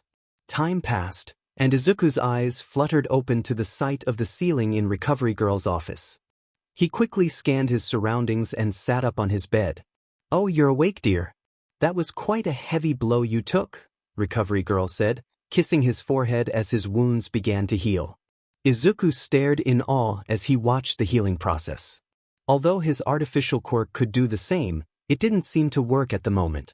I guess the regenerative effect doesn't work when my artificial quirk is disabled, Izuku thought. What happened? He asked. You lost the fight, but you gave a good performance, she replied. Izuku nodded slowly, recalling the moment he passed out after Bakugo's attack. I couldn't use my quirk on you while you were unconscious because you had no stamina, so I had to wait until you woke up. Now take these, she said, handing him stamina gummies. Izuku accepted them as Recovery Girl reviewed her clipboard. There are several scars on your body that don't seem to be from recent injuries. Care to explain? She asked, glancing from her clipboard back to him. Izuku almost choked on his gummies. He didn't want her or anyone to know about his scars, which he hid to avoid worrying others. I got them from training, he lied. Recovery Girl pursed her lips, studying his features. All right, she said, and Izuku let out a breath of relief. Your friends are here to see you, she added, signaling for them to come in. The door opened, and Kirishima, Kaminari, Uraraka, Shiro, and Momo entered. Deku, are you okay? Uraraka asked with concern. Midoriya, are you all right? Momo inquired as she approached his bed. Mito bro, you okay? Kirishima asked. Oh hey guys. I'm fine, Izuku replied. Glad you're alright. You took quite a blow from Baku bro, Shiro said. Yeah, it's as if he had something personal against you, Kaminari added. That's just how Kaken is since childhood, Izuku explained. That's right, you guys went to the same middle school together, Kirishima noted. It's no wonder you two fight a lot, Todoroki remarked. Yeah, Izuku replied, looking around for Ida. Normally, Ida would have come with Uraraka to check on him, but he was absent. Where is Ida? Izuku asked. Uraraka's expression turned sad. He rushed to the hospital after getting a family call. Is he okay? Izuku asked, concerned. His brother has been hospitalized by the hero killer, Uraraka explained. Izuku's heart sank. Is he all right? Uraraka shook her head. He has been paralyzed from the waist down and can no longer do hero work. I hope Ida's okay. He's going to be devastated by the news about his brother, Izuku said. Recovery Girl interrupted them. Okay, you children should leave. He needs rest to recover stamina. The six friends left as Izuku lay back down, deep in thought about Ida. It was time for the awards ceremony to recognize the top 3 winners of the sports festival. Midnight announced, let's give it up for the top 3 competitors. A pedestal rose in the middle of the arena, with Todoroki on the podium for 3rd place, Izuku for 2nd, and Bakugo for 1st, who was thrashing around in frustration. The person presenting the awards was none other than All Might, who jumped down from the top of the stadium. Is I All Might, he declared. He took the medals from Midnight and approached Todoroki to hand him his award. Well done, young Shoto. I'm glad you were able to accept your powers, and I congratulate you on making it this far, All Might said. Shoto bowed. Thank you, All Might. All Might approached Izuku and handed him his medal. It is good to see you again, young Midoriya. I'm happy to see that you haven't given up on your passion for becoming a hero. Izuku was overwhelmed. His idol was presenting him with a medal for 2nd place in the most anticipated event in Japan. Thank you, All Might, Izuku said, tears of joy threatening to spill. All Might chuckled before moving to Bakugo, who was still at his podium. He removed the restraints so Bakugo could speak. Ah, young Katsuki, congratulations on emerging victorious in this event. Bakugo scowled. I refuse to accept this award. I don't want this flimsy win. I want an absolute victory. Then accept this medal as a reminder to do better next time, All Might reasoned, attempting to place the medal around Bakugo's neck, but Bakugo resisted. No, buzz off. All Might gave up and playfully shoved the medal into Bakugo's mouth before turning to the crowd. These are the winners for this year's festival, but remember, it could be you standing on this podium. Now say it with me. Crowd, plus ultra. All Might, thanks for your hard work. Crowd, what? All Might rubbed the back of his neck sheepishly. It's just that everyone worked hard. After the award ceremony, the students of Class 1A gathered in their classroom to hear from their homeroom teacher. Aizawa, all right, problem children, you did me proud. Everyone made it past the first obstacle, and the top 3 winners are from here, so I'm not going to strangle any of you. The students let out a collective sigh of relief. Aizawa, Your performance attracted a lot of attention. So many pro heroes have already scouted some of you for internships. There are lists of offers from various hero agencies, but for now, take a few days off to rest from the sports festival. We'll start internships next week. As the students prepared to leave, Momo spoke up. Before we go, I'd like to collect everyone's number to create a group chat for our class to facilitate better communication in case there's important information to share. Oh, I am so in. Here's my number, Mina replied excitedly. It makes sense. I wonder why we haven't made a group chat a long time ago, Shoji added. You got it, Kaminari chimed in. Soon, everyone agreed to Momo's request, but I ain't giving you my number, Bakugo yelled before storming off with his bag slung over his shoulder. I'm not sorry about him. I guess he's still salty about his victory, Kirishima apologized on Bakugo's behalf. Geez, he won the sports festival. Why does he have to be a sore loser? Kaminari complained. What the heck did you say about me, Power Bank? Bakugo shouted, suddenly reappearing. Kaminari squeaked, Eek? I thought you were supposed to be on your way home. I was going to until I heard some electric shrimp talking trash about me. Now prepare to die. Bakugo yelled, sparking explosions in his hands and lunging for Kaminari, but Kirishima intercepted him in his hardened form. Sorry about that, I'll send you his number later, Kirishima said to Momo while restraining Bakugo and dragging him out of the classroom, still raging and yelling. In the group chat, Momo added everyone. Yamamoto added Alien Queen to the group chat. Yamamoto added Class Prez to the group chat. Yamamoto added Revelry in the Dark to the group chat. Yamamoto added Earphone Jacks to the group chat. Yamamoto added Strawberry Floatai to the group chat. Yamamoto added The Manliest to the group chat. Yamamoto added Sparkles to the group chat. Yamamoto added Juicy Grape to the group chat. Yamamoto added Unseen Beauty to the group chat. Yamamoto added Just Call Me Tsu to the group chat. Yamamoto added Icy Hot to the group chat. Yamamoto added Male with the Tail to the group chat. Yamamoto added All Might Fan 69 to the group chat. Yamamoto added Spark BTWS to the group chat. Yamamoto added Blacktopism to the group chat. Yamamoto added King Explosion Murderer to the group chat. Yamamoto added Shy Guy to the group chat. Yamamoto added Backup Limbs to the group chat. Yamamoto added Sugar Daddy to the group chat. Yamamoto, hello, everyone. Alien Queen, yay. We have a group chat. This is going to be so much fun. Yamamoto, the purpose of this group chat is not for fun but for passing out important information across the class. Spark BWS, me too. I can't wait to have fun and spam y'all with memes.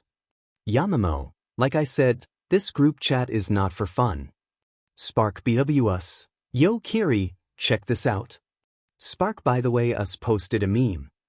The manliest, haha, that's what I'm talking about. Yamamoto, guys, this is not the place for this. Blacktopism, let me see.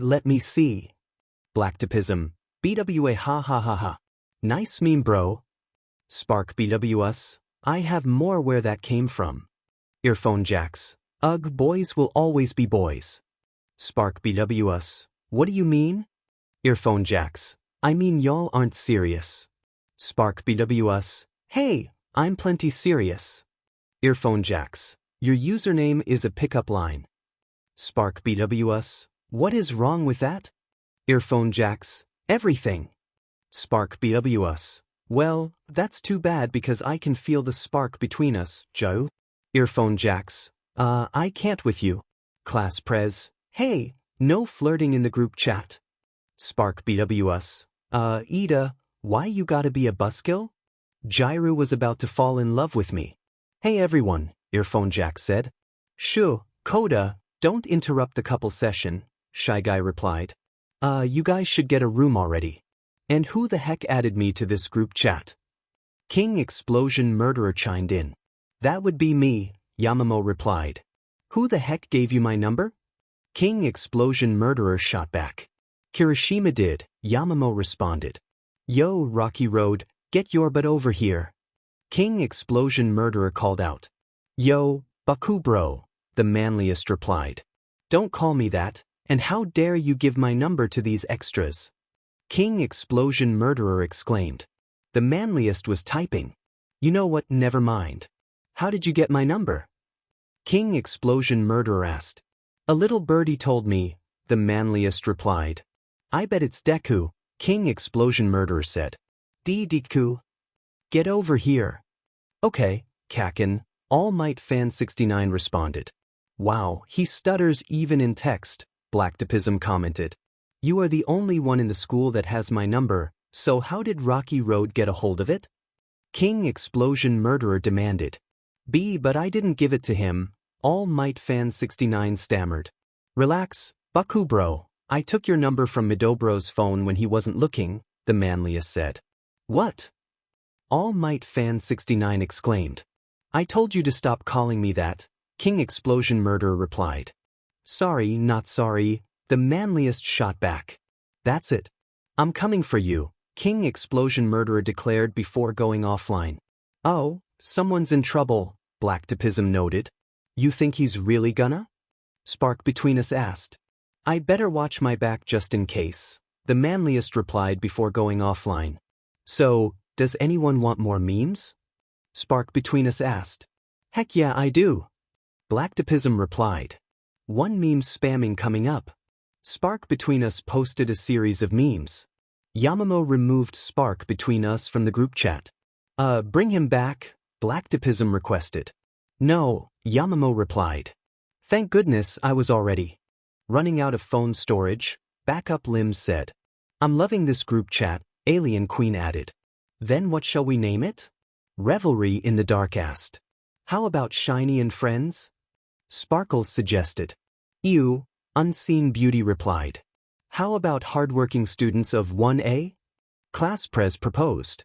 Momo, please remove this man from the group chat, Blacktipism said. King Explosion Murderer came back online. Listen up, you sheep. Y'all better name this group chat King Explosion Murderer and his subjects. What the? Sugar Daddy replied. If you don't name this group King Explosion Murderer and his subjects, I'm gonna get you all one by one, King Explosion Murderer threatened. We're not naming it that, Bakugo, Yamamoto insisted. Fine. What about King Explosion Murderer and extras? He suggested. No, Yamamoto replied. King Explosion Murderer went offline to blow stuff up. How about the A-listers? You know, because we're Class 1A, Shy Guy proposed. I like the sound of that, Unseen Beauty agreed. Yeah, me too, just call me Tsu added. Acceptable, Class Press said. I'm on board with the name, though I'm only in the group chat to flirt with the girls, Juicy Grape admitted. Yamamoto blocked Juicy Grape from the group chat. Momo, you're our hero. And as for the name, I like it, Strawberry Floatai said. Loving the name, Blacktipism added. The name's nice, All Might Fan 69 agreed. Yeah, I agree with Midarai bro, it has a nice ring to it, the manliest said. Well then, the A-listers it is, Yamamoto confirmed, naming the group chat. King Explosion Murderer came back online. What kind of name is that? Mine is far superior. Well, if you don't like it, SCK it up, Blacktipism replied. I'm in front of your house and I'm coming to get you, King Explosion Murderer threatened before going offline. Guys, he's really in front of my house and he's seriously about to get me. Send help. Blacktipism exclaimed. I have a few bus tickets to Tawana, you can use that to run away and maybe change your identity, the manliest suggested. Too late, he's already blown up my front door. It was nice knowing you all, Blacktipism went offline. I'm gonna miss that fella, Alien Queen said. The manliest went offline to mourn his friend. After the sports festival, the school gave the students a couple of days to rest. After Izuku took second place in the festival and returned home, his mother showered him with hugs and tears of joy. She then began to make katsudon, Izuku's favorite food, to celebrate his achievement. It was the day after the sports festival, and he had already done his morning routine exercise, which consisted of only 2 push-ups. Izuku was currently going on his morning jog. He usually jogged to the second furthest park from his house because it served as a considerable distance for a morning jog. While jogging, people recognized him as the runner-up from the sports festival. Citizen 1. Hey, isn't that the runner-up from the sports festival? Another citizen stopped to take a look. Citizen 2, yeah, it's him. Child, Mommy, look. It's the really cool guy from the sports festival. Mom, yes dear. Let's wave at him. The child and his mother waved at Izuku, who returned the gesture with a smile. Nearby, Kyokujiro was sitting on a park bench, her earphone jacks plugged into her phone. She was listening to music and enjoying the appealing morning view of the park. Humming along to the lyrics, she began to softly sing, her voice gently reverberating through the quiet area. When the music ended, she heard clapping from behind her. Turning around, she saw Izuku, the familiar green-haired protagonist, wearing a black fitted jogger and a green t-shirt, with a towel hanging over his shoulder. Izuku sat down on the bench beside her to take a break from jogging. Izuku, I was going for my morning jog and heard a melodious sound. What about you? Jiro, my house is not too far from here. After a moment of silence, Jiro cleared her throat. Jiro, so, how much of that did you hear? Izuku, all of it. She turned red from embarrassment. Jiro, not a word. Izuku, you have an amazing voice. Jiro, I said not a word. Izuku, but I'm serious. You flow with the rhythm fluently, and your pitch control is spot on, especially with the high notes. Jiro was surprised he could deduce that from just hearing her sing for the first time. Jiro, I didn't know you knew this much about music. Izuku rubbed the back of his head. Izuku, I'm a bit of a music geek. Jiro, get out of here, no way. Me too. She lightly punched his shoulder. Izuku, figures. Jiro, I didn't take you for the music type. Izuku, neither did I, but your earphone jacks should have been a dead giveaway. She snorted. Jiro, yeah. Another silence fell between them. Jiro, wanna come check out my music collection? Izuku, heck yeah.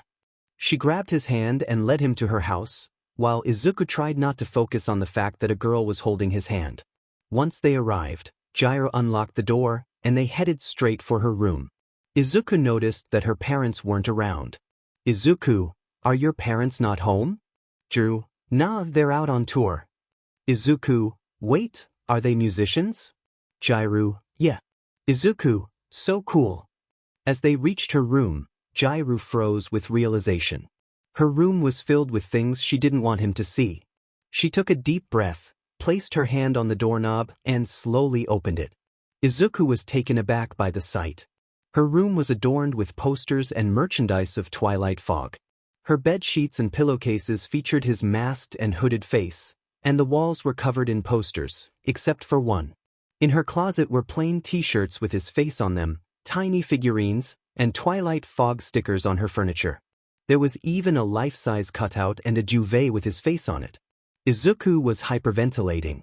Izuku, what the heck? Jiro, don't panic.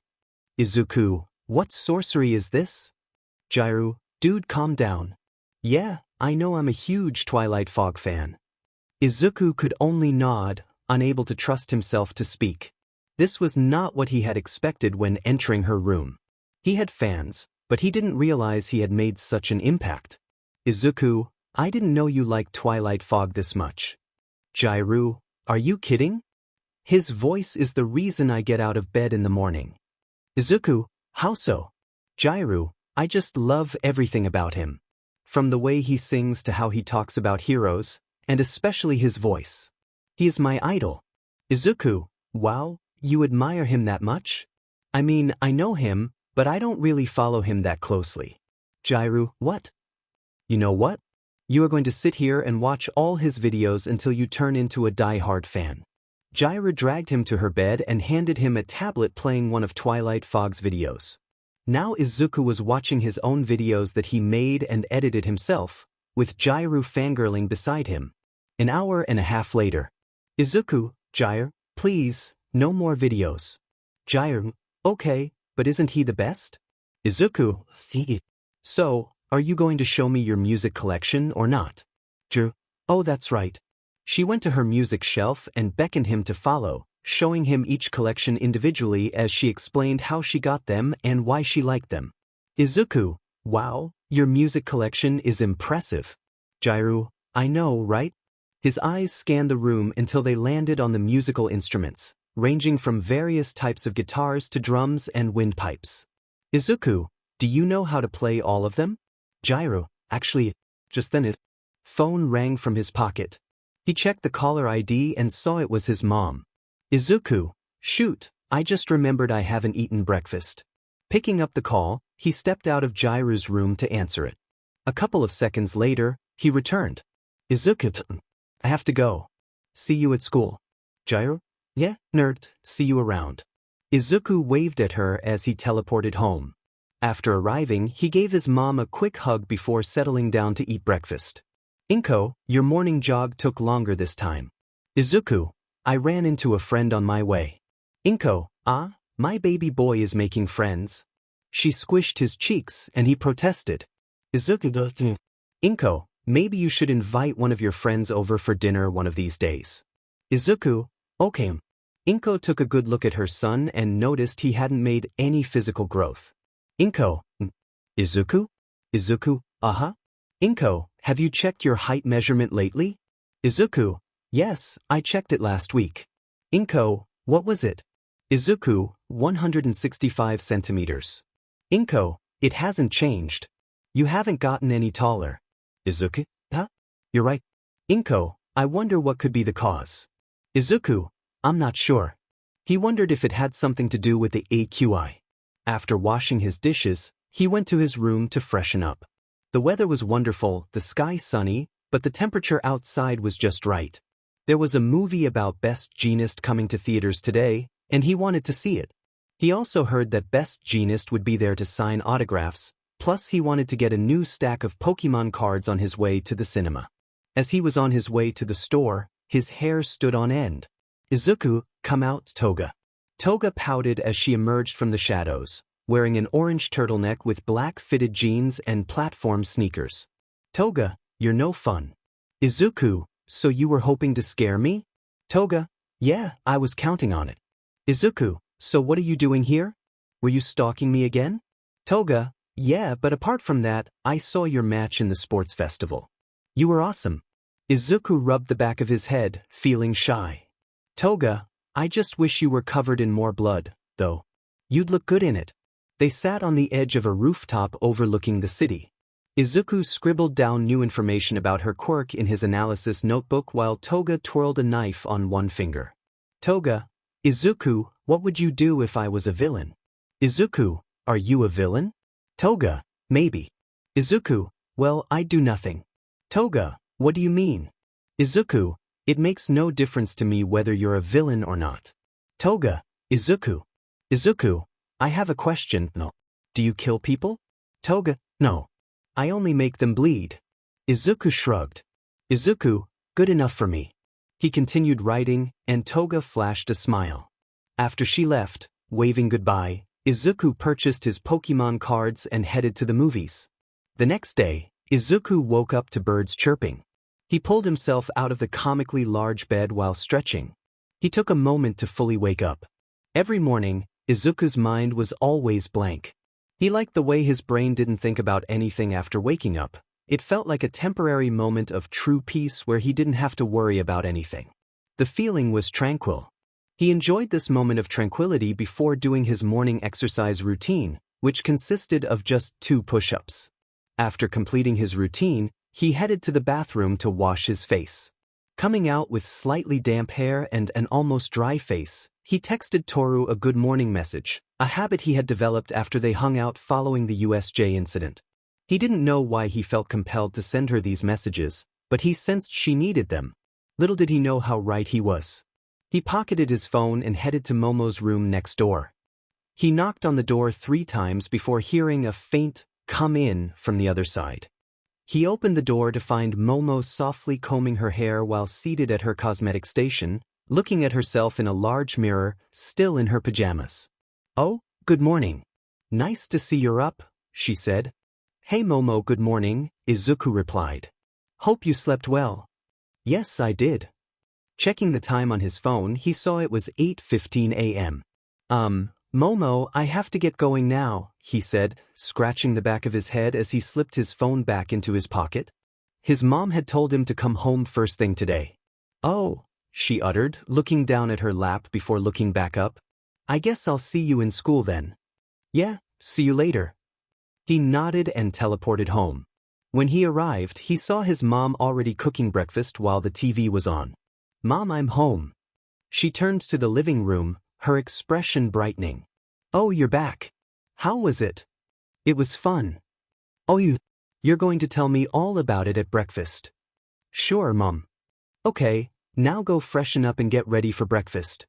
Izuku nodded and teleported to his room to get ready. After breakfast, he sat on his bed, looking at his quirk analysis book, trying to figure out Namari's quirk abilities. Her page in his notebook was blank. Apart from the brief explanation she gave to the class, she hadn't shared more information about her quirk. Since she helped him out of a tough situation with Setsuna, there was a mystery about her that Izuku couldn't quite grasp, yet somehow it felt familiar. Just then his phone rang. He picked it up and checked the caller ID, which showed an unidentified number. Frowning, he wondered who could be calling him before answering. Hello. Hello, Midoriya. Who is this? It's Shoto Todoroki. How do I know it's you? Izuku asked suspiciously. Are you All Might's secret love child? Izuku nodded in confirmation. Yep, it was him. So, Todoroki, how did you get my number? I have my ways, Shoto replied. Why did you call me? I want to see you. Can you come to my place? Okay, but I don't have your address. Don't worry, I'll send you the details shortly. Okay. Hangs up. True to Shoto's word, he sent his address via text message shortly after Izuku hung up. Putting on his classic red shoes and slipping his phone into his pocket, he teleported to Shoto's house. In less than a second, he was in front of the number 2 hero's home. He rang the doorbell and waited. After a moment, the door slid open to reveal Enji Todoroki, his expression stern. What are you doing here? Enji asked harshly. Izuku flinched. Shoto said he wanted to see me, but I can leave if... No, he is staying, a voice interrupted from inside the house. It was Shoto who emerged from the house, glaring at his father as he shoved past him to meet Izuku at the front. Hey, Shoto. Hi, Midoriya. Come in, Shoto said, still glaring at Enji. Shoto, what is the meaning of this? Enji demanded. I invited him here. Is there any problem? Shoto hissed. Enji kept glaring at the two before Shoto grabbed Izuku's hand and dragged him to his room, shoving past Enji. Todoroki, if there's any problem, I can come later? No, Midoriya, there's no problem, Shoto interrupted as they reached his room. Izuku took in his surroundings, noticing the traditional Japanese feel of Shoto's home. As he looked around, Shoto stared at him. So why did you call me over? Izuku asked. Then Shoto bowed at an almost 90-degree angle. Izuku jumped. What are you doing? Please raise your head. I want to say thank you for helping me realize that my power is my own. You helped me see the cage I was in, and I appreciate you guiding me out of it, Shoto said, still bowing his head. I'm glad I could help in any way I can. Now please raise your head, Izuku replied. Shoto kept his head bowed as he continued, No, I still have something to say. I'm sorry for the way I treated you. I misjudged you horribly, and I'm sorry for that. Can we start over and be friends? Izuku lifted his head. No, let's be bros, he said, stretching out his hand for a fist bump. Shoto's smile faltered at the term brothers. He hesitated, and his smile faded slightly. Yeah. Brothers, Shoto replied, meeting Izuku's fist with his own. Brothers, Izuku echoed, nodding. With a slightly bitter expression, Shoto asked, Midoriya, can I spar with you? I want to test my full strength against you again. Sure, but where are we going to spar? Izuku inquired. We can go to my courtyard, that's where I train, Shoto suggested. All right, lead the way, Izuku agreed. As they left Shoto's room for the courtyard, they passed through the living room, where Izuku spotted a familiar face he hadn't expected to see, Fuyumi, carrying a laundry basket filled with clean clothes. You, he said, surprised.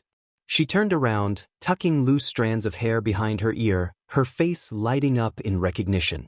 Oh, it's you. What are you doing here? Izuku asked.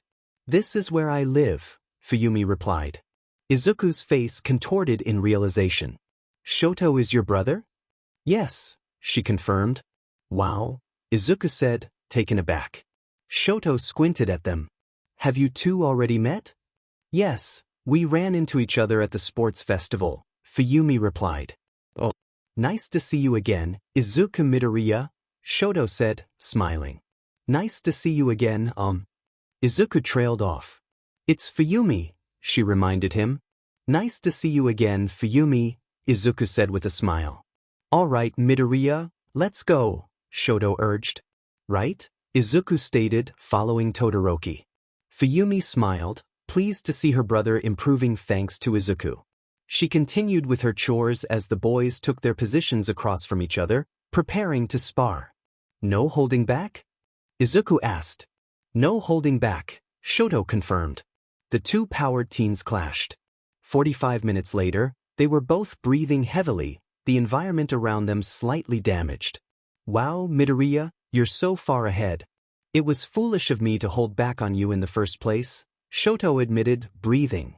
Glad you're not doing that anymore, Izuku replied. Unbeknownst to them, Endeavor was watching from a window, contemplating something about the two boys.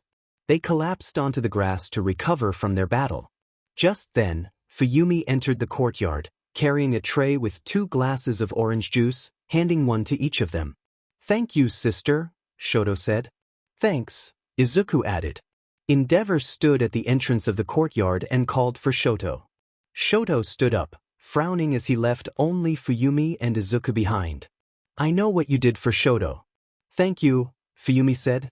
Izuku waved his hand dismissively. It's nothing. I'd do it for anyone in his position. I'm assuming he told you everything, she said, glancing toward the entrance. Yeah, it was upsetting to hear what your father has been doing to you all, Izuku replied. Well, out of all of us, Shoto is the one who's suffering the most. So I thank you for lightening his burden, even if just a bit, Fuyumi said. It's no problem, Izuku assured her. Just then, Shoto returned, and Izuku stood up. All right, Todoroki, I have to get going now, Izuku said. Very well then. See you in school, Midoriya, Shoto replied. Izuku teleported back home. Now, Izuku was sitting on a park bench, scribbling in his notebook at the park closest to his house. In front of him was a appealing pond with koi fish and ducks, creating a peaceful atmosphere perfect for relaxing. He was too engrossed in writing when someone spoke from behind him. What are you doing? A voice asked.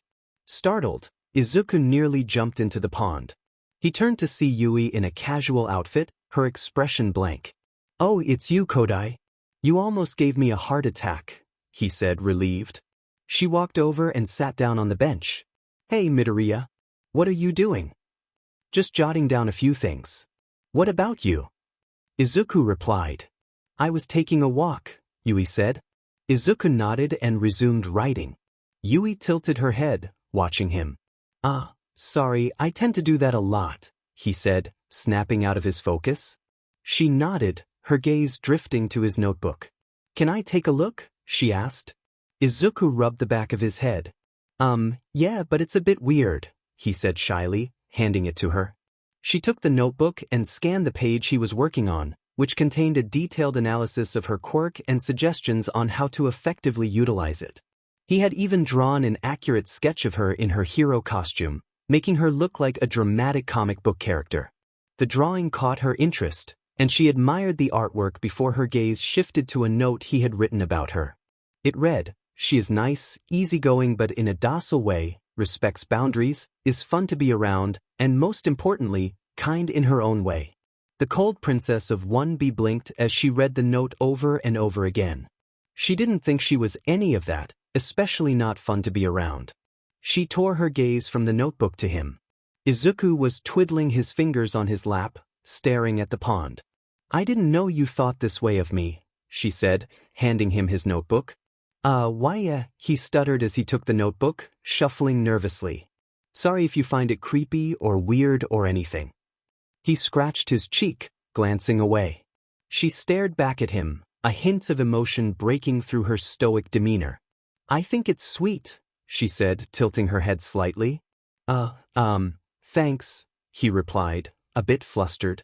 They were walking together to a destination unknown, going with the flow as the wonderful weather felt just right. Cherry blossom leaves colorfully littered their path, creating an appealing display. Despite the awkwardness, they engaged in a friendly walk. Izuku looked deep in thought while Yui stared down the concrete path, her expression unreadable. After a moment, Izuku spoke up. Kodai, is it okay if I ask your reasons for becoming a hero? The cold princess fidgeted slightly, a guilty and timid expression settling on her face. My inspiration comes from the Ultraman series, she admitted, embarrassed. Izuku blinked. Yeah, I know it's a bit weird, she added. I think it's sweet, he said, and Yui was stunned.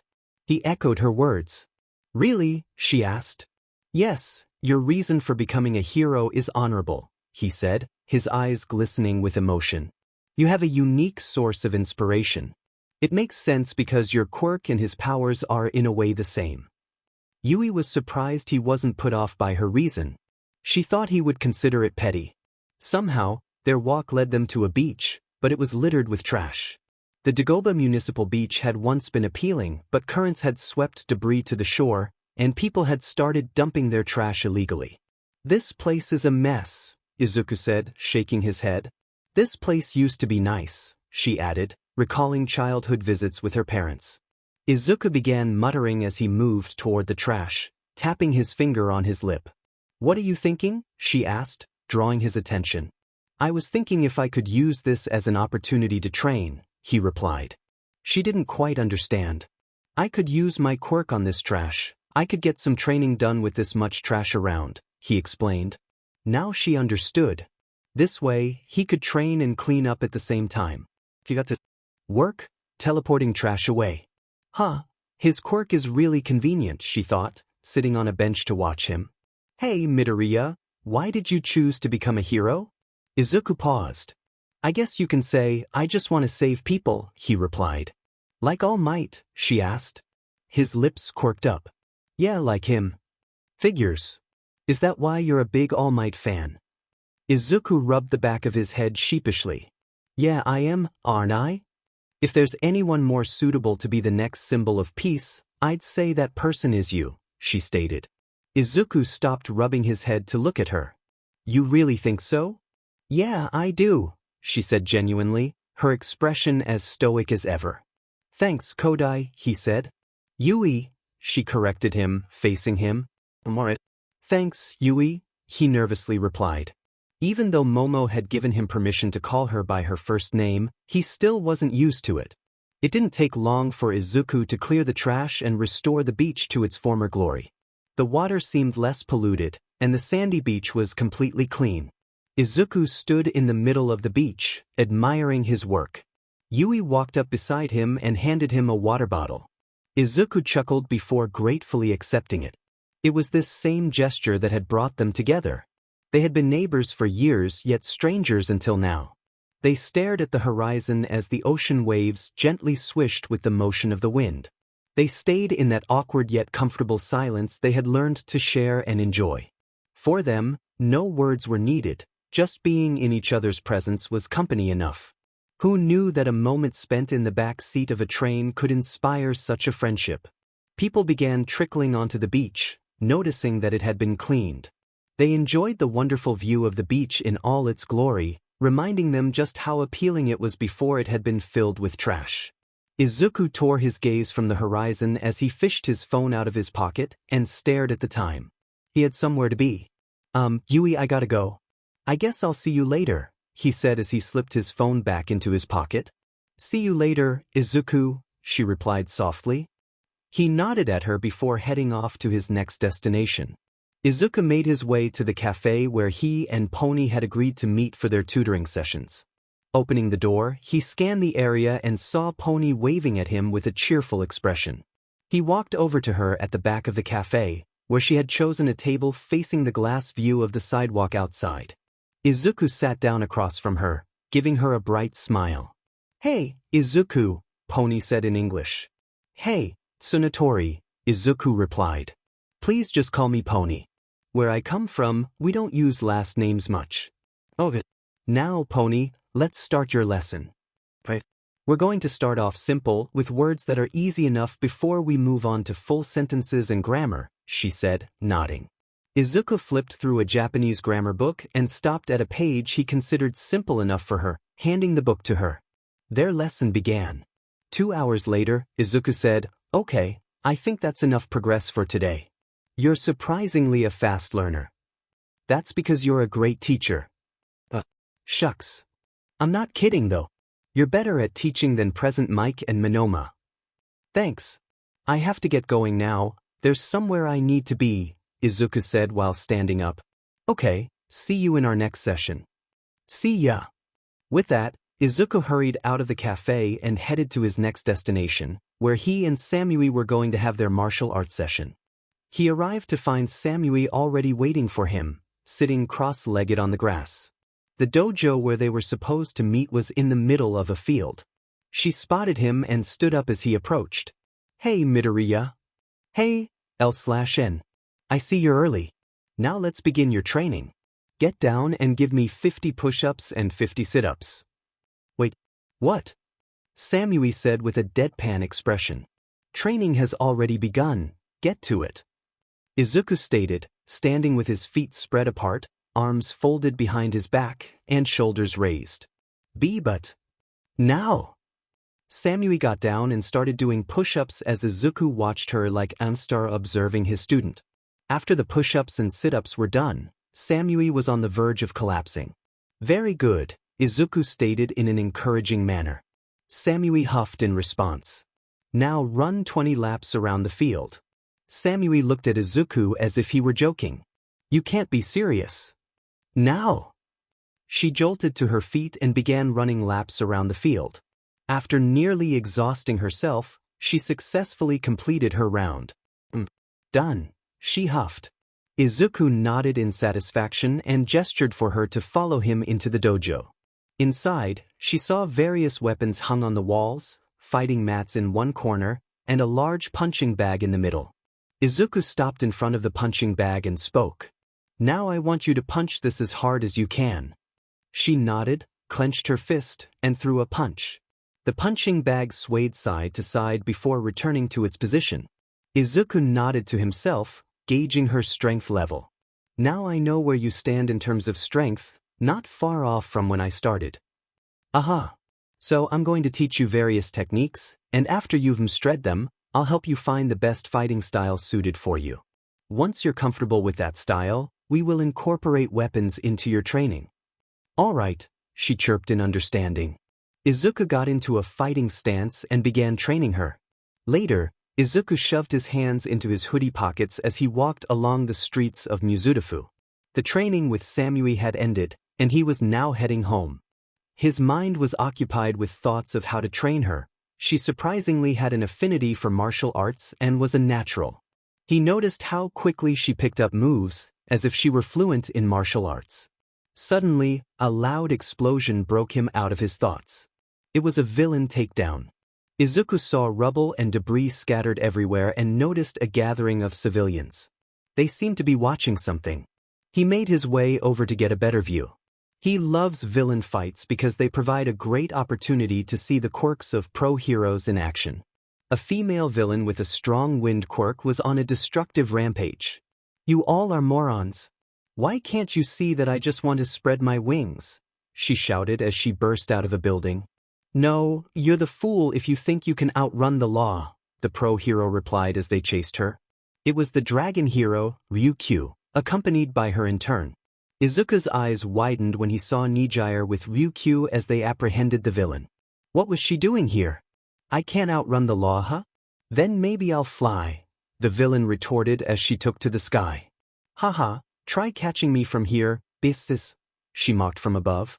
Ryukyu transformed into her dragon form and soared into the air, while Nijire used her quirk to fly as well. You've got to be kidding me, the villain panicked, increasing her speed and altitude, but it was no use, they were gaining on her rapidly. The villain unleashed a blast of wind pressure, but Ryukyu dodged it, and the attack headed straight for Nijire. Watch out! Ryukyu warned. Nijire stopped midair. Nijire wave, 40% output, she called out, sending a wave blast to collide with the attack, neutralizing it. She continued her pursuit of the villain, while Midoriya watched in awe. Wow, so cool.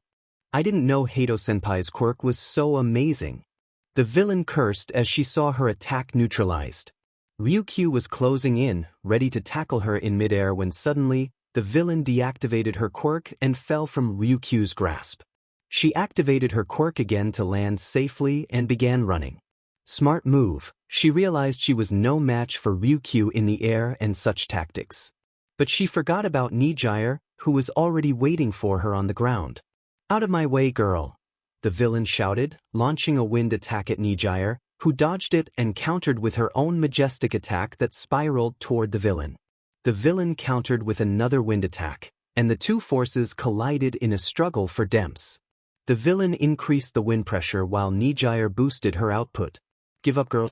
You're no match for me, the villain taunted. Nijire looked at her calmly. You're right, I'm no match, but... Just then, Ryukyu tackled the villain from the left and slapped a pair of quirk-canceling cuffs on her. Midoriya marveled at how cool Nijire was, fighting alongside Ryukyu. They shoved the villain into a police car, and first responders arrived on the scene. After Ryukyu and Nijire gave their statements, Midoriya called out to Nijire. The first responders, police, and ambulance were on the scene as the two heroes finished their report when Nijire heard her name. She scanned the area and spotted a tuft of green hair in the crowd.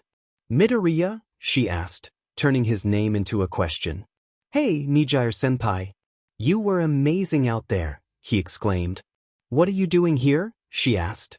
I was in the area when I saw my senpai with the dragon hero taking down a villain, and I just had to watch. Nijire grinned. Well, did you enjoy the show? Oh, I did, he replied enthusiastically. Just then, Ryukyu finished her statement and approached them. Oh, Nijire, who's your friend? She asked. Ryukyu-sensei, this is Izuku Midoriya. He's a kohai at my school. Izuku Midoriya? Ryukyu squinted at him. You're the guy who was the runner-up for the sports festival, aren't you? Izuku nodded. I knew that name was familiar. Your performance in the festival was outstanding. Seriously, I was rooting for you. Izuku's eyes sparkled. Really? That means a lot. I'm a huge fan of yours. Can I get an autograph? He pulled out a notebook and pen from seemingly nowhere. Ryukyu chuckled and signed his notebook. Just when Nijire thought his eyes couldn't get any rounder, they did. I'll cherish this forever, he exclaimed. Ryukyu laughed again. Well, Nijire, you can head off now. I'll take it from here. Are you sure, Ryukyu-sensei? What about the reports? Nijire asked. Don't worry about it, I'll handle it. You can head off with your friend. All right, Nijire replied, and Ryukyu headed off to attend to matters. Nijire looked at Izuku. Come on, Midoriya, let's go. Oh, right. After changing out of her hero costume, they headed out, chatting as they walked. The sound of their footsteps filled the sidewalk, accompanied by the occasional chatter from civilians. Yeah, it was so cool. Izuku said. Well, that's just an everyday occurrence for me and Ryukyu, Nijire replied. I can't believe it. You haven't even graduated from school, and you're already an intern for the number 10 hero. Well, not exactly a sidekick, I'm an intern, she clarified. That's still amazing. I'd give anything to fight alongside Ryukyu. Nijire chuckled. Maybe when you get your provisional hero license. Oh yeah, I know about that. It's the license that gives you temporary permission to use your quirk during emergencies. Yeah, we got ours during our second year at UA, and the exam for it was brutal. Yeah, I can imagine. I'm a bit parched. I guess I worked up a thirst taking down that villain. Come on, Midoriya, let's go get a milkshake. Nijire exclaimed, dragging Izuku along. After ordering, they settled at a table.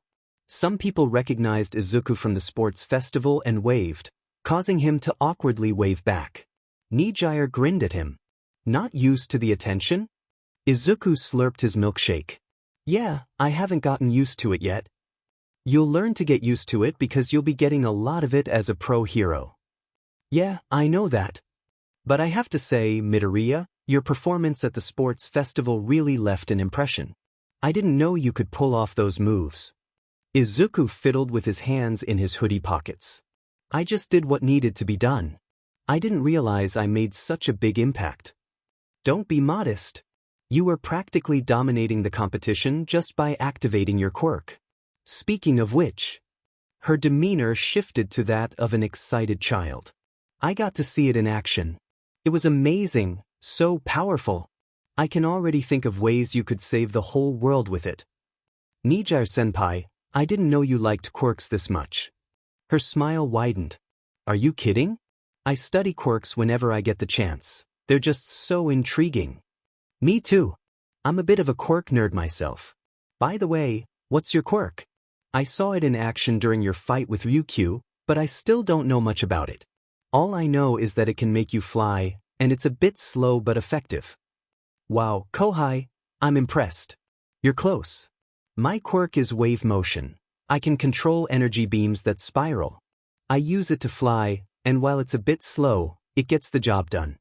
Izuku began scribbling in his trusty notebook. Your quirk is just so interesting. That's nothing. Wait until you see my friend's quirk. It literally makes him untouchable. Are you kidding me? Izuku exclaimed, eyes wide. No kidding. Anyway, Midoriya, I have to get going now. I'll see you later. She smiled and ruffled his hair before walking away. The break UA gave the students to recover from the sports festival had already passed, and now they were back in school.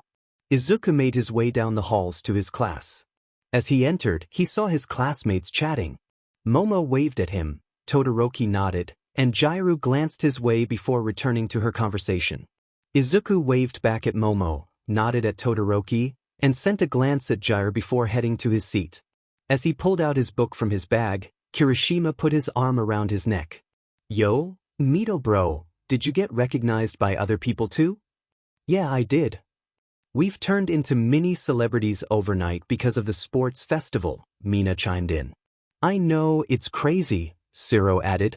Sato took a sip from his water bottle while listening to the conversations around him. Suddenly, Kaminari exclaimed, You what? What? You don't know I pee in the ocean? Kaminari replied. Sato's expression turned to one of disgust as he slowly backed away from his drink, his stomach churning. Momo clutched her head, mortified by Kaminari's statement. Ida looked ready to confront Kaminari, while Shoji gripped his stomach, feeling ill. Mr. Stark. I don't feel so good, he muttered. Sue croaked in agreement, vowing never to swim in the ocean again. Meanwhile, Ojiro was already throwing up outside the window of Class 1A, landing on an unfortunate passerby. The idea of Kaminari's ocean antics was somehow more terrifying than facing fierce villains. As this chaos unfolded, Aizawa and Sekijiro were on their way to their respective classes, discussing matters. Alright, Aizawa, hand over your student, Ken said. Which one? Aizawa replied. Izuku Midoriya. Back of it. He's off limits. But I just want to borrow him for 2 weeks. You can have him back after that. Why do you want him anyway? I want to see the effect he's going to have on my class. His skills are really valuable. I'm still not letting him go. You can take Bakugo instead. Sighs. I didn't want to do this, but you leave me no choice. Ken pulled out a paper and shoved it in Aizawa's face. What is this? Aizawa asked. The principal's approval for the temporary transfer of Izuku Midoriya. Aizawa blinked in disbelief. Nizu. His yell echoed throughout UA.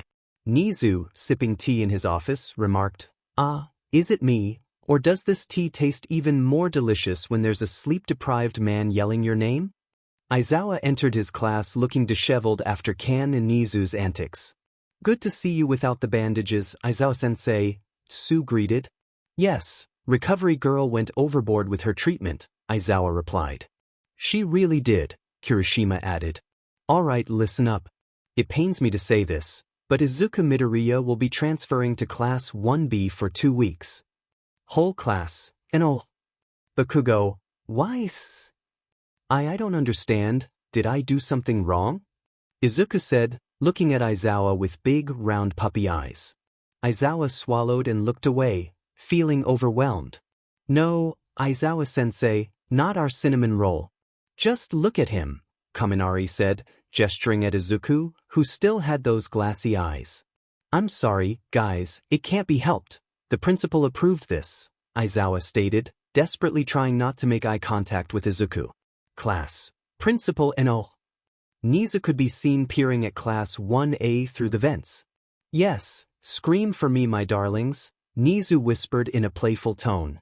Uraraka, I never thought this moment would come, where I have to say goodbye to a friend. Bakugo, heck yeah. I've been waiting for this moment all my life. Mina, promise me one thing. Promise me, Midoriya, that you won't forget me. Midoriya, it's just for 2 weeks. I don't think that's enough time to forget someone. Mina, promise me. Izuku, I promise. Aoyama, au revoir mon ami. Till we meet again. Kirishima, we're gonna miss you, bro, even Bakugo. Bakugo, you, heck no. Go stay with the other extras in that other class where you belong. Kirishima, Baku bro, be nice for once. Bakugo, why don't you just go away for once? Izuku stood up, hands gripping his bag straps. Guys, it can't be helped. I have to go. It's for the best. Kaminari, sniffles, goodbye, bro. I will tell you all about it when I see you again. Bakugo bonked Kaminari on the head. Dude, he's not dead. Kirishima, farewell, friend. You will always be in my heart. Bakugo, again, he's not dead. Izuku walked out the door, giving his classmates one last glance before leaving. Siro, there goes a true hero. Bakugo, true hero my foot when I'm here. Siro, snorts, Bakugo, you're too funny. Bakugo, I'll show you who's funny. Bakugo was about to grab Siro when Aizawa started class. Meanwhile, Izuku made his way to Class 1B, where he saw Vlad King waiting for him at the door. Vlad King, welcome, Izuku Midoriya. Let me introduce you to my own brand of problem children. Izuku nodded. Vlad King, now wait here until I say you should come in, then we'll begin introductions. Izuku nodded again as Mr. Ken walked into the classroom. The students were going about their day, waiting for classes to start. Kendo was talking to her best friend, Shiozaki. Momo was, as usual, talking about Class 1A. Fukudashi and Bando were having an argument. Rin and Tsunatori were chatting. Kurwaro kept stealing glances at Kinoko, while Setsuna, the matchmaker of Class 1B, teased Kinoko about it. Setsuna, ooh, I think someone can't stop staring at you. Kinoko, sighs, it's not like that, Setsuna, we are just friends. Setsuna, just friends, you say? Then why can't he take his eyes off you? Kinoko, I don't know, Setsuna. Can you drop this? Setsuna, fine, but I'll be waiting for my ship to sail. Just then, Mr. Ken walked into the room. Ken, all right, future heroes, settle down. The students settled as Vlad King began talking. Vlad, now I want to introduce you to your new temporary classmate. He is from Class 1A and will be with us for 2 weeks before returning to his formal class. The students of Class 1B started chattering among themselves, wondering who it was. Yosetsu, I wonder who it could be. Tetsu, I hope it's not Bakugo. I can't stand that guy. Monoma, what's this I hear? A student from those arrogant BSTRDS called Class 1A will be joining us. This will be interesting. Kinoko, I wonder who it could be. Setsuna, I hope he's cute. Shiozaki, who could it be that has been chosen to join us? Kendo, beats me. Vlad King gained their attention by clearing his throat. Now, please try as much as possible not to make his stay here a nightmare and behave yourselves, Vlad King said, glaring at Monoma, who shrank in his seat. Vlad King, without further ado, come in. A tiny squeak was heard as Izuku anxiously waited to enter his new temporary class. He took deep breaths, trying to suppress his nerves. For Izuku, it felt like entering a new school all over again, worrying about whether his new classmates would like him or if he'd fit in. Then he heard Mr. Ken say, come in, which was Izuku's cue to enter. He let out a tiny squeak because he wasn't as ready as he thought he was. With a shaky posture, Izuku opened the door and slipped inside. "Alright, introduce yourself. I will be heading out for a minute to attend to something," Vlad King stated as he left the room. Izuku, hey there, I'm Izuku Midoriya. The whole of Class 1B blinked simultaneously, each having different reactions. Tetsu, Juzo, Shiozaki, and Kendo's faces lit up in recognition. Setsuna's expression darkened. Yui Kodai's expression brightened just a little. Pony perked up at the sight of Izuku, and Kinoko smiled slightly. Tetsu was the first to speak. "You Midoriya bro. So you're the person from 1A that's going to be here for 2 weeks." Izuku, yes. "Ah sweet, glad it's you. Hananuki, come over here and say hi." Tetsu said, putting his arms around Izuku's neck and gesturing for Juzo to come over. "Hey there, Midoriya. Good to see you again," Juzo said, approaching Izuku with Kendo and Shiozaki. Izuku, "Why yeah, good to see you too." "Hi, I'm Kendo, and this is Shiozaki. Welcome to 1B, Kendo said as Shiozaki bowed. "Yes, it is indeed an honor to welcome you," Shiozaki added. "Thanks, guys," Izuku replied, giving a nod and a small smile at Yui while waving at Kinoko, trying to avoid eye contact with Setsuna. This didn't go unnoticed. Setsuna shifted her glare from Izuku to Kinoko. "Do you know him?" Setsuna asked, irritation evident in her tone. "Yes, we met during the entrance exams," Kinoko replied.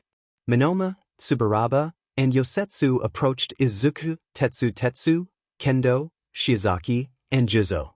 "So, have you come to your senses and realized that Class 1A is trash, and we are the real deal, or have you come here to gloat about them?" Monoma taunted. "Please just ignore him," Tsubaraba said. "So, have you guys already met?" "Yeah, in the sports festival," Tetsu added. "My name is Cozy-Eyed Tsubaraba, by the way." "You were awesome in the sports festival," he continued. "Yeah man, you were crushing it." "Name's Yosetsu Aways," Yosetsu chimed in.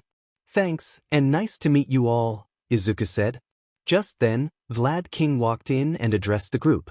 "Alright, now that's done, all of you are going to partake in a training exercise I just set up.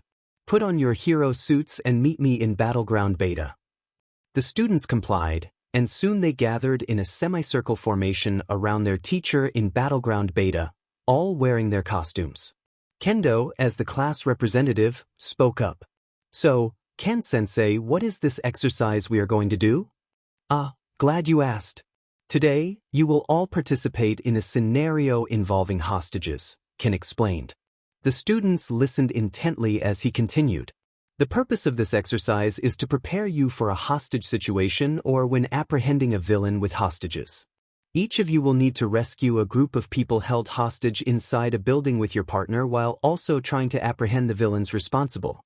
The building is rigged with traps, and if any are activated, it will endanger the hostages. Your objective is to rescue the hostages without triggering any traps while also apprehending the villains. Some of you will play the villains and try to stop the heroes." The four were waiting outside the building for their teacher. Setsuna and Kurwaro were staring at Izuku for different reasons, while Kinoko twiddled her thumbs. Izuku felt the weight of Setsuna's intense gaze while wondering why Kurwaro looked like he wanted to avoid him.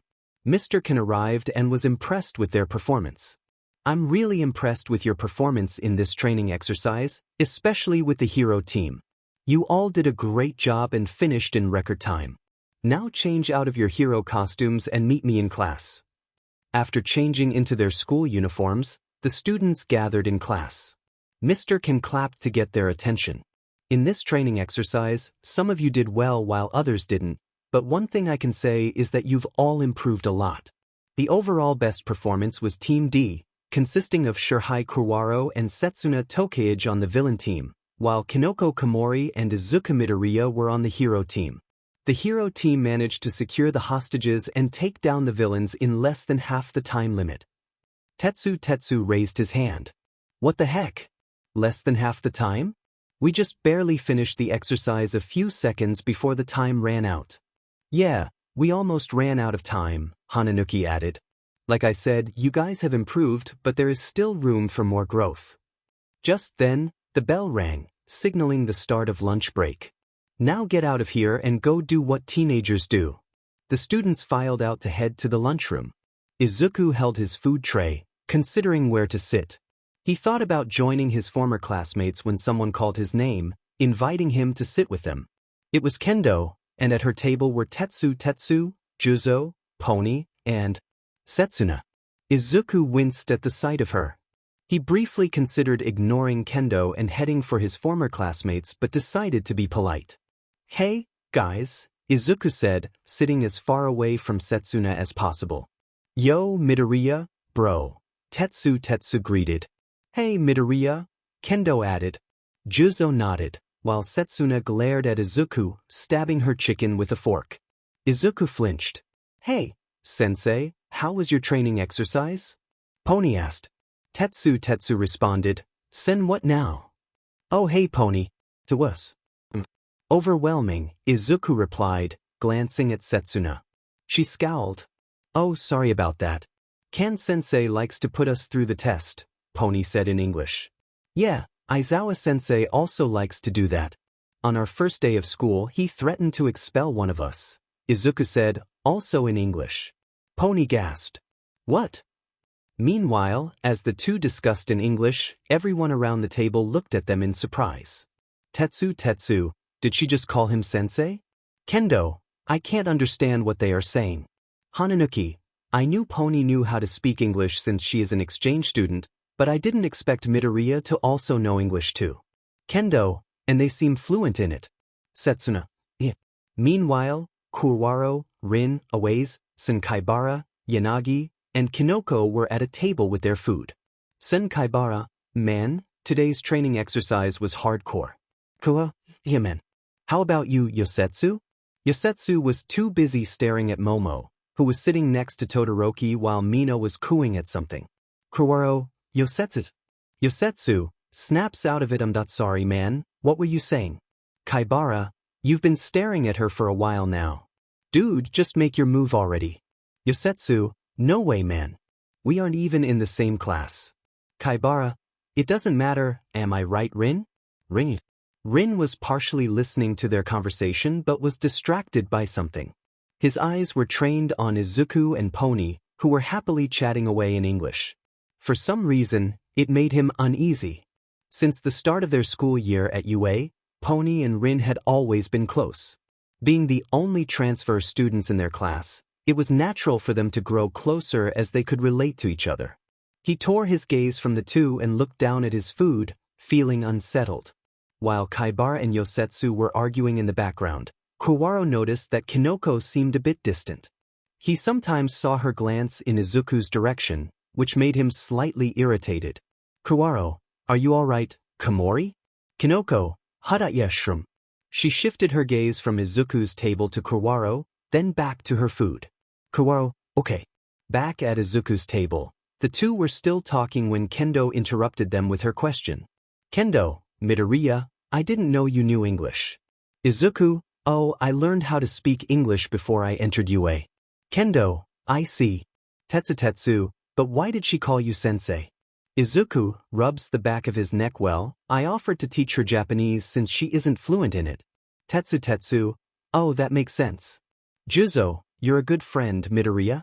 Tetsu, yeah, so manly my dude. Pony, and he's a great teacher. Setsuna raises an eyebrow. Setsuna, what about present Mike sensei? Tetsu, come to think of it, all he does is scream at us throughout English PRD. Pony, I know, right? Kendo, so what were you two talking about in English? Izuku, oh, I was telling her about how Aizawa-sensei threatened to expel one of us on the first day of school. Everyone, what? Izuku, yeah, it was crazy. Juzo, is he insane? Tetsu, that's so hardcore. Kendo, he's even worse than Kan-sensei. Izuku, yeah, but it later turned out to be a trick to psych us up. The next morning, Izuku and Yui were walking to school together. The weather was cloudy but a bit sunny. They walked in an awkward silence that they both learned to appreciate whenever they were together. The two were an odd pair. One was someone who didn't show a lot of expressions and kept to herself, while the other was timid and easy to interact with. There was a slight shift in Yui's expression. It was so subtle that you would have missed it if you didn't look closely. Izuku squinted at her. Izuku, are you alright? You seem distant. Yui. Izuku sighed. Izuku, look Yui. He flinched just slightly when he said her name, not used to calling people by their given names. Yui? Yes, Izuku. She said his first name, showing him that she was comfortable calling him by his given name. Izuku, what I wanted to say is that if there is anything bothering you or if there's anything on your mind, I'm ready to listen. But you don't have to tell me if you're not comfortable with it. Yui looked at him and tilted her head to the side. What's the matter, Izuku? Aren't you comfortable? Izuku, why, it's nothing. He shook his head. Can I ask you a question? She nodded. Yui, we've been neighbors for a long time, but we've never spoken to each other except to exchange greetings. Why is that? Yui's gaze shifted downwards, her bangs drifting in the wind. Yui, I guess. You've never noticed me. All this while, I've been trying to get your attention, but you didn't notice. It's always been like that. Izuku's lips parted, and his throat dried up. So that was the reason. She had been trying to get his attention in her own way, but he had been too busy dreaming about heroes and dealing with bullying. Izuku, Yui, but it's okay. We're here now, aren't we? It took you long enough to realize it, but we're friends now, aren't we? Izuku lost his composure for a moment. In that stoic face of hers was a faint smile. His grip tightened around his bag straps. We'll always be, he said, his eyes glinting with a mysterious gleam. I can see the school up ahead. He flashed a smile that highlighted his diamond freckles. She swallowed, and that feeling grew tenfold. The two entered their classroom to see their classmates chatting away as they waited for the bell to ring. He sent a small smile to Kinoko and a wave to Pony, who was waving back. Kaworu and Rin squinted in suspicion at this interaction. Yo, Midori bro, Tetsu called out. See you later, Izuku said to Yui as Tetsu hijacked him and dragged him over to where he and Juzo were. Shiozaki and Kendo were chatting at the table next to them. Hey Midoriya, Kendo chirped in a friendly tone. Greetings, friend Midoriya, Shiozaki added. Hey there Midoriya, Juzo said. Izuku reciprocated all their greetings. So, do you guys know what Ken-sensei has in store for us today? Tetsu asked.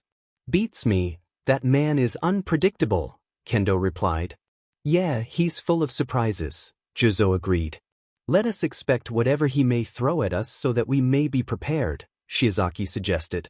Tetsu nodded just as the gigantic door slid open to reveal Vlad King. The whole class quieted down, settling in to listen to what he was going to say. Morning class, today. The whole class leaned in, waiting in anticipation. You are going to be picking hero names. Is that it? The class responded in unison. Yeah, that's it. What? You guys thought I was going to make you fight the hero killer or something? Tetsu chuckled. Yeah, something like that. Wasn't expecting this, Juzo added. Your hero names are what you will be referred to while on the job. Just as musicians have stage names, heroes have code names. They establish your identity as a hero. Now, when picking hero names, you have to be sure of what you want to name yourself, or... The door was flung open to reveal Midnight. You will have hell to pay later, she finished for him. Thank you, Midnight. Now, Midnight will supervise you guys on which hero name to pick. Midnight walked to the podium and said, some pro heroes later change their hero names, but most end up with their code names for the rest of their lives. That's why I'm here, to make sure you don't end up with inappropriate names. She handed Shota a bunch of small boards and markers and instructed him to pass them around. Eventually, the items were distributed among the class, and the students began brainstorming ideas for new names. All right, who would like to go first? Midnight asked. The students looked among themselves, but Monoma stood up and walked to the front of the class. The Phantom Hero, Phantom Thief. Oh, I like it. But why Phantom Thief? Midnight inquired. Well, because my quirk can copy other quirks, so it's like I'm stealing them, Monoma explained. It's so you, Midnight agreed as he returned to his seat. Who's next? Midnight called out. Away stood up and walked to the front of the class with his board. The welding hero, welder. Nice, Midnight said. Next was Juzo. The muddy hero, mudman. Good enough, she replied. Then came Setsuna. The reptilian hero, lizardy. Approved, Midnight smiled to herself, thinking these children were easy to work with compared to Class 1A. In a flashback, Midnight recalled helping Class 1A pick their hero names. Okay, who's next? She asked. I am next, Aoyama said flamboyantly as he made his way to the front. Shining hero, I cannot stop twinkling. What the heck? That's a full statement, Midnight exclaimed. Next, Bakugo stomped over to the front.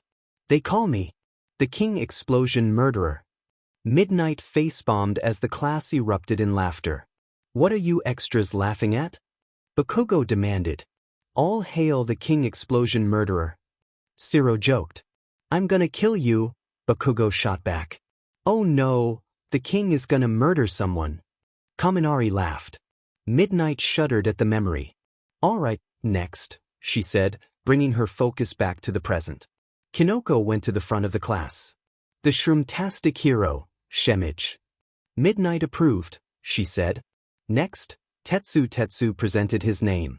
The iron hero, real steel. Verified. Let's keep the ball rolling. Pony presented her hero name. Emily. Oh, you, scary. I like it. Next. In time, all of the class presented their hero names, leaving only Izuku and Kendo. Kendo walked up to the front and presented her hero name. Battle Fist. Very good. Now for the last. Everyone's eyes were on Izuku as he made his way to the front. Let's see that hero name, Midnight said. Izuku revealed his board to show. The pop-up hero, Anywhere. Midnight squealed. Oh, I like it. It's so cute. But why Anywhere, though? Because of my quirk. When fighting me, anywhere is possible, Izuku explained.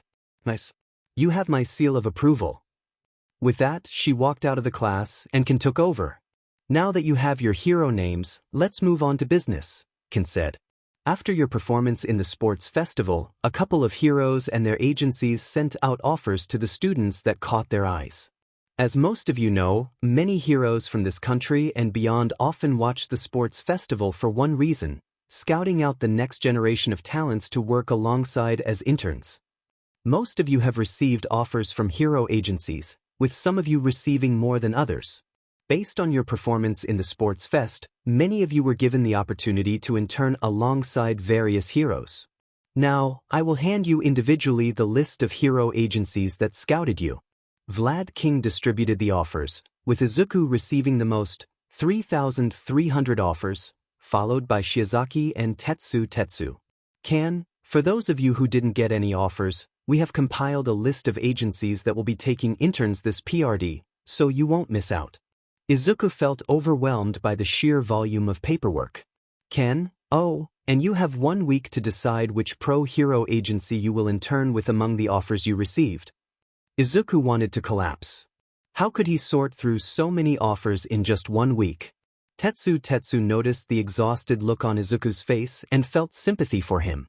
Tetsu, man Mito, you sure have it rough. Tagaru, I almost feel sorry for him. Kaibara, I don't know whether to feel good or bad about not getting many offers. Shishida chimed in, referring to Shiozaki and Izuku. Yeah, you two are going to have a long week. Shiozaki, I agree. The number of offers I received is daunting, but it pales in comparison to what Midoriya has. Izuku sighed, already buried in his paperwork. Hananuki remarked on Izuku's state, and Fukudashi added, after that motivational speech he gave and the stunts he pulled, it's no surprise the pro-heroes wanted him. Tetsu, yeah, after those performances at the festival, every pro-hero in Japan would want him. Kendo clapped to regain everyone's attention. Alright, let's not get distracted. We need to submit our applications next week, so I suggest we start sorting through our offers. Shishida agreed. During lunch, Izuku was on his way to a table with his food when he heard voices calling him. It was Kendo and Momo, who were discussing something at their table. Spotting them waving, he made his way over. Izuku, hey. Kendo, hey there. Momo, how have you been? It's been a while. Izuku, yeah, I guess it's been a while. How is the class holding up?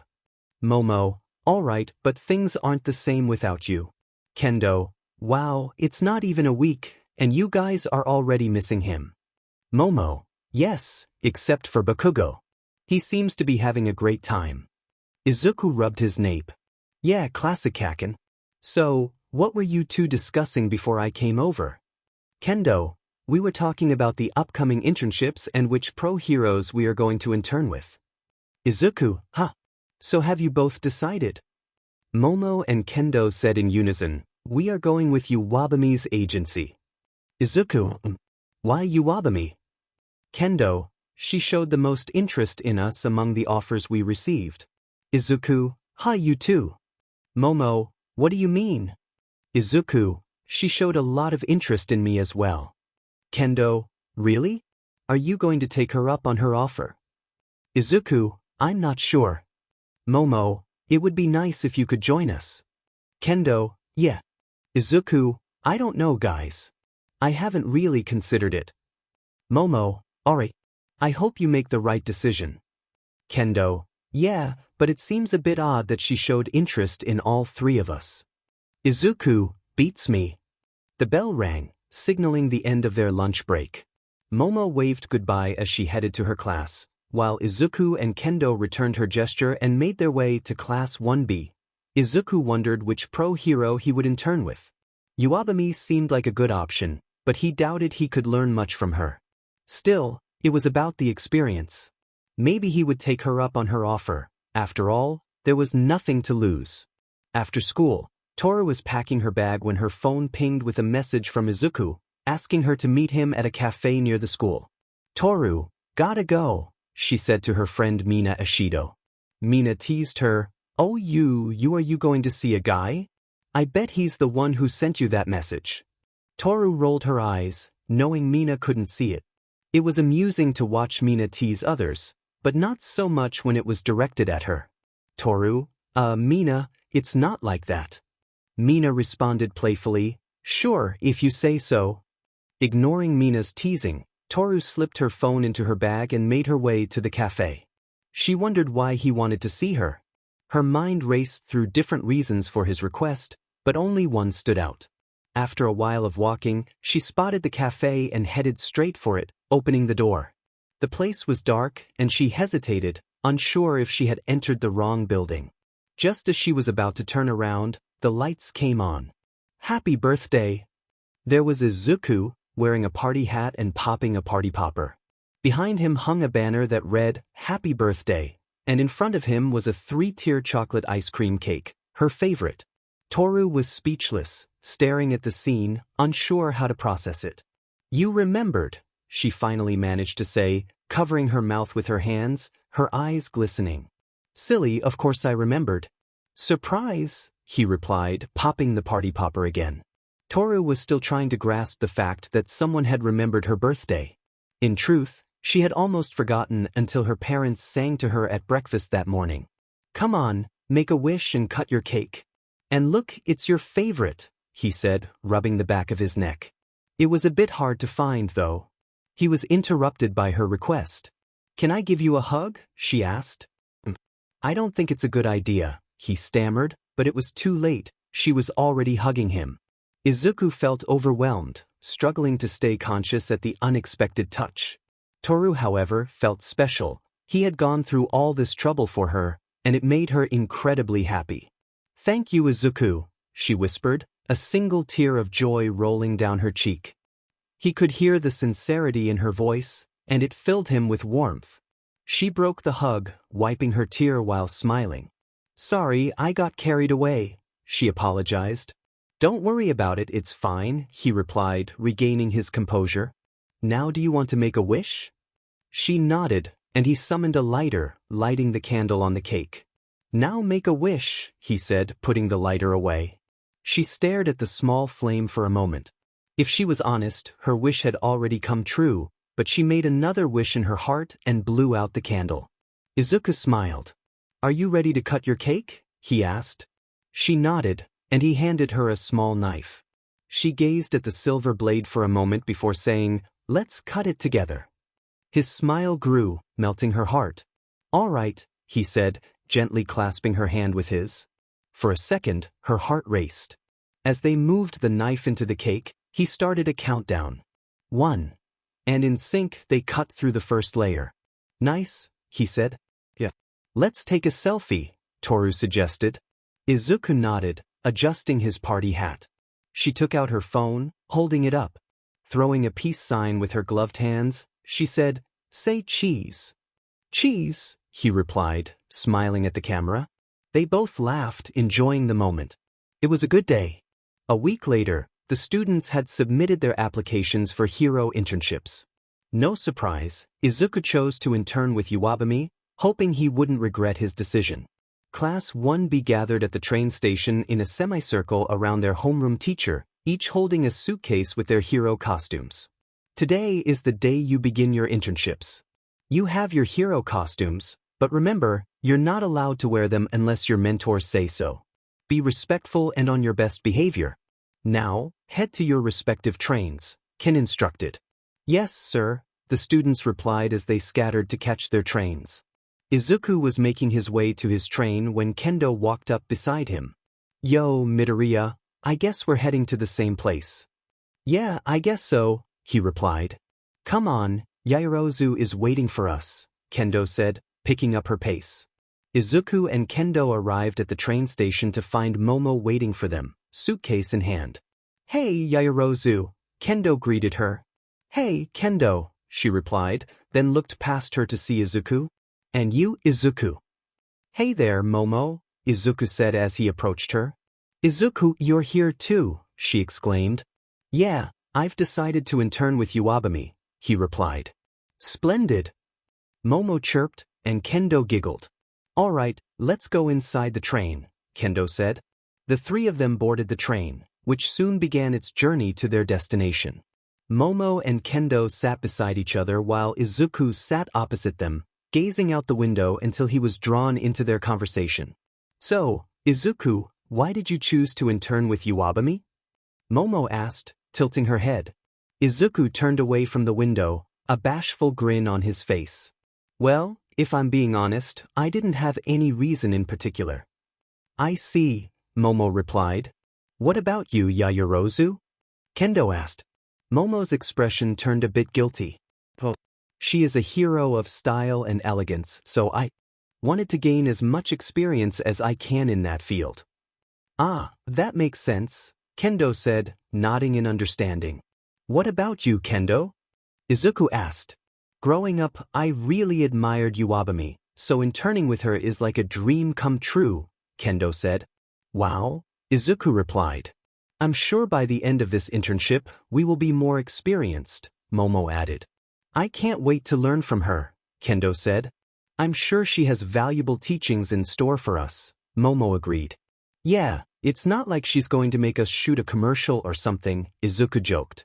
After hours of conversation, the train finally halted at their destination. The trio disembarked and trekked the rest of the way to the agency. Upon arrival, they admired the building's outer architecture. "Oh wow," Izuku said.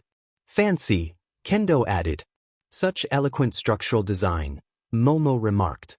Inside the reception area, they were greeted by none other than the snake hero herself, Iwabami, who was waiting for them with her hands on her hips. "Finally, you children are here," she said. The three bowed in sync. "Polite, I see. Good, wouldn't want any brats. Where are your student IDs?" Iwabami asked. The trio flashed their IDs at her. "Good. Now introduce yourselves and your hero names," she instructed. Momo was the first to speak. "My name is Momo Yaoyorozu. I am the creation hero, Creati," she said with a curtsy. Kendo followed. "My name is Itsuka Kendo. I'm Battle Fist," she said, also curtsying gracefully. Finally, it was Izuku's turn. "My name is Izuku Midoriya. I am the pop-up hero, Anywhere," he said, bowing dramatically. "You kids are going to do just fine." Now put on your hero costumes and meet me here in 10, Uwabami instructed. Are we going to do hero work? Momo asked. Yes, we are. The most important of them all. Uwabami said, and the three leaned in with anticipation. Paparazzi, she declared. What? They exclaimed in unison. I am going to a fan event, and you guys are coming with me, she said, walking away with the sound of her heels clacking on the marble floor. Did she just say paparazzi is the most important aspect of hero work? Izuku asked, bewildered. You heard it too? I thought I was hearing things, Kendo replied. We should head to the changing room and change into our hero costumes, Momo suggested. But where is the changing room? Kendo asked. Just then, several people clad in elegant black suits approached them.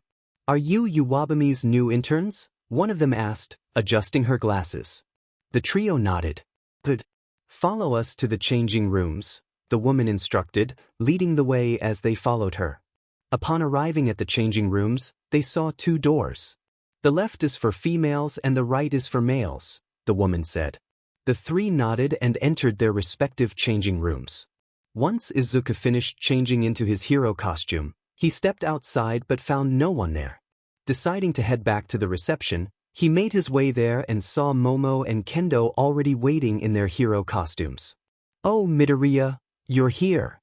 Kendo exclaimed as he approached them. Where is Uwabami? Izuku asked. I don't know, Kendo replied. She asked us to meet her here, Momo added. The people in black suits returned. But you guys are done. Uwabami instructed me to take you to her, one of them said. They nodded and followed the suited individuals outside, where a limo was waiting for them. The woman gestured for them to enter, and they did. Inside the limo, Uwabami sat with her legs elegantly crossed, filing her nails. The snakes in her hair perked up as she turned to face them. You kids are done. Now chop chop, she said, clapping her hands twice as the limo began to move. The three of them watched Uwabami as she polished her nails. She noticed their gazes and huffed, dropping her nail filer. All right, kids, listen up. Being a pro-hero involves dealing with a lot, such as villains, crowd control, rescue missions, and finally, the paparazzi. They are always around, and you can't get rid of them. You just have to deal with it. This experience will hopefully show you how to handle them. Understood? Yes, ma'am. Kendo, Momo, and Izuku replied in unison. Now look alive, we're here. The limo came to a stop, and Uwabami opened the door, stepping out to wave to a sea of fans. The three stepped out too, greeted by a horde of paparazzi, journalists, reporters, and a multitude of fans. The three gulped. Izuku was already regretting his life decision. The crowd was overwhelming, but it paled in comparison to the crowds he faced as Twilight Fog. His fanbase was on another level, and it was only getting bigger every day. Izuku was relieved that no one recognized him as Twilight Fog, as it meant they were left in the dark about his identity. He glanced over at Kendo and Momo, who were equally overwhelmed. Momo stared at the crowd in slight horror, and Kendo echoed her sentiment. I want to go home, Kendo said. Momo agreed. After several hours of smiling at cameras, the three collapsed into Uwabami's limo chair, exhausted. I can't feel my cheeks, Momo groaned. I can't feel my legs, Kendo added. I can't feel anything, Izuku said, prompting the two girls to look at him in concern. Yikes, they said in unison. As the runner-up for the sports festival, Izuku had attracted a bit of attention. Kendo poked him to check if he was still alive.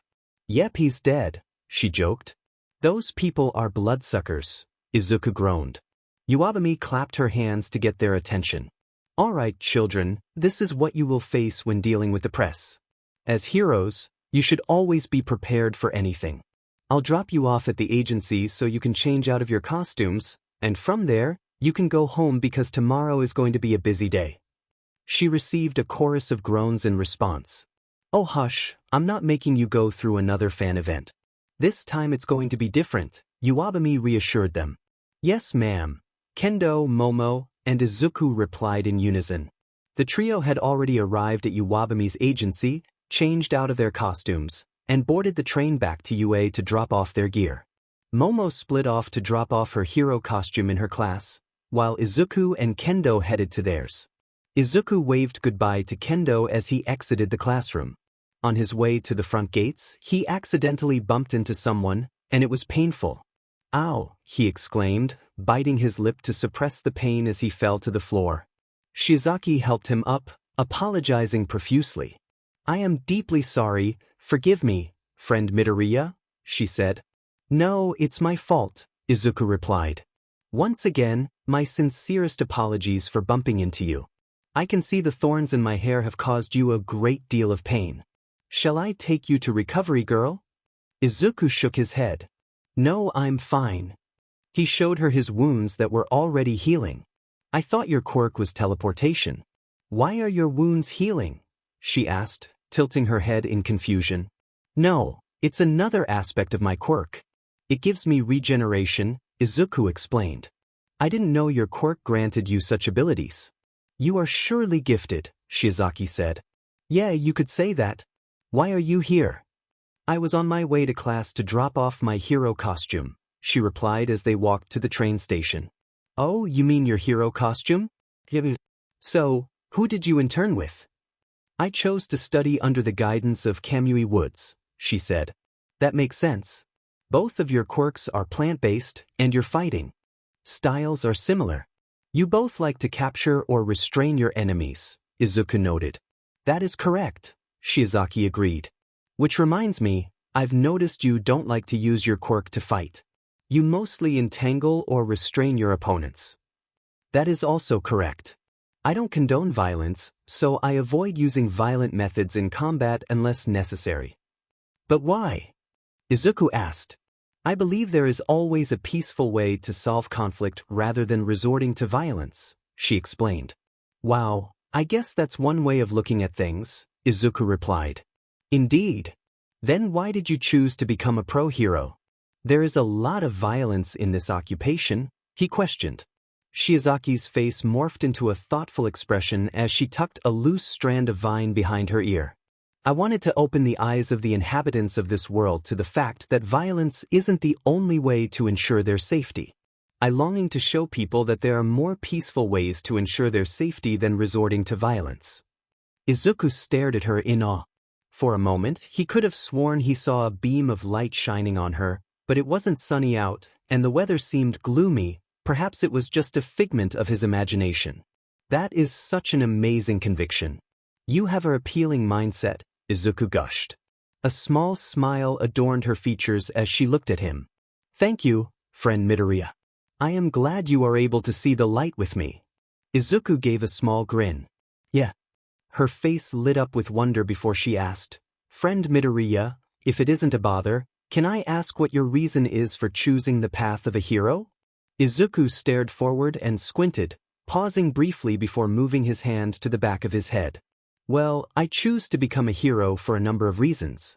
One being that I want to be a hero for those who want to but aren't privileged to, for those who don't have the capacity or opportunity. The second is that I want to become a hero for someone who isn't around to see me become one." He wore a melancholic smile as he said that last part. "And the third reason is because I just want to save lives." He trailed off. "It's not too much to ask, is it?" Izuku asked himself in a low tone, already carried away. Shiozaki gazed at the boy beside her. "It's not too much to ask.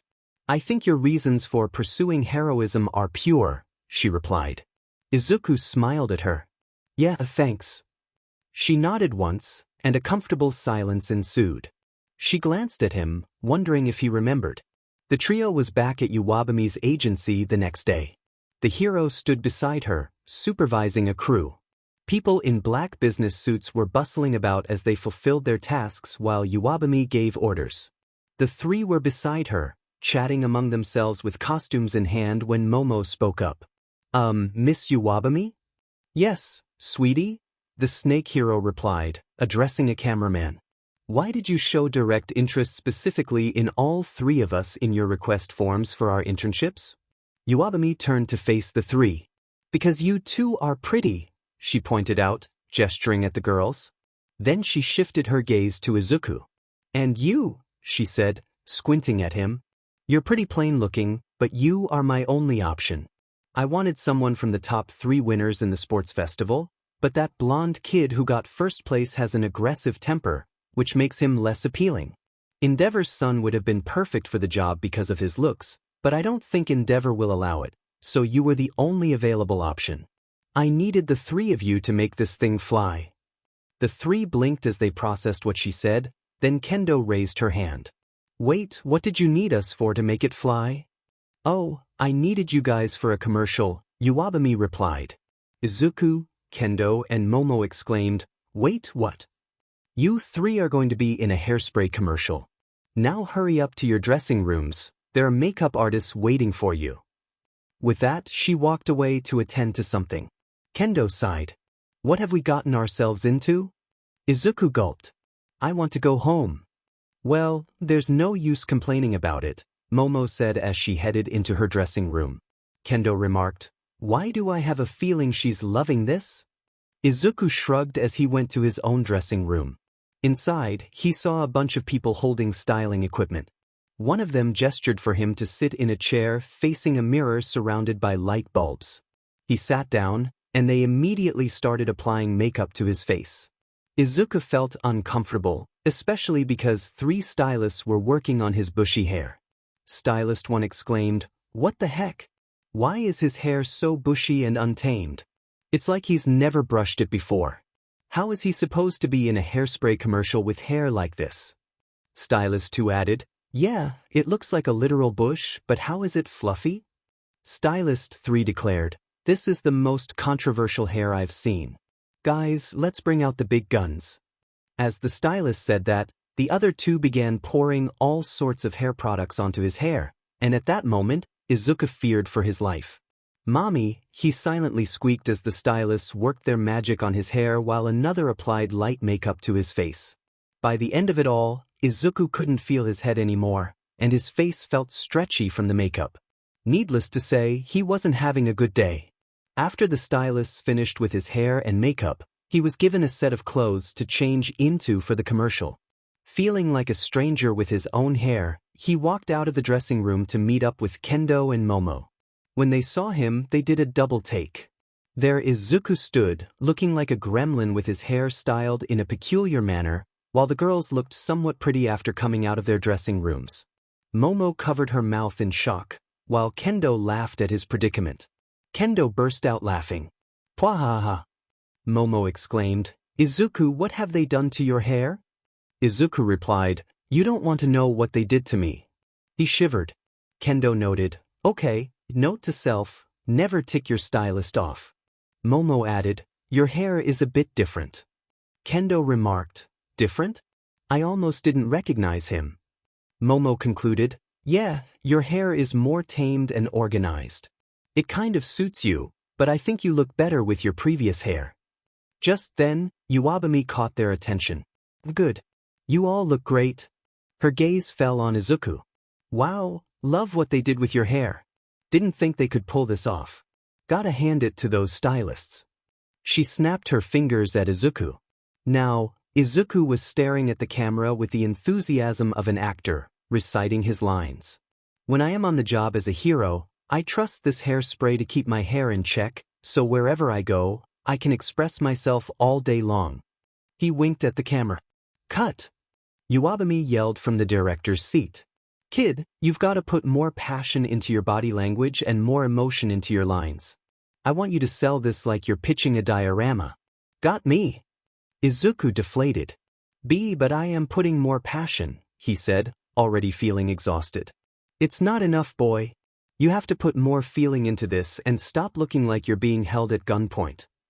Uwabami shouted through a megaphone. What were the girls doing, you may ask? Kendo was laughing at Izuku's struggle while Momo watched him with a blush, feeling sorry for him. Oh my, Momo said. You can do this. You got this. Kendo cheered, still laughing. The 2 girls were waiting for their cue from Uwabami to say their lines. They would be doing a duo segment after Izuku's solo. All right, take action. The camera started rolling as Izuku recited his lines again. Cut. Okay, that's a wrap on the guy segment. You nailed it this time. Now we'll take a 5-minute break before we shoot the joint segment, Iwabami announced. Izuku huffed as he collapsed on the floor, pondering how his life had come to this. Where did I go wrong? He thought. Just then, Momo and Kendo walked up to him. Yo, hotshot, how's the movie industry?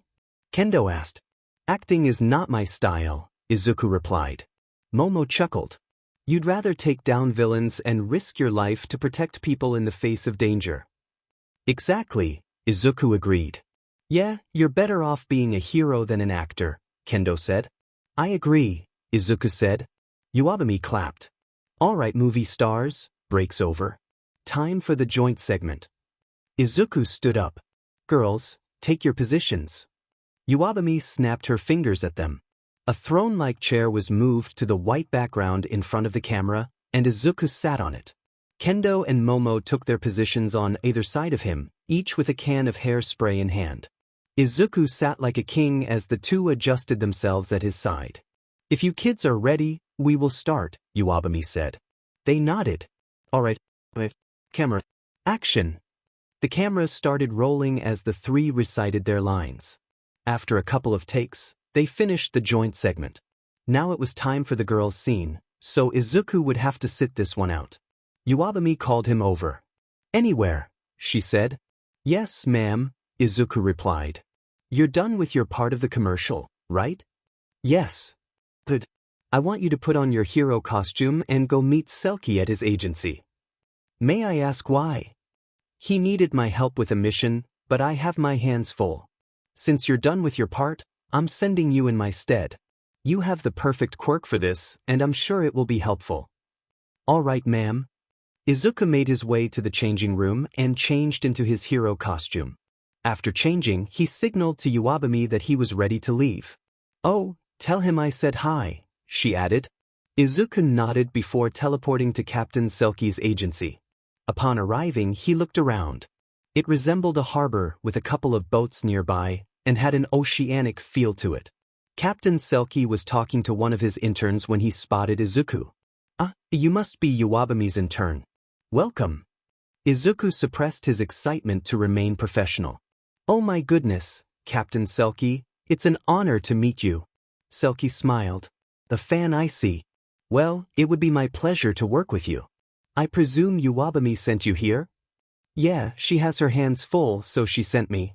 Alright, what is your hero name and your quirk? My hero name is Anywhere, and my quirk is hyper-teleportation. Good. You'll do just fine. The mission will commence shortly, so get ready. Yes, sir. With that, Selkie went to make preparations for the mission. Izuku was taking in the interior design of the building when someone called his name. Midoriya-chan. Izuku turned to see Tsu, who was washing a boat. Tsu? What are you doing here? I'm interning here. Please call me Tsu, she replied. Izuku bashfully rubbed the back of his head. Sorry. It's okay. Anyway, what are you doing here? Oh, I'm representing Iwabami. She was supposed to do a joint mission with Captain Selkie, but she was busy, so she sent me instead. Tsu, the snake hero, asked, Is that who you're interning with, Kiro? Yeah, Izuku replied. Why did you choose to intern with her, though? Tsu inquired. Izuku rubbed the back of his neck. Well, the thing is, she showed a significant amount of interest in me. Is that so, Kiro? Tsu said, glancing at the boat she was scrubbing. Want me to help you with that? She shook her head. No, Kiro, I'm almost done. Alright, so about this mission, do you know anything about it? Izuku asked. Not really, Ribbit. All I know is that it's going to be about smuggled goods, Tsu replied. Huh, is that what he needed Iwabami's help with? Izuku wondered. Ribbit, he's kinda short-staffed. Half of his sidekicks and interns are either recovering from injuries or on break, Tsu explained. That explains a lot. So he needed an extra hand from Iwabami, Izuku concluded. Sort of, Ribbit, Tsu added. Are you two lovebirds done talking? A voice interrupted. They turned to see one of Selkie's sidekicks. Oh hey, Sirius, Tsu greeted. Sirius smirked. Are you two an item or what? In unison, Tsu and Izuku replied, No. Oh geez. You guys are hard to tease, Sirius said, looking at Izuku. Aren't you the runner-up for the sports festival? Izuku stammered, why? And you must be Iwabumi's intern. Your performance in the festival was outstanding. Can't wait to see you in action, Sirius complimented. Yeah, Izuku replied, feeling a bit overwhelmed. So, Sirius, why are you here? Tsu asked. Oh, Captain Selkie told me to get the two of you. We are going to begin the mission, Sirius explained. All right, we'll be there, Tsu said. Sirius nodded and walked away. Tsu removed her scrubbing gloves and looked at Izuku. The next day, the commercial turned out to be a success. Izuku slid the door to Class 1B open, ready to begin his day after a good night's sleep. He entered to find a loud chatter. A couple of Class 1B students had gathered around Kendo, no doubt complimenting her on her role in the commercial. Yo, Midoriya, you were amazing in the commercial, Tetsu declared, spotting Izuku. This caused some students to huddle around him, and Kendo flashed him a smile. Yeah, I was watching TV when I saw your commercial this morning. Gotta give it to you, you're one heck of an actor, Juzo added. You are a natural, Kaibara chimed in. Sensei, you looked like a movie star. Pony exclaimed. Izuku fidgeted nervously. He wasn't a fan of too much attention, and the spotlight wasn't meant for him. Thanks, guys, he said, twiddling his fingers uncomfortably. I can't believe you and Kendo shot a commercial with Iwabumi, Fukudashi said. That's even more proof that we're better than those Class 1A scum, Monoma remarked. How is Iwabumi like on set? Shishida asked. How is the movie industry like? Awaze added. Setsuna just glared at Izuku during this interaction. Kendo cut in. Guys, please don't overwhelm him with a lot of questions. At least let him have his seat before interrogating him. I'm sure he's a bit tired from the previous day. They all stepped back, giving Izuku a bit of room. Sorry bro, Tetsu said. Izuku nodded as he took his seat. Kendo walked up to him. Are you feeling any better? You seemed really beaten up yesterday, she asked with concern. Yeah, I'm all better, big sis, Izuku replied, then slapped his mouth. Oops, sorry, it kinda slipped out. He frantically bowed. She giggled. You can call me big sis if you like. I'm just glad you're all right, she said, ruffling his hair. Izuku didn't bother restyling it. Class started as Present Mike walked in for English. All right, little listeners, I'm just going to scream at you for 2 artists straight, and we'll call it a day. Sounds good. The class groaned in response. Good. Glad we're on the same page, Present Mike continued. Midoriya, are you done with a piece of technology? Mei called out. Yes, I'm just making a few adjustments and running some diagnostics, Izuku replied. All right, heads up, Mei said, tossing something to Izuku, who fiddled with it before catching it. I'm giving you another tech. This time, program it to react to the sensors. Yes, ma'am, Izuku said, giving her a salute. The two were working on a support gadget together after school. Mei had called him up for help, and since he didn't have internships that day, he agreed. The sound of machines tinkering and keyboards clicking filled the support lab. Mei let out a yawn. Izuku's brows narrowed. Hatsume, have you been sleeping like I told you? Yeah, she replied, avoiding eye contact. Hatsume-chan, look at me, he insisted. She slipped on her goggles and looked at him. Take it off, he said. She slowly removed them. Hatsume-chan, have you been skipping sleep? She shook her head. Izuku sighed. Why are you skipping bedtime?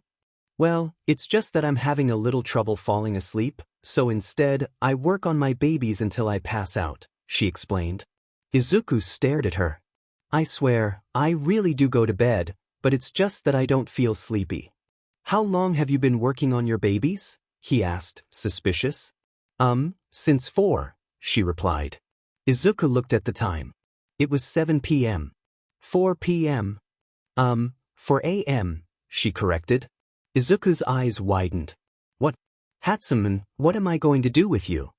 Please let me keep working on my inventions, Mei pleaded. No way, you're going to bed right now, even if I have to drag you, Izuku insisted. But my inventions. No inventions for you until you sleep. Please, she begged. Izuku rubbed his face and sighed. Hatsume-chan, what's the matter? She shook her head. Nothing's the matter. Then why are you losing sleep? Is there something on your mind? He inquired. She started fiddling with her gadgets. Come on, Hatsume-chan, we're friends. It's okay to talk about it. Friends, huh? She said, picking up a screwdriver. I never had friends when I was younger. It's always been like that. They said I was too crazy and out of my mind, but all I ever wanted was to invent, to build. I had ideas. They were a bit far-fetched but not impossible. They called me insane for it. They don't understand. I thought that signing up for UA's support course would help me meet people like me, but it's still the same. I told them my ideas, but they said I was crazy, that I was in over my head. When they look at me, they see a crazy engineer, but they don't see the bigger picture. She tightened her grip on the screwdriver. Midoriya listened calmly. Hatsume-chan, look at me. His tone was uncharacteristically serious. Mei looked up, her usual features replaced with something Izuku couldn't quite place. Her pink hair was a mess, there was grease all over her, and she had dark circles under her eyes. When you look at yourself, what do you see? He asked. Mei's eyes dropped. I don't know. Izuku chuckled softly. Let me tell you what I see. I see a hard-working aspiring tech developer in the making. I see a determined person struggling to turn dreams into reality. I see dedication, commitment, and undivided devotion when I look at you. Honestly, I wish I had half the dedication toward becoming a hero that you have toward your gadgets. He picked up one of her inventions. Every gadget you've made has a piece of you in it. If that's not commitment, I don't know what is. They don't see the bigger picture, and I can't see it either, but that doesn't stop me from supporting you. So, let me tell you something, Hatsume-chan, don't stop inventing. Mei's expression brightened into a grin. Thanks, partner. Izuku nodded. Good, now to get you to sleep. But I'm not sleepy, she protested. Doesn't matter, you're going to bed. But I want to keep working. Nah, bed. I don't wanna. You're still going. Mei made a run for it but bumped into Izuku, who had already positioned himself in front of the door, blocking her escape route. He gently but firmly led her out of the support studio. Meanwhile, Kendo, Momo, and Izuku were at Iwabumi's agency. Izuku was giving a report on the mission with Captain Selkie when breaking news from Iwabumi's wall TV caught everyone's attention. Hosu was in flames, and Nomu creatures were rampaging through the streets, causing chaos. There were also sightings of the hero killer, Stain, in the district. Kendo and Izuku stared at the news in horror. Iwabumi quickly sprang into action, ordering her team to prepare a private jet for Hosu. Quick, get the jet ready. I need to get to Hosu to rescue civilians and begin evacuation procedures, she instructed. But what about us? Kendo asked. You guys hold up the fort, Iwabumi said, waving her hand as she walked away with her ensue. But we can help. Izuku protested. Iwabumi turned sharply, her serious expression piercing. No. You kids stay here, we're talking about the hero killer. Yes, ma'am, Momo replied, and Iwabumi left. The three sighed, tension filling the room. A few minutes later, Momo sat in a chair, her right hand covering her mouth, while Kendo paced and Izuku stared out the large window, his posture tense. I hope everyone in Hosu City is safe, Momo said, lowering her hand. Aren't those Nomu things the creatures your class fought back at U.S.J? Kendo asked. Izuku nodded. It's scary to think there are more of them. Momo's expression turned serious as she recalled how close Izuku had come to danger. Just then, both their phones pinged with a message from Todoroki, indicating he was in Hosu too. Kendo noticed their expressions change. What happened? Momo looked up, her face pale. It's Shoto. Todoroki? What about him? Kendo asked. He's in Hosu too, Izuku finished, clenching his fist. Kendo gasped. What is he doing there? He's going to get caught in the crossfire. Momo was quiet, a calculative expression crossing her face as she pieced things together. He's there for Ida. A heavy silence fell over them as Izuku began to grasp the gravity of the situation. Who did Ida intern with? He asked Momo, trying to keep a level head. Manuel, she answered, her eyes darting everywhere as she came to a realization. His agency is in Hosu, and it's no coincidence that he picked that specific agency, which means. Izuku speculated. He's out for revenge, Momo finished. They both looked at each other, horror written on their faces, while Kendo stared at them with a confused expression. Izuku ran a comb through his hair as he tightened his fist. I have to go save them. Whoa, slow down. Hosu City is crawling with those monsters. It's dangerous, Kendo warned. You can't go, it's too risky, Momo pleaded. But Izuku had a spark of determination in his eyes. The hero killer is known to target fake heroes, and if Ida runs into him, Stain won't spare him. He may consider Ida a fake hero, but he doesn't realize his judgment is clouded by what happened to his brother. You saw the location Todoroki sent us. It's obviously a distress signal, which means he's already found Stain and Ida. If I don't act quickly, it might be too late. I know, but Momo tried to reason. Midoriya, this is a bad idea. Just let the pro heroes handle this, Kendo insisted. Our classmates are in danger, and the heroes are too busy fending off those Nomu and evacuating citizens. This is the only way to ensure their safety. Before they could protest, Izuku teleported away. He arrived at the location Todoroki had sent them. It was an alleyway, and there he saw the unconscious body of Native. He looked up to see Todoroki fighting the hero killer, with Ida standing, frozen in place. Shoto spotted Izuku and stepped back to create some distance as he set up an ice wall. Midoriya? What are you doing here? Todoroki asked. I saw your distress signal, so I came, Izuku replied. Glad you're here, Todoroki said. Ida's here. Izuku heard Ida's voice. Just then, a blade sliced through Shoto's ice wall, shattering it and grazing his cheek, causing blood to leak.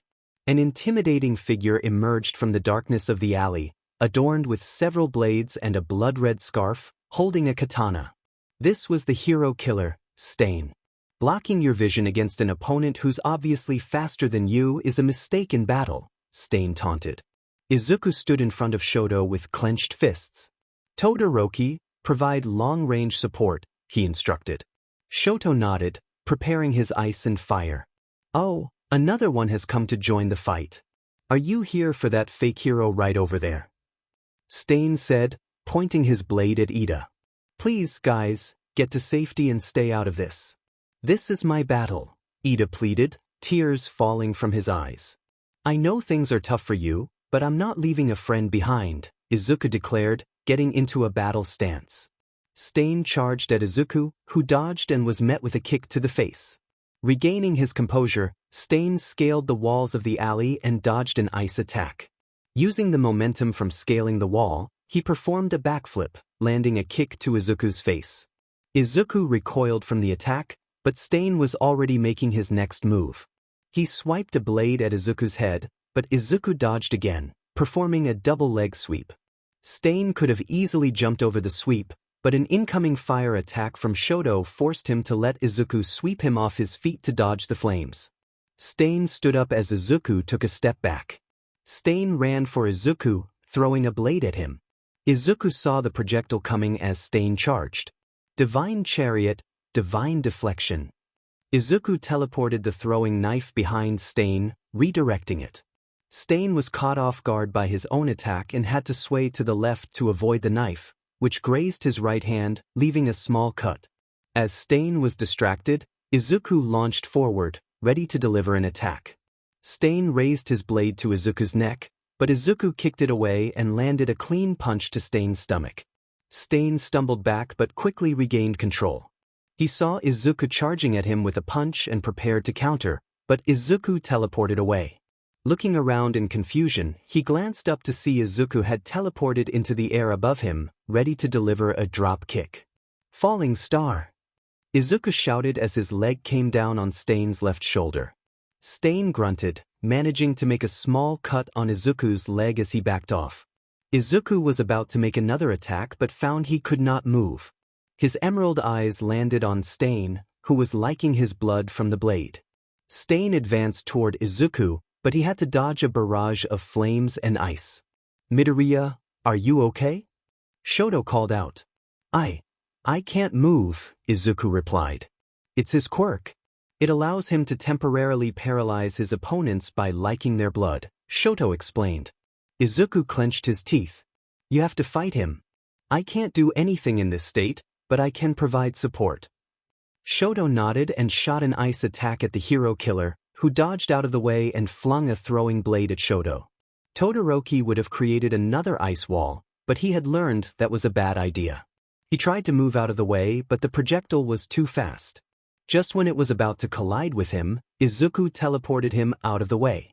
Shoto looked at Izuku, who nodded in encouragement. Turning to Stain, he began his attack on the hero killer, with Izuku providing support using his artificial quirk. This continued for a considerable amount of time, with Shoto fending off Stain while Izuku teleported him out of danger. Though Shoto sustained several cuts and small slashes, Izuku managed to teleport away any blood before Stain could lick it. Frustration mounted for Stain. Despite his heavy attacks, he couldn't land a solid hit on Shoto, thanks to Izuku's quick interventions. Determined to take out Izuku first, Stain threw two blades, one at Shoto, who effortlessly dodged, and the second at Izuku. Caught off guard, Shoto's eyes widened as the blade pierced Izuku's left shoulder. Midoriya! Ida cried out, feeling helpless. Todoroki clenched his teeth, looking at Izuku. Please let him go. I'm the one you're after, so don't let him suffer for my actions, he pleaded as he and Stain began to battle. Izuku bit the inside of his cheek to suppress the pain as he teleported the blade out of his shoulder. The wound was shallow, and he glared at Stain as his artificial quirk began to heal him. Why are you doing this? Izuku demanded. This society is crawling with villains disguised as heroes, Stain replied, clashing with Shoto.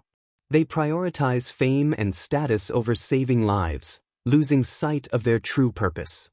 He continued, the system is flawed, and the concept of heroism is losing its value because of people like your friend. He gestured toward Ida. Blinded by revenge, he failed to uphold the principles of a hero. Stain declared, I am on a crusade to rid society of those who pose as heroes and whose morals have been corrupted. Izuku clenched his fists, glaring at Stain. So you think killing fake heroes will solve anything? Another will just take their place. Your motives are sincere, but your methods are wrong. Stain countered, the crime rates in the cities I've been to have drastically reduced. My existence makes them reconsider their choices. Just then, Izuku felt his right index finger twitch, and he grinned. Shoto shot an ice attack at Stain, who dodged gracefully and charged at him. As Shoto prepared a fire attack, Stain grabbed his left hand, redirecting the flames skyward and using the moment to draw blood from Shoto's face. Shoto backed away to gain distance, but Stain moved to lick the blood, only to find it gone. Izuku had teleported in front of Stain, kicking the blade from his hand. Midoriya? You're no longer paralyzed, Shoto said, surprised. But how? Ida asked. Stain smirked. I'll give you a hint. It has something to do with the time span, the type of blood, or the amount. It can't be time, because Ida is still paralyzed, Izuku speculated as he teleported Shoto and himself away from Stain. And it can't be the amount of blood ingested because the amount I lost is equivalent to what Midoriya lost, Ida added. That means, it must be the blood type, Shoto concluded. Mine is O positive. Stain's eyes widened. No wonder you recovered so quickly. He charged at them, and they braced for combat. The three were breathing heavily as they faced each other. You kids are relentless, Stain said, frustration evident in his tone. I just want the two fake heroes. I'll give you 2 lollipops if you let me take them peacefully. What do you take us for, children? Shoto replied. You really want me to answer that? Stain shot back just as Ida kicked him. After the blow, Ida ran to join his classmates. Ida, you're no longer paralyzed. Izuku exclaimed. It seems so, Ida replied. The effects of his quirk must have worn off on you. As they turned their attention back to Stain, they heard him groan while recovering from Ida's kick. Come on guys, let's end this. Together, Izuku urged, determination shining in his eyes. The two nodded, preparing to finish the fight. Burning star. Reciproburst. They shouted in unison. Shoto unleashed his fire at Stain, Ida activated his reciproburst, and Izuku teleported above Stain, ready to execute his falling star move. Shoto's fire met with Stain as Izuku's leg slammed down on Stain's shoulder, breaking it, while Ida shoved his foot into Stain's face at maximum speed. Stain dropped down unconscious, his body smoking. The three breathed as they ceased fighting. Izuku teleported Stain's weapons away while Shoto put quirk-canceling cuffs on him, thanks to Izuku who teleported the cuffs into Shoto's hand and tied his hands with a tight rope for safety. They collapsed on the ground, exhausted. Moments later, police and pro-heroes surrounded them. "Are you kids the ones who took him down?" asked Kamui Woods. They nodded out of breath. "Wow, you kids are something else." Even the pro-heroes were having a hard time with this guy, said Cop. "Yeah, way to show the heroes how it's done," added Cop. "Come on, let's take the hero killer into custody while you kids get checked out." "You look like you've fought in a world war," said Gran Torino. The police scooted Stain into a vehicle as the trio got into an ambulance. At Hosu's General Hospital, the trio had their injuries checked out.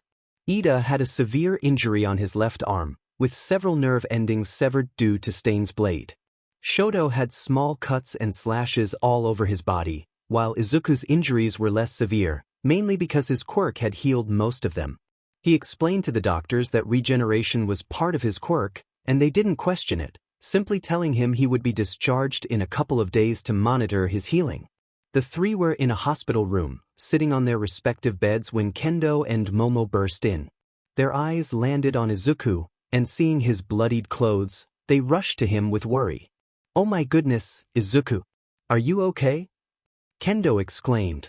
"Midoriya, are you all right?" Momo asked, her concern evident. "Are your injuries serious?" Kendo continued. "You don't look so good. Does anywhere hurt?" Momo added. Izuku reassured them, "I'm fine, guys." Kendo sighed in relief. "Thank goodness you're safe. We were worried sick. You gave us a scare." "Don't ever do that again," Momo said, relief washing over her. "I'm sorry if I made you guys worried," Izuku replied, looking down. Kendo placed her arm on his back soothingly. "It's okay. I'm just glad you're all right." Momo's expression softened as she looked at Izuku with fondness. "I can never stay mad at you. You were only doing what was needed." "Thanks, guys," Izuku said, smiling. Kendo ruffled his hair as Momo returned his smile. Sorry to interrupt the family reunion, but we are here too, you know," Ida said. "Oh, hey guys," Kendo and Momo greeted, somewhat uninterested. Ida faltered. "We are also injured too. Just stating the facts." Yeah, the two heroines replied, not acknowledging them as they were more focused on Izuku. Ida and Shoto deflated, feeling overlooked. A nurse walked in to check on them and administer their medication, prompting Kendo and Momo to leave. After the nurse administered their medications, she notified Ida about his operation, and he followed her outside, leaving Izuku and Shoto alone. Izuku's phone rang. Fumbling, he pulled it out of his hero costume. It was Uraraka. He excused himself from the room to answer. Hello. Izuku said. "Deku, are you alright? I heard the news. Are you okay?" Uraraka asked. "Yeah, I'm fine," he replied. "Glad you're alright. What about Ida and Todoroki?" she inquired. "They're fine too, although Ida's injuries are quite severe," Izuku explained. "Oh my goodness, what happened to him?" "I tried calling his phone, but he wasn't picking up," Uraraka said. "He left his phone at his agency. His left arm is in bad shape and needs surgery. I don't know the full details, so maybe you'll just have to ask him when you see him," Izuku said. "Is it that bad?" Uraraka asked. "Yeah," he confirmed. "I hope he gets well soon." "But what about you, Deku?" she asked. "My injuries aren't that serious. A knife was flung into my shoulder, but I'm fine now," Izuku reassured her. Uraraka nearly fainted with worry. "What? And you say your injuries aren't serious?" "The knife didn't go too deep. The wound is shallow," he clarified. Alright, but keep me posted, she said.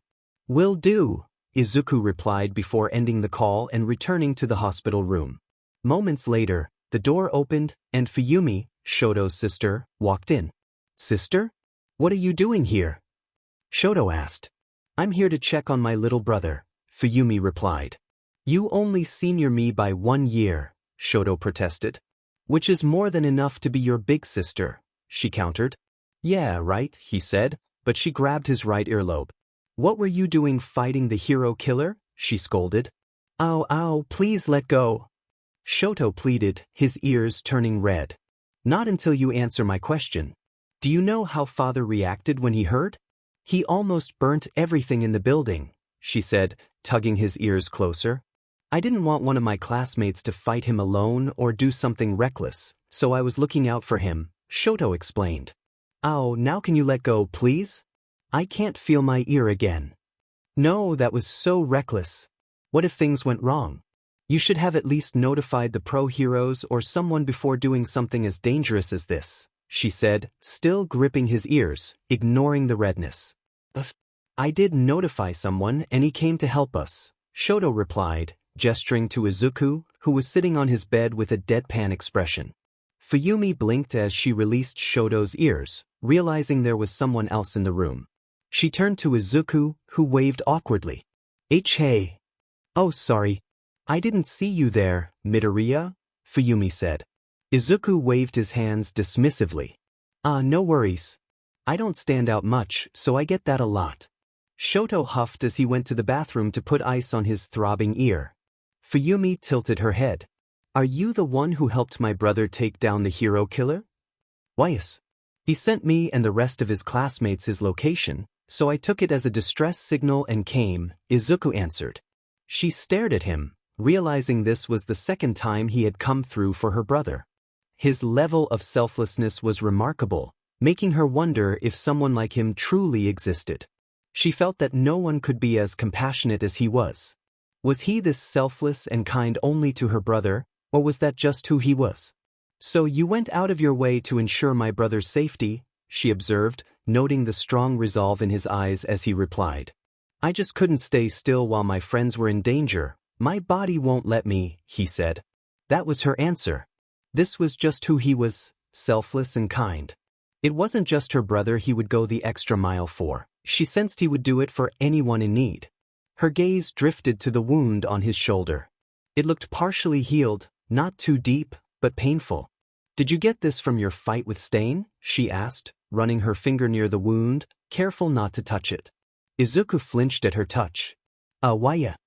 She nodded, feeling her heart race at the sensation of his breath against her neck. He reminded her of Shoto when she would treat his wounds after training. Realizing what she was doing, she quickly withdrew her hand. Sorry. It's okay. I just felt a bit odd because your fingers are cold. Not that it's a bad thing or anything, Izuku stuttered. Nervously. She giggled at his timidness. My fingers are cold because of my quirk, she explained. Before she could elaborate, Shoto emerged from the bathroom, his ear looking less red. Well, I better be on my way. I came to check on you, Shoto, and I'm glad your injuries aren't too severe. Thank you, sister. I will see you at home. If you survive father's wrath, she added, chuckling as she left, giving Izuku one last glance. A few moments later, Ida entered with an unreadable expression. Ida, what happened to your surgery? Izuku asked. Ida adjusted his glasses with a stern look. I've cancelled it. Shoto and Izuku were shocked. But why? Surgery is the only way they can fix your left arm, Shoto said. It was my mistake that led me to endanger my arm in the first place. I was foolish and blinded by that foolishness, dropping all sense of reasoning. The injury on my arm will remind me not to make that same mistake. The scar will be a reminder to always be a better person. That's why I refuse the operation. Your mistakes don't define you. Even though we make them, it doesn't mean we aren't better people. It just means we are human, Izuku replied. Ida bowed. Thank you, Midoriya, but this is something I want to do, and my mind is made up. Alright, but I don't want you to spend the rest of your life burdened by your mistakes. Just know that they aren't who you are, Izuku urged. Thank you a lot. I'm sorry, Shoto said, looking down. Both Ida and Izuku were confused by his apology. It's because of me that both your hands are injured, Shoto explained. They raised an eyebrow. Maybe they should call me the hand crusher, he joked. With that, both Ida and Izuku burst out laughing. I'm serious, Shoto insisted, but the two continued to laugh. In their fit of laughter, the door opened, and Gran Torino entered with a man who had a dog-like head, clearly a mutation quirk. Ah, glad to see you boys are doing okay. I'm Kenji Tsuragami, chief of the Hosu Police Department. The man introduced himself. I want to thank you UA students for taking down the hero killer, but your actions attracted consequences. You did a good thing, but at the same time, you broke the law forbidding the use of your quirks in public. Were we supposed to stand there and let the hero killer kill our friend? Izuku retorted. Shoto spat. Gran Torino, hold on, let him finish. Kenji continued. Like I was saying, there is a punishment for illegal quirk use. Stain ended up with a punctured lung, a broken shoulder, head injury, dislocated joints, and third-degree burns. Although you will be applauded for taking down the hero killer, you will still face punishment for your illegal quirk usage. However, we are willing to overlook it because of your heroic deed. The choice is up to you. If you want, we can give credit for Stain's takedown to Endeavor and let you off with a warning, or we could give you the credit, and you will be praised by the people but still face punishment. The three stayed silent, pondering their decision. Think about it, kids, Gran Torino said. If it goes public that UA students took down the hero killer, you will receive praise, but they won't ignore the fact that you used your quirk illegally, which would lead to your punishment. If Endeavor takes the credit, we can cover up the story and your actions. This way, you won't face punishment because the public won't know about your illegal quirk use. Kenji added, yes, we could link the third-degree burns to Endeavor if we give him the credit. So, what do you say? After much consideration, the three allowed Endeavor to take the credit. Izuku and Ida had no problem with this, but Shoto begrudgingly accepted the terms. Alright, boys, I'm glad you made your decision. On behalf of the police department, I personally thank you for taking down the hero killer. With that, Kenji left. Gran Torino said, oh, and before I forget, your mentors are here to see you. At the mention of their mentors, the three stood straight, fear coursing through them. They hadn't exactly asked for permission to take on the hero killer, and even if they had, their mentors would not have allowed it. Izuku was especially afraid. Iwabami had made it clear that he should stay in the agency. The door slid open to reveal their mentors, and they were not happy. Gran Torino looked at them with pity before discreetly leaving, not wanting to witness what was to come. The boys were sweating as they faced their mentors. Iwabami was furious, the snakes in her hair hissing as her eyes narrowed at Izuku. Manuel looked ready to explode as he glared at Ida, while Endeavor appeared so angry he seemed like a flame-thrower. The three boys felt the weight of their mentors' gazes. Ida was ready to escape through the window at a moment's notice. Even though he was injured, he'd rather take his chances with that than face his mentor's wrath. Meanwhile, Shoto considered freezing Endeavor to make a run for it. It might not hold him for long, but it would give him a few minutes to escape, maybe even to another country. As this was happening, Izuku had already planned his escape route. What do we do? Ida whispered. I have a plan, Izuku whispered back, which made Ida and Shoto slightly relax. Let's hear the plan. What do you suggest we do? They asked. Izuku looked at them with confusion. Bro, you're on your own.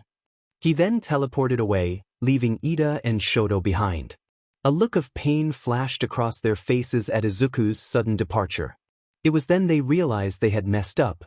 Izuku was discharged from the hospital after the doctors deemed him healthy enough. His injury had healed thanks to the combined efforts of the AQI and the medical team, and soon he was back to optimal condition.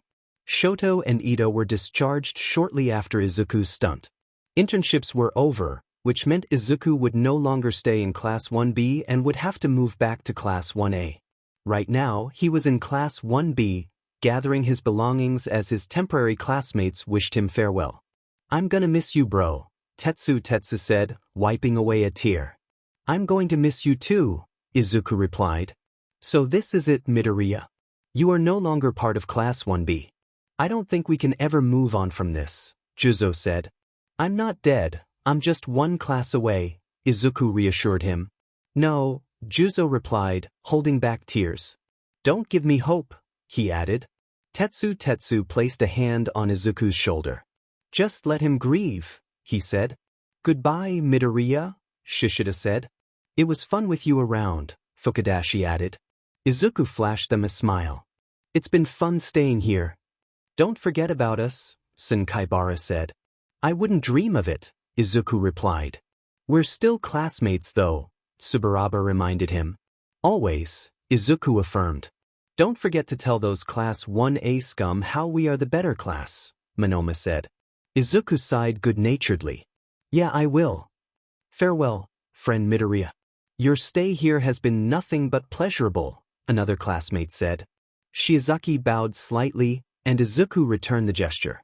It was an honor, he said. Kinoko chimed in. Well, Shroom, I guess this is bye for now. I guess so. I'll see you around, Izuku replied. Yeah, see ya, Kinoko said. Kuwaro stepped between Kinoko and Izuku, locking eyes with him. He stretched out his hand for a handshake. Izuku hesitated for a moment before accepting it. Their handshake was unusual, reaching up to their elbows, and Kuwaro wore a hardened expression. He stared intently at Izuku, who shook his hand with sincerity, unaware of the tension between them. It's been fun, Kuwaro said, his tone not matching his expression. Though he considered Izuku a nice guy, he noticed Kinoko's interest in him a bit too much. Perhaps things would be different if Kinoko weren't in the picture. Yeah, it has, Izuku replied sincerely, oblivious to the indirect rivalry. Bye, sensei, gonna miss you, Pony chirped in English. Bye, Pony, I'll miss you too, Izuku said with a smile. He locked eyes with Yui. See you later, she said. Yeah, see ya, Izuku replied. They were neighbors, so it didn't make sense for them to say their goodbyes. As Izuku stood up and walked to the entrance, it was Kendo's turn to bid farewell. They had grown close while interning under the same hero. She stood in front of him with a small smile. It's been nice, Kendo said. It's been an education, and I'm not just talking academically, Izuku replied. She ruffled his hair. Take care of yourself. Yeah, I will, Kendo. It's Itsuka, she corrected him. Izuku pet his head to the side. My name is Itsuka. It doesn't feel right anymore when you use my last name. All right, Itsuka, he said. Bye, Izuku. Izuku nodded as he went out the door. Tetsu watched him leave, proud like a father. They grow up so fast, he remarked. In Class 1A, the students were settling down, ready to begin their classes, but some were too busy laughing at Bakugo's hairstyle. Kaminari laughed. I didn't know your hair was capable of doing that. Kirishima added, Bro, was your barber being held at gunpoint? Shut up. Bakugo shouted. It's just stuck like this even after a good wash. Shiro walked down the hallway and opened the door to Class 1A, surprised to see Kaminari nearly in tears from laughter at Bakugo's funky hairstyle. Hey guys. What the heck? What have you done to your hair? Shiro asked, unable to contain his laughter. Stop laughing or I'll murder you, Bakugo threatened. Shiro chuckled. I'm not letting you murder me with that hairstyle. Bakugo lunged at Shiro, and in the chaos, Shiro exclaimed, Kaminari, hand me my Pokemon card. Sure, but why? Kaminari asked. If I die, I want to die with Pokemon cards in my hand. You are a true man, bro, Kaminari said, handing Shiro a card. Meanwhile, the girls were having a civil conversation. Sue, Jiru, Momo, and Mina were discussing their internships. Mina asked, How was your internships? I hope it was better than mine. Momo replied, It was a valuable experience. It should be. You got to do a commercial with Iwabami, Mina pointed out. Sue said, My internship was all right. We took down a group of foreign smugglers. What? That's amazing! Mina exclaimed. We didn't do much, just patrol and logistical support, Jiru said, twirling her ear jacks. That's still cool. All we did was stop a man from breaking into his own house, Mina said. Bakugo, It's utterly repulsive to attack your classmates just because of your hairstyle, Ida reprimanded as Bakugo held Kaminari by his hair while punching him in the face, next to Shiro, who was blissfully passed out with a Pokemon card in his hand. Bakugo paused, looking at his hand in shock. What have I become? Punching my own classmates, he said to himself. Glad you've realized the error of your ways, Ida said, adjusting his glasses. I should have blown them up a long time ago, Bakugo declared with resolve. Ida's glasses fell off his face. How did you come to that horrible conclusion? But it was too late. A final explosion ended the chaos, and Kaminari was blasted away. Kirishima continued laughing, still trying to wrap his head around Bakugo's hairstyle. Izuku made his way from Class 1B to Class 1A, staring at the massive door, wondering why it was so big. He opened it and slipped inside. The sight of a blown-up Kaminari, a laughing Kirishima, and a funky-haired Bakugo standing next to a blissfully passed-out Shiro with a Pokemon card made Izuku almost choke with laughter, but he managed to muffle it.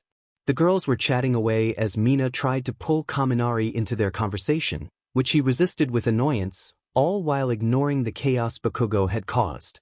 All heads turned to the door as Izuku entered. Hey guys, he timidly uttered. Hey Midori bro, they greeted him. Yo Mito bro. Deku you're back. Izuku. Midoriya. Useless Deku. All these exclamations came from his classmates, filled with joy at his arrival. They gathered around him, and Shiro and Kaminari, who had seemed knocked out, suddenly flung themselves at Izuku. Mito bro, we've missed you. Kaminari exclaimed.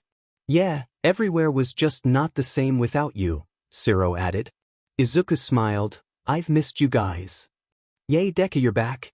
It was starting to get boring without you, Uraraka said cheerfully. Really? I didn't know my absence would cause this, Izuku replied, a bit shyly. Kirishima chimed in. Are you kidding? Even Bakugo misses you, he just doesn't show it. Bakugo visibly cringed at this. Heck no. Bakugo retorted. That's his way of saying he cares, Kirishima teased. If you don't shut up, I'll end your bloodline, Bakugo shot back. Welcome back, Midoriya. Mina and Toru chirped excitedly. Izuku turned to them. Oh hey guys, good to be back. Mina leaned forward. Did you miss us? Izuku rubbed the back of his head. Why a lot. We missed you too, they cooed. Izuku glanced at Namari, who was sitting at her desk with her elbows propped up, her sonar wave activated to see everything. She held his gaze for a moment before looking away, uninterested. I'm glad you're back with us again, Momo said, grabbing his attention. Oh Momo, it's nice to be with you guys again, Izuku replied. Are your injuries gone? Your fight with Stain did a number on you, Momo asked. Yeah, I'm all patched up, Izuku assured her. Momo smiled softly. Glad you're okay. Aoyama added, C'est bon de revoir, ami Midoriya. Shut up, French Montana. Bakugo yelled at Aoyama before turning to Izuku. Deku, what are you doing here? Why aren't you with the other extras? Kaken, 2 weeks is over. I'm no longer in their class, Izuku explained. Go back. Bakugo insisted. Ignore Bakugo-chan. Good to see you again, Midoriya-chan, Tsuyu said. Hey, Tsuyu, good to see you too, Izuku replied. Kirishima slung an arm around Izuku's shoulder. Buddy, what have you been up to? Nothing much. Oh, and Minoma from Class B said I should tell all of you that his class is more superior. Like heck it is. Where is he?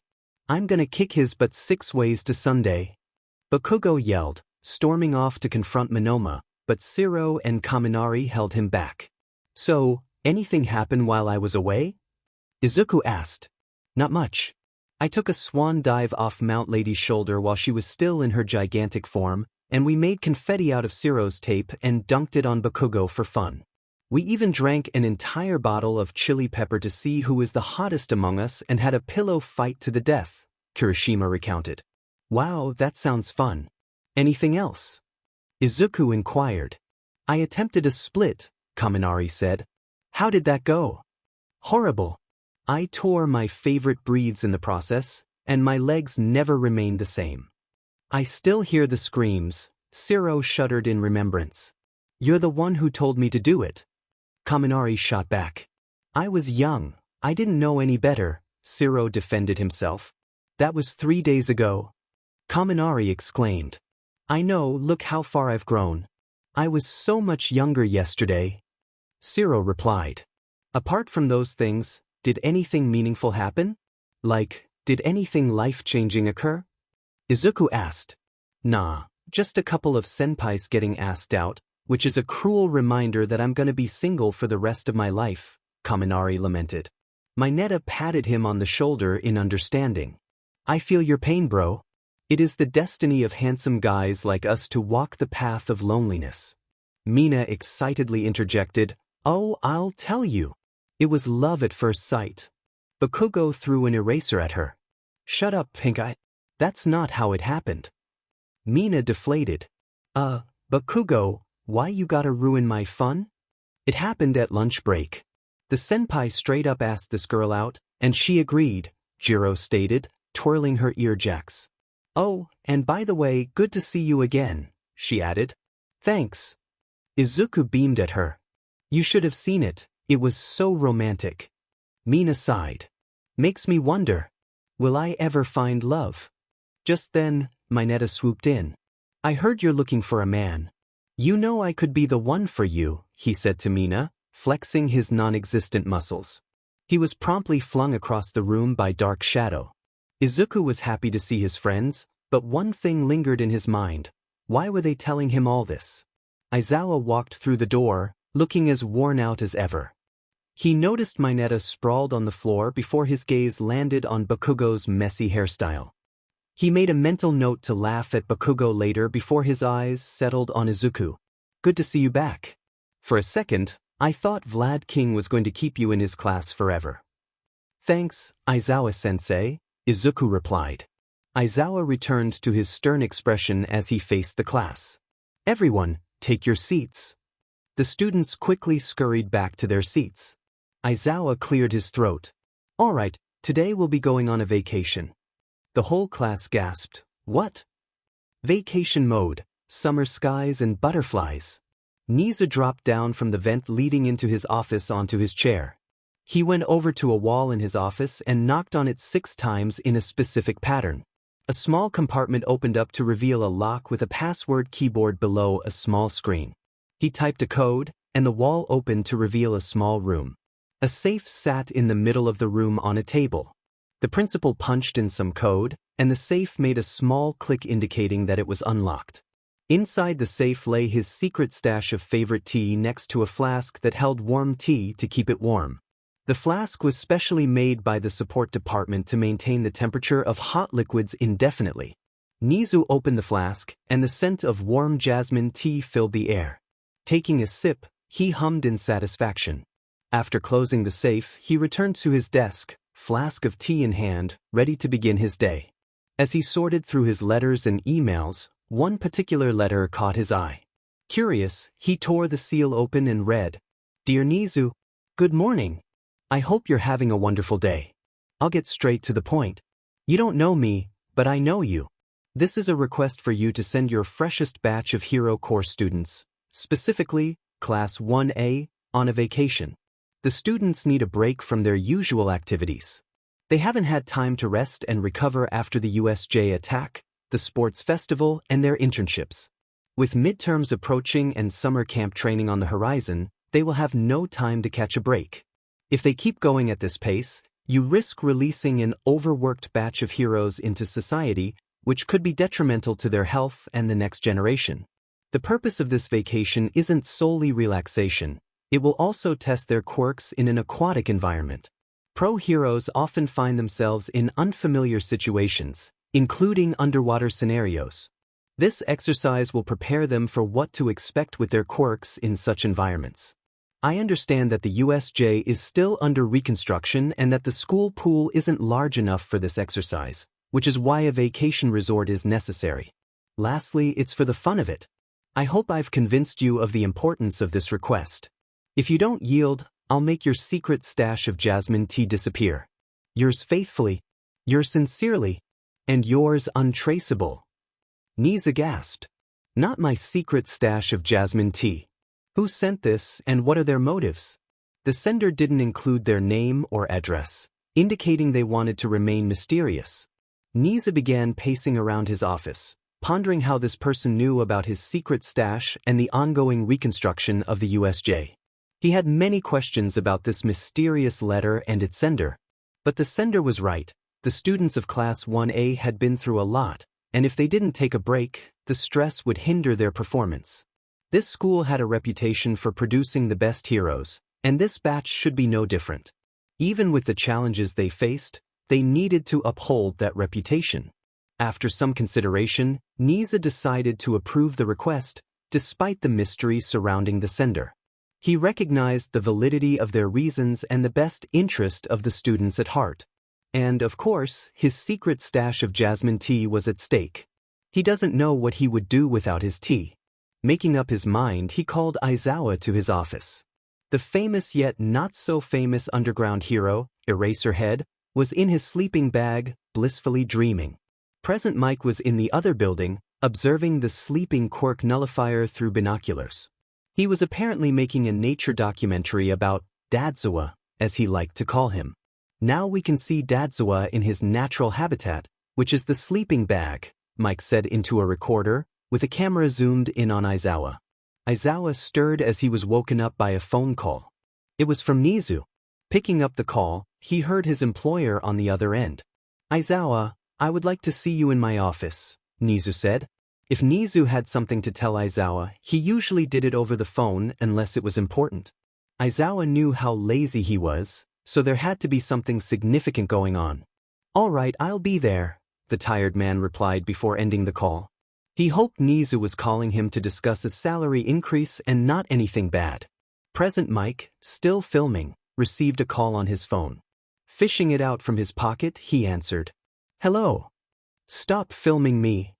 Aizawa yelled from the other end. Hisashi almost dropped his phone as he saw Aizawa glaring at him from the other building with his quirk active. Swallowing hard, he cut the call. Dadzawa has been disturbed from his slumber and is more aggressive than usual.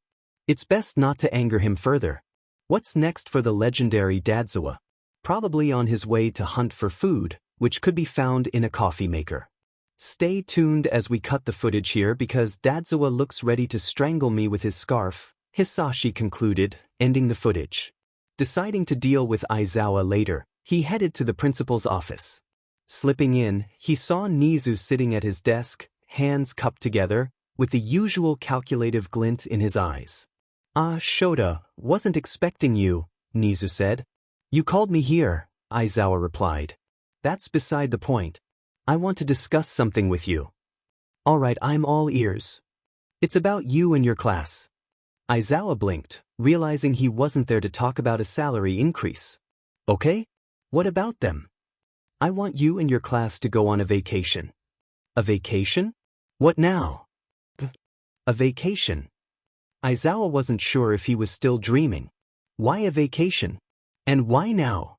Because if we don't give them a break and an opportunity to unwind, they will end up overworked, and we both know how that will turn out. Aizawa certainly knew how that would turn out. But why a vacation?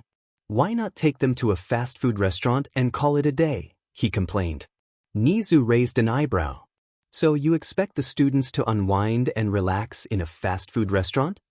Aizawa groaned. Why do I have to go with them?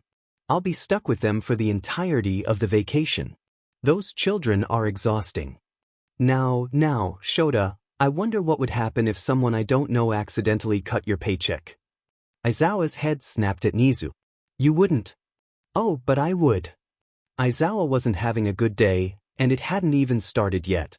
He came in hoping for a salary increase because teaching a class of challenging students warranted one, but instead, he was being threatened to supervise them on vacation or risk his salary.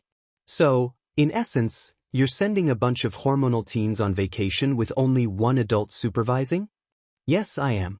Do you have a problem with that? Nizu questioned, daring him to protest. You know what? Sending a bunch of hormonal teens on vacation with only one adult supervision is a wonderful idea, Aizawa replied, already fearing for his income. Nizu's eyes twinkled. Splendid. I like it when my workers cooperate after a little persuasion. Aizawa sighed. So how long is the vacation going to last? For a week. Aizawa groaned internally. He was stuck with his challenging students for an entire week. Where is the vacation going to take place? It's a resort in Kyoto. All expenses have been paid. I'll go tell the students. All right. Nizu watched the sleep-deprived man exit his office. Now that that's settled, time to do my job as a principal and discover people's deepest and darkest secrets, he said cheerfully before venturing into the unknown. Presenting to the class, Aizawa said, "Today we will be going on a vacation." Class, what? Aizawa, yes, go home and pack your necessary items for this vacation and come back here in an hour so the school bus can take you to the Mizurufu airport. Class dismissed. Happy holidays, everyone. Right now, the students were about to board a plane that would take them to Kyoto. Excited chatter filled the air as they boarded with luggage in hand. Kirishima exclaimed, "I can't believe we are going on a vacation." Siro added, "I know, right?" Kaminari chimed in, "I can't wait to get my skin tanned." Mina said, "I can't wait to dig my feet in the sand." Siro continued, "I can't wait to build a sandcastle." Bakugo interrupted, "I can't wait to blow up the sandcastle." Aizawa got their attention by canceling their quirks. Now, the purpose of this vacation is to give you guys a break, but that doesn't mean you can slack off. You will partake in some exercise, so don't go all couch potato on me. The class responded, "Yes, sir." Izuku entered the plane after putting away his luggage. He looked around for an available seat, but the only ones left were next to Bakugo and Jairu. He definitely did not want to sit with Bakugo, so he settled for the seat next to Jairu. See, can I sit here?" Izuku asked, unsure. Jairu nodded without looking away from the window. Izuku sat down and adjusted himself into a more comfortable position. It was going to be a long ride. "Hey," he tried to start a conversation. "Midoriya, you're terrible at this," Jairu replied. Izuku deflated. "Yeah, I know I'm not the best." Jairu snorted, "At least you're better than Bakugo." "Hey, I can hear you too." Bakugo yelled from the back of the plane. "The heck? How can you hear us from there? We're in the third row." Jairu shouted back. By the time she finished yelling at Bakugo, she noticed Izuku had already fallen asleep. Jairu's sweat dropped, surprised at how quickly he could doze off. She sighed and adjusted him so his head wouldn't end up in an awkward position. She looked at him one more time, noting how peaceful he looked while sleeping. It was a sight she wouldn't forget. She quietly put her headset back on and gazed out the window. Soon, the plane arrived at the airport in Kyoto. The students disembarked to find a chauffeur holding a sign that read, Class 1A. The chauffeur guided them to a bus outside the airport, which would take them to their hotel resort. They hopped on the bus and were on their way. The bus pulled up to a luxury hotel overlooking a beach. A collective ooze and us erupted from the students as they took in the paradise before them. "Welcome to Resort Summer Skies and Butterflies," the chauffeur announced. Aizawa stood in front of them. "We will be staying here for a week, so make the most of it. Training exercises will begin tomorrow, but today you are free to do whatever. Your hotel rooms have been assigned, so go to the reception and grab your keys and room numbers." The students nodded and headed to their rooms when Aizawa called Izuku and Tsuyu over. "You might be wondering why I called you two out," Aizawa said. The two green-haired teens nodded. "We have a situation. There aren't enough rooms. Most of the rooms in this hotel have been booked, and the room that was supposed to be Ajui's has been given to a special client. We made reservations for 21 rooms, but I just got word that Ajui's room is no longer available. I need to ask if you are okay with sharing rooms." Izuku hesitated. Share a room? With a girl? He thought. Aizawa prompted, "What's it going to be? If you're not okay with sharing, I can make adjustments." Ajui spoke up, "I'm fine with it." Izuku choked on his saliva. Aizawa turned to him, waiting for his answer. I am okay with it too," Izuku replied. "But both of you go grab your keys and room numbers and settle in." With that, Aizawa walked away. Tsuyu went to the receptionist to collect their room key and number. They opened the door to their room and marveled at the sight. The room was massive, with oakwood floors, a king-sized bed with silk sheets, and a kitchen island in the corner. The modern lighting created a relaxed vibe, and the third wall was made of glass, offering an overhead view of the beach outside. Snapping out of it, Tsuyu started unpacking her luggage. Izuku spoke up, Tsuyu, if you aren't okay with sharing a room with me, I can tell Aizawa-sensei to put me with someone else. It's fine, Midoriya-chan. I know you wouldn't do anything weird, and I'm more comfortable with you. Izuku nodded, relieved. He started unpacking when a knock on their hotel room door was heard. Izuku went to open the door with Tsuyu following behind. It was Mina and some of their classmates, all dressed for a day at the beach.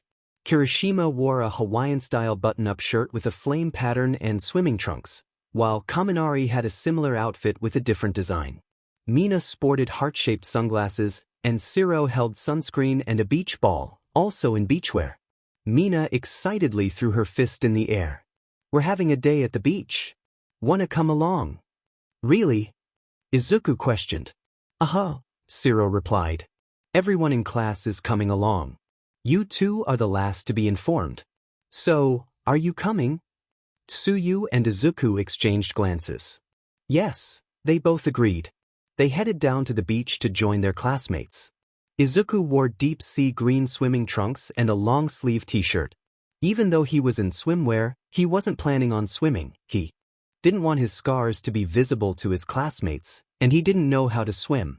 One part of the class was about to play beach volleyball while the other part relaxed and enjoyed themselves. Tsuyu asked, Did Aizawa approve of this whole day at the beach thing? Yep, Mina replied. I asked for permission, and he said we should go ahead because that's what vacation is for. Of course, Mina would be the one to instigate this, being the fun-loving, energetic person she was. Shoji wondered aloud, I wonder what drove the principal to send us on a vacation, though. Who cares? Free vacation? Kirishima exclaimed before jumping into the water. It seems Kirishima is already in vacation mode, Tokoyami noted. Who wouldn't be? This is a once-in-a-lifetime opportunity to go on vacation with friends. Mina said. Shiro added, Yeah, even Bakugo is getting into the spirit. The Bakugo in question was going around blowing up any sandcastle in sight. Sort of, Shiro said. Mina sighed, although I'm a bit disappointed that Namari-chan refused to come down to the beach. Kaminari scratched his head. Yeah, she straight up refused and slammed the door on us. That's cold, Sato remarked. She needs to loosen up a bit, that's why I wanted her to come, Mina said. Tsuyu suggested, maybe she doesn't like the beach, ribbit. Maybe, Shiro agreed. Izuku looked up at the hotel, glancing at Namari's room with a troubled expression. Why was she pushing them away? Just then, Ojiro, Toru, Aoyama, and Jairu called them over to begin the game of beach volleyball. Izuku was relaxing on the sand with a towel spread out when he pulled out a book. He was about to delve into it when a shadow loomed over him. Looking up, he saw Mina standing above him with her hands on her hips, giving him a disapproving look. For some reason, Izuku felt like he had done something wrong. Ishido-san, is something wrong? He asked. She took the book from him. This is what's wrong. Even when you're on vacation, you're still a nerd. But my book. Izuku protested. Nah, no books this week, Mina insisted. But why? He asked. Because you're surrounded by tropical paradise, and all you want to do is read a book. What's wrong with that? Everything. Mina exclaimed. Fine, I'm going to sleep, Izuku said. Oh no, you don't. You're going swimming. Mina declared. Izuku's face went pale. Nah, no, heck no. What, you can't swim? She teased. Izuku's face turned red. I. He fell silent, unable to justify himself. Mina sat down beside him with a sly smirk. Who knew one of the Stain trio can't swim? Ishido-san. Izuku stammered, flustered. Mina giggled at his reaction. She found his shyness endearing and often teased him to get a reaction. I can teach you how to swim, she offered. I don't, he started, but she cut him off. Oh come on, it'll be fun. And no, Izuku replied. Fine, Mina said, not pushing it further. They sat in silence for a moment. Izuku stared at the ocean as the waves danced along the shore. He then noticed Mina was gazing at something else. Following her line of sight, he saw Todoroki making another sandcastle with Momo's help after Bakugo had blown up the previous one. Mina's expression softened slightly as she watched him. She then shifted her gaze back to Izuku. How about volleyball? She suggested. Izuku weighed it in his mind. Mina had a way of getting him to do things with her energetic personality. Playing volleyball was better than swimming, and he knew Mina wouldn't leave him alone until he agreed. All right, he said. Mina punched the air. But let's make this interesting. Oh, that couldn't be good. What do you mean? Izuku asked. The loser of the game has to do what the winner asks of them, she explained. But we'll be playing in teams, Izuku pointed out. Mina nodded. Yes, but the bet is between us. We'll join opposing teams. Izuku nodded, understanding her plan. Just then, their classmates called them over to start. Are you guys coming? We're about to start. Shiro shouted. Yeah, Deku, get your butt over here so I can destroy you. Bakugo added. Yeah, we are coming, Mina said before looking at Izuku. Good luck, she added with a smirk. Izuku sighed. It was going to be a long day. Mina joined Bakugo's team, which consisted of Momo, Sato, Toru, Kaminari, Koda, Aoyama, and Ojiro, while Izuku joined Shiro's team, which included Ida, Tokoyami, Tsuyu, Kirishima, Uraraka, Todoroki, Jiraiya, Mineta, and Shoji. Ida spoke up. In this game, we are allowed to use our quirks. Bakugo's team was the first to serve. Take this, UBT. Bakugo shouted before spiking the ball, sending it rocketing straight toward Izuku. The artificial quirk user gasped as he saw the ball hurtling toward him at an alarming speed. Shoji stepped in front of Izuku and braced himself with all 6 of his hands, stopping the ball in its tracks. He then performed a hammer strike with 4 of his hands, launching the ball into the air. The game began. Sato threw Ojiro into the air, right in the trajectory of the ball, and Ojiro slammed his tail on it mid-air, sending it catapulting back to Shiro's team. Uraraka made Dark Shadow float, and Tokoyami commanded it to intercept and bounce the ball back. Mina, with her quick reflexes and excellent maneuvering abilities, slid on her acid and reached the ball just in time to bounce it back. Bakugo launched himself into the air and reinforced Mina's throw with a powerful explosion, sending it hurtling back to Shiro's team. The ball approached Shiro's team rapidly, causing panic. It's getting faster, Todoroki exclaimed. What do we do? Mineta asked. Ida and Izuku exchanged determined looks before nodding. Ida prepared his recipro burst while Izuku teleported him into the air, right in the path of the ball. With his blazing engines, Ida drove his foot into the ball, sending it rocketing toward Bakugo's team at incredible speed. It's too fast, Kaminari shouted. Bakugo gritted his teeth and ran back, using his explosions to try and catch the ball, but he wasn't fast enough. The ball shot past the court boundary for Bakugo's team, and Shiro's team celebrated. Bakugo slammed his fist into the ground in frustration, the sand turning to glass due to the heat of his blast. The score was 1-0, 1 for Shiro's team and 0 for Bakugo's team. Shiro high-fived Izuku before serving the ball. The game of beach volleyball ended with Bakugo's team winning with 15 points and Shiro's team losing with 13 points. After the intense game, the class decided to have a picnic right there on the beach, as most of the students had worked up an appetite. They deemed it a great idea to enjoy a picnic on the beach, especially since they were in vacation mode. Momo created a picnic blanket wide enough to accommodate her classmates and the food, ensuring they stayed as far from the shore as possible. They sat crisscross, forming a big square as they enjoyed their meal, the sounds of utensils shuffling filling the air. Todoroki and Momo sat together, with Jiraiya to the left of Todoroki and Tsuyu to the right of Momo. Mina sat beside Izuku, with Ida to Izuku's left and Kaminari to Mina's right. Uraraka sat to Ida's left, and Shiro sat to Kaminari's right. Izuku was chugging a bottle of water when Mina looked at him with a grin. So your team lost. I guess that means you owe me a favor, she said cheerfully. Izuku was surprised by her energy after such an intense game. He swallowed the water in his mouth. What favor do you want to ask me? Try my best to do it unless it's too extreme. Relax, Midoriya, I'm not going to ask you to rob a bank or something, she said, putting a finger under her chin in thought.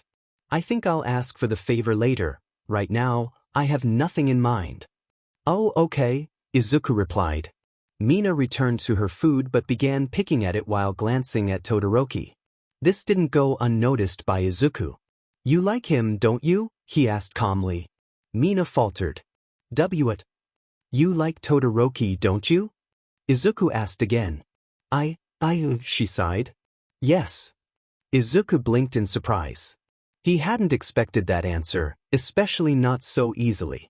He had sensed something but wasn't sure, and instead of probing further, he decided to ask her directly.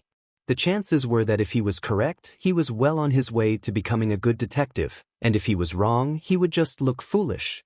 It turned out he was right. Izuku felt like quite the detective. He was sure Sherlock Holmes had nothing on him. When did this happen? He questioned. Since the beginning of school, Mina replied. Izuku smirked, ready to tease her. Oh my, that long, he said, amusement dancing on his lips. Mina's skin turned a slight shade of lilac, and Izuku felt a sense of satisfaction knowing his teasing had the desired effect. Look, it's not like he'll like me back. I don't even think he's noticed me, Mina stated. Yeah. Izuku lowered his head, feeling pity for her. Sorry about that, he said. Nah, I'll get over it, Mina replied, staring at a couple nearby. Now Tsu and Midoriya were in their hotel room preparing for bed. Izuku was brushing his teeth, gargling some water and rinsing out his mouth. He looked around the spacious bathroom, which featured a hot tub that neither he nor Tsu had used. After finishing up, he headed out to find Tsu getting ready for bed in her pajamas, packing her hair to keep it out of the way while she slept. She wore a green tank top and black leggings, while Izuku was also in his pajamas. As they prepared to sleep, they realized they only had one bed. Although it was large enough for two, Izuku began to set up a sleeping bag. What are you doing, Kiro? Tsu asked, sitting on the bed. Oh, don't mind me, I'm just going to bed, he replied. In a sleeping bag? She questioned, tilting her head. Yep. What's wrong with the bed? Izuku became flustered. You're on it. So? Tsu replied innocently. But you're a girl, he stuttered, feeling awkward. Tsu tilted her head again, confused. Again so? Izuku struggled to express his discomfort. I'll sleep on the floor. Tsu frowned. There's no need for that. If you're not comfortable sleeping on the same bed, then I'll sleep on the floor instead. No, it's no worries. You take the bed, I'll sleep on the floor, Izuku insisted, shaking his head vigorously. Tsu wanted to argue but saw the look on his face and sighed in defeat, slumping onto the bed and falling asleep. Izuku tossed and turned in his sleeping bag, unable to sleep. It wasn't the sleeping bag, he always slept fine in it. He glanced at Tsu, who was peacefully sleeping, and decided to get some fresh air. He teleported to the rooftop, a place he had grown fond of for thinking and unwinding. Once on the rooftop, he breathed in the fresh night air and noticed someone else was there. Namari sat at the edge, staring at the moon. What are you doing here? She asked coldly. I couldn't sleep, so I came out for fresh air, Izuku replied, sitting beside her. Same, she said, and a silence fell between them, the cold air pricking their skin. Why didn't you come out to the beach today? He asked. None of your business, she spat. Izuku shifted uneasily. Can I ask you a question? She frowned. What? What do you like? She scrunched her face in confusion. What? I want to know what you like, he clarified. It seems you don't like me or anyone in our class. I want to understand what makes you tick, so I know what I'm doing wrong. Her scowl softened slightly, and she seemed taken aback by his kindness. It's not you, you're just really hard to get rid of. What do you mean? He asked. It's nothing, she said, standing up to leave. Wait, he called out. She paused, silent. Why are you like this? Like what? She asked calmly, which was unusual for her. Why are you pushing everyone away? I can tell you're in a shell and that you've been hurt. You don't know anything, she replied, her tone unreadable. Yeah, you're right. I don't know everything, but I know you're holding something in, something that's keeping you in the darkness. Shut up. You don't know anything. There was a crack in her voice, revealing her vulnerability. All this time, she had steeled herself and moved on, but now it felt like those feelings were fresh again. But why did this part of her decide to show itself right now when he spoke?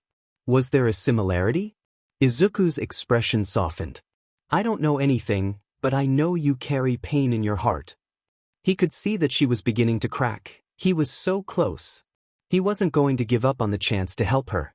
He sensed something she held deep within, something that showed through her eyes, and for some reason, he could relate to it. The pain, the baggage, the hurt, those were all he saw when he looked into her eyes.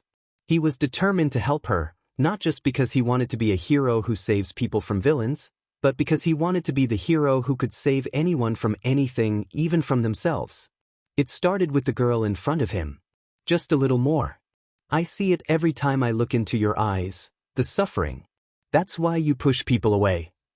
Memories, painful memories, bubbled to the surface. Memories she thought she'd buried deep down. She had lost the thing that kept her grounded, the iron mask she subconsciously wore. Why was it happening now? She knew the reason. Today was one of those off days, a reminder of the day it happened, but that wasn't enough reason. On days like these, she had been stronger. Why was it different now? He spoke again. Please, Namari, let me help you. There was a hint of desperation in his voice, as if he felt he would fail himself if he couldn't help her. His altruistic personality shone through.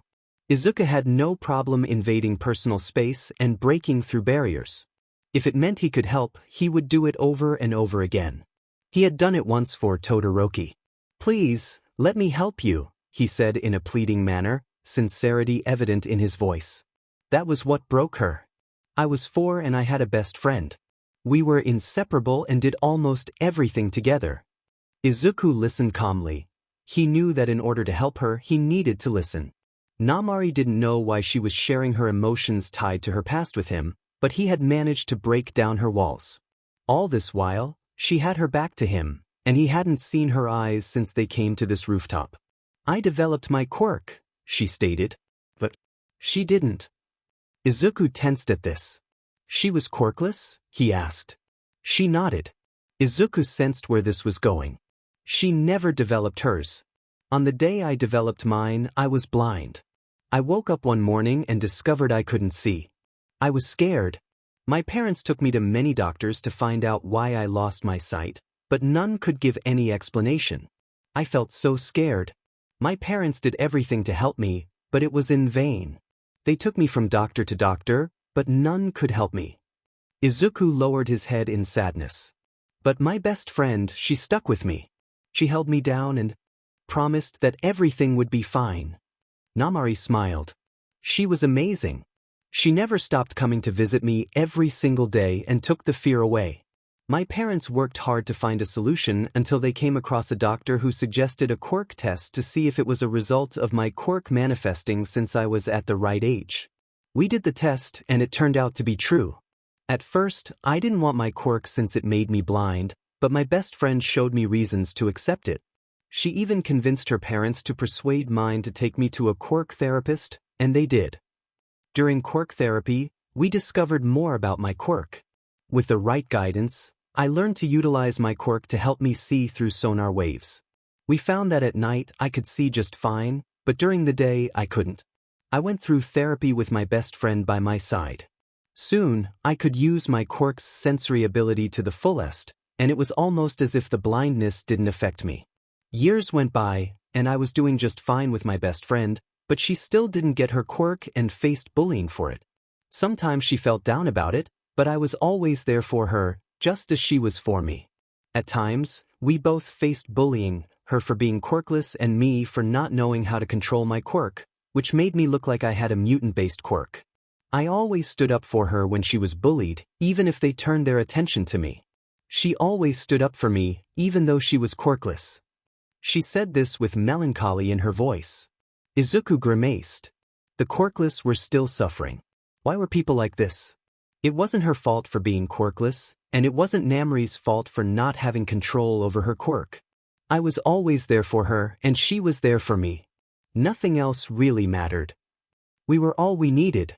Until her voice cracked, sadness evident in it. One day, I went to her house to see her, and I found her parents crying on the floor of their living room. I asked them what was going on, and they told me she died that morning. Izuku went pale. Namari's voice sounded strained. She was so broken it was like Izuku was seeing her for the first time, the real her. He saw the girl behind the shell she always hid in. This was Namari without any mask or filter. They said she died that morning. She slept and never woke up. Because of me, they held her burial at night so I could see. I went over to her coffin and saw her. She looked so peaceful and she had a smile on her face. It was as if she died smiling. Namari turned to face Izuku and he saw it. Her eyes were dark instead of silver, but that wasn't what caught his attention. He saw all the hurt, all the suffering, and all the pain in full view. She didn't try to hide it, she just let it out. Her eyes were glassy, tears threatening to fall, but not a single one did. It reminded him of himself. Izuku didn't know what he was doing. His body moved on its own, and he gently hugged her. He wasn't fond of hugging, especially girls, and he often felt overwhelmed, but she needed this just like he needed someone to hold him down when he questioned his existence, when everyone made him feel like he was better off dead. He wanted it so badly. He wanted someone to tell him he wasn't useless, that he wasn't a waste of space, that there was someone out there who still needed him. He just needed someone to tell him that everything was all right. Izuku wrapped her in the most comforting hug he could muster. She didn't push him away as she usually would. She stayed quiet, then slowly but surely gave in to the hug and for once let someone in. She always admired heroes and wanted to become one even though she was quirkless, but she died. She is the reason I entered the hero course. I wanted to keep her dreams alive even though she's not here. It's all right, Izuku cut in, still hugging her. He could see she was becoming more broken by telling the story, so he gently reassured her. It's okay, it's all right. These were the words he'd always wanted to hear from someone, that it was okay. She looked at him with glassy eyes, understanding now why he was able to break down her walls. Since it was nighttime, she could see just fine. For the first time, she saw her classmate clearly. He reminded her of her best friend. She could see all the qualities of her best friend in his eyes. Selflessness, the longing to help others, that bright smile she always wore. After a moment of silence, Izuku broke it. Is that why you push people away? Because you're scared of making new friends? She nodded. I'm afraid of making friends only for them to die on me. I'm scared of letting someone in only for them to sleep and never wake up. I don't want to go through that loss again. I don't know what I would do if it happens again. She was on the verge of breaking down. Izuku calmly patted her head to reassure her. It's okay. Now Izuku understood why she was like this, why she pushed people away, why she shut herself off. Silence fell between them again, but this time it was long. Izuku broke it once more. If it's not too much to ask, can I be your best friend? Namari tore her gaze from the moon to look at him. They had broken the hug and were now sitting on the edge of the rooftop again. Why? She asked, confusion and a hint of agitation in her voice. Wasn't he listening when she told him about her best friend? I didn't mean to come off as insensitive. I just can't imagine what you've gone through after the death of your best friend. Because of that, you've closed yourself off from the world while suffering in silence. I know I can't take your pain away, but I can help you feel better. I know I will never be able to replace your best friend, but I want to help, even if it's just a little. I can see you're still struggling with her loss, and after all these years, I can see you're still grieving, even if you think you're over it. That's why I see pain every time I look into your eyes. Izuku's eyes softened as he said that last part. I want to help you move on, but I can't if I don't share your pain, if I don't know how you feel, if you don't let me in. Namari didn't know what to say. The amount of selflessness and willingness to help he was displaying was overwhelming. Namari stood up and was about to head downstairs to her hotel room. Fine, that doesn't mean I'll accept you easily. I don't know if I can, she said with her usual snarky tone, though her voice quivered at the last part, revealing her uncertainty about moving on and opening up. Izuku smiled as she walked away. The next morning, the students of Class 1A gathered in front of their homeroom teacher in a different part of the beach. Sue and Izuku emerged from their hotel room, both wearing scuba suits. Aizawa had requested that all the students wear them for their underwater training. Izuku yawned as he stepped out of the hotel. After his encounter with Namari on the rooftop, he had fallen asleep as soon as he got into his sleeping bag. Sue woke up to the sounds of pots and pans clanking and the smell of something burning. Letting out a subtle yawn, she stretched and removed the covers. Realizing the source of the smell, she quickly made her way to the kitchen to find Izuku struggling with breakfast. "Midoriya, what are you doing?" she asked. Getting his attention, Izuku turned to her, rubbing the back of his head sheepishly while holding a pan. "Good morning, Azui. I was trying to make breakfast for us, but, this happened." Sue went over to the stove and turned off the gas, disposing of the burnt food. "That's thoughtful of you, Kiro, but there's no need. I can cook for both of us." "Yeah, but I wanted to do something for you, for sharing a room with me," Izuku replied. "That's nice of you, but you really don't need to," Sue said, putting on an apron. "I didn't take you for the type who knows how to cook anyway." Izuku chuckled. "Yeah, I only know how to make katsudon." "Why katsudon?" she asked, bringing out ingredients. "Well, it's my favorite food and the only thing I bothered to learn how to cook. But I didn't know you could cook." "Well, Kiro, I always cook for my younger siblings when my parents are working," she said, cutting vegetables. Izuku raised an eyebrow in surprise. "You have siblings?" "Yeah, I have 2 younger siblings and I'm the oldest," she replied, pouring water into a pot to boil. "I don't have any siblings, but I'm sure they're fun to have around." "Not really. They can be a handful," Sue said, recalling a time when her younger siblings had caused chaos. She shuddered at the memory. "I guess," Izuku said, "if you want, I can learn how to cook from you." "Really? That'd be nice," she said, smiling. "It's simple, really. You just need to know your recipe and the right amounts of ingredients," Sue explained as she mixed flour to make dough and placed it on a chopping board. "Now, I want you to roll this with your hands." Izuku started rolling the dough. "Like this?" he asked. She shook her head. "No, like this." She placed her hands on top of his, gently guiding him. His hands were warm and rough, but she noted the tenderness in his touch. I think the dough is getting sticky," Izuku said. "We need to add more flour," Sue replied, sprinkling some on the dough. Izuku stared at her, then reached out to wipe a bit of flour from her cheek. She shivered at his touch and locked eyes with him, feeling a rush of nerves. "I think you've got this down. I'll go heat up the oven," she said, pulling her hands away. Izuku nodded as he continued rolling the dough, wondering about the moment that had just passed. After they finished breakfast, they went to the training site to continue their training. Aizawa devised a plan for each of them based on their reactions to their quirks underwater, and they trained rigorously every day for 6 days. 6 days later, the students of Class 1A relaxed in the hotel lounge after an intensive day of training. The sun had completely disappeared over the horizon, giving way to the moon. Aizawa had given them the entire next day to relax since they would be returning to UA the day after. As they discussed their plans for the next day, Toru sighed, "I'm going to miss this place." "Yeah, it feels like just yesterday we came here." "Time flies when you're having fun," Uraraka chimed in. Kirishima suggested, "I say we do something manly tomorrow." Siro added, "Yeah, since it's our last day here, let's go out with a bang." Ida stood up, making robotic hand movements. "I say we go to a bookstore." Jairu responded, "Is that your idea of having fun?" Ida sat back down in shame. Momo giggled. "I say we explore the city like a carnival or something."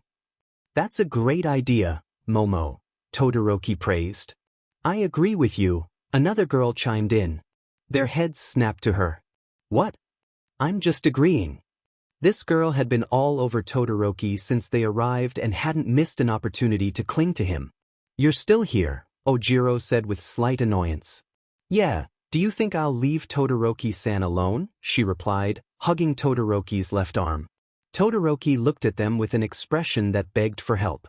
"This is inappropriate," Ida said, irritation creeping into his voice. Meanwhile, Bakugo was laughing at Todoroki's discomfort. The girl's already into you."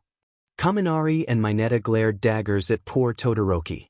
"The universe just loves handsome guys, doesn't it?" Kaminari lamented with envy. Mineta just spat on the floor while glaring at Todoroki. Ojiro patted their shoulders. "One day, you'll be handsome too." They turned their attention from Todoroki to Ojiro. "You mock us." Mina had been silent during this whole exchange, which was unlike her. Normally, she would be the first to suggest places to go with vibrant enthusiasm, but right now, she was quiet. Toru looked at the pink-skinned girl. "Are you alright? You've been dangerously quiet this whole time." Toru was oblivious to what was going on, so Mina didn't blame her for worrying. Yeah, just out of it today with the training and stuff," Mina supplied, removing her gaze from the girl clinging to Todoroki. Toru stared at her for a bit longer before returning to the conversation. "A carnival is nice, ribbit, but do they do any around here?" Tsuyu asked with a blank stare. "The amusement park sounds like a great idea. I mean, they are always open," Shoji suggested. "Perhaps you're right," Ida agreed. "Yeah, I want to check out the rides here," Sato added. A lot of the students agreed with the idea of going to the amusement park tomorrow. "Yo, Kaminari, we are going to the amusement park tomorrow. You down for it?" Jiro asked, but Kaminari was nowhere to be found. "Kaminari? Kaminari?" The Kaminari in question was too busy dancing with Mineta. "Kaminari, what do you think you are doing?" Ida demanded. "What does it look like?" Kaminari answered, sliding down the pole while Mineta went up. "What sort of abomination is this?" Tokoyami questioned in mild discomfort. It's called pole dancing," Mineta replied, sliding down while upside down. "You know what? I'm not even bothered. Anyone in favor of ignoring the two raise your hands." The entire class raised their hands, and the matter was settled. "So we all agree. We are going to the amusement park tomorrow, right?" Zero asked. "Yes," Todoroki agreed. "Yeah, maybe we could have our first date there," the girl said, moving even closer to Todoroki. Mina averted her eyes from the two. She could no longer take it anymore. She stood up and silently made her way outside the hotel and onto the beach. The sand crunched beneath her feet, the ocean waves gently swayed, and the cold ocean breeze grazed her skin. Mina let out an uneasy breath as she walked onto the beach at night. She shivered, taking a moment to take in the scene before her. Somehow, the beach looked more appealing at night. A jacket was placed on her shoulder. "Appealing, isn't it?" a voice spoke. It was none other than Izuku. "Yeah, I wonder why I didn't notice it," she replied, snuggling into the jacket. "Thanks," she added. "I noticed you walked out, and this place is usually cold at night," Izuku replied. He paused for a moment before speaking again. "Want to talk about it?" "That it's just." Mina paused. "I thought I'd be okay, but seeing her all over him. It's hard to ignore." Izuku's eyes softened as they glimmered in the night sky. "You know, when I was younger, I wanted this All Might limited edition action figure."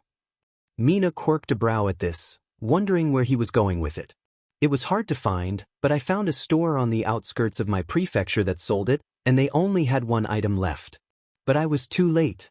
I saw a kid grabbing the last of the action figure. I was a second too late." Izuku stared at the sea. Dejected, I went around the store searching for any other All Might merchandise until I came across a collector's item. They had to stop production because it was defective but also extremely rare. If you had one of those, you had a collector's item. I got it, and up until this day, I still have it and have no regrets. Mina gave him a side glance, catching the way his eyes reflected the sea. Izuku took a small pause before continuing. "I guess what I'm trying to say is, just like fish in the ocean, there will always be something new." How ironic, because they were staring at the ocean. Mina stayed silent as she listened. Izuku remained quiet after that before walking back into the hotel. Mina bit her lip. For some reason, she couldn't get the sight of him staring at the sea out of her head. The way his eyes glinted as he gazed at the ocean felt like perfect paradise. The next day, Izuku and Tsuyu were getting ready in their hotel room. Today, they were going out with their classmates to the amusement park, seeing that it was their last day here. Tsuyu was brushing her hair while Izuku was putting on his shoes. It had been a fun week, even though they spent more than half of their time training to refine their quirks. Tsuyu was excited to spend the rest of the day having fun with her friends and classmates. The day at the beach, the volleyball game, the intense training, relaxing in the lounge afterward, and even cooking with Izuku were all enjoyable experiences for her. She glanced at Izuku, appreciating the time they spent together. Sharing a room with him was nice. She got to see a different side of him, including his cooking skills, which were amusingly lacking. More importantly, she noticed his relaxed demeanor during the trip. To her, Izuku was usually the timid, nerdy kid that Bakugo loved to pick on, but after the events at U.S.J, she had witnessed his heroic side, filled with determination and drive reminiscent of pro heroes like All Might. Now, during this trip, she saw him stress-free, without the tension or fighting stances she was used to. On the fourth day of their vacation, Tsuyu and Midoriya were asked to stay in their hotel room due to heavy rain, which led Aizawa to cancel training for the day. The sound of raindrops created a soothing rhythm in the exotic environment, and Tsuyu gazed out the glass wall of the hotel, feeling a sense of serenity.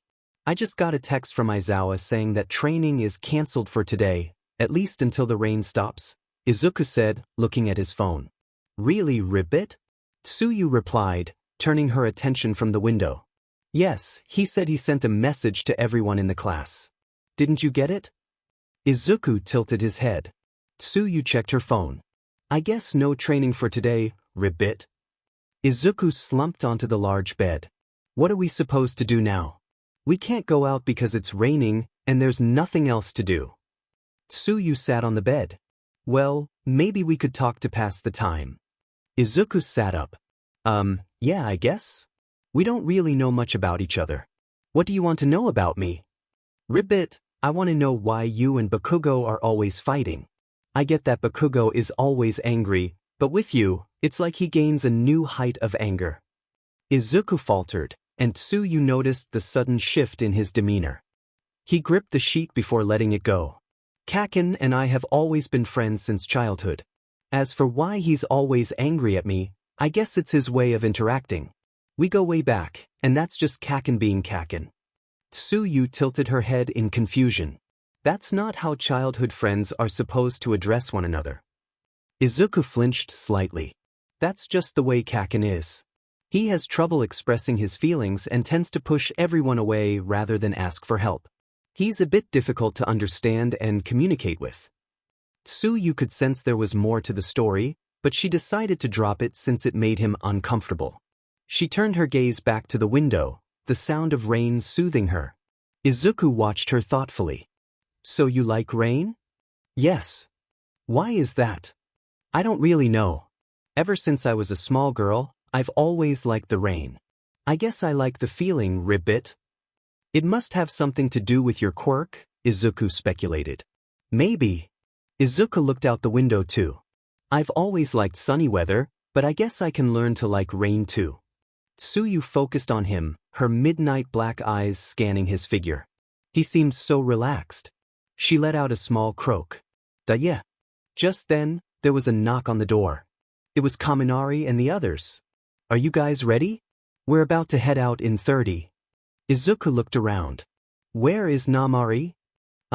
She's not here. We were on our way to her hotel room to see if she'd come, Kaminari answered. Izuku nodded and headed out the door. Knock knock. Namari opened the door to find a couple of excited teens. Wanna come with us to the amusement park? The whole class is going, Siro said. She had a tick mark. No, she replied without hesitation. She felt Izuku's gaze on her, recalling their conversation on the rooftop.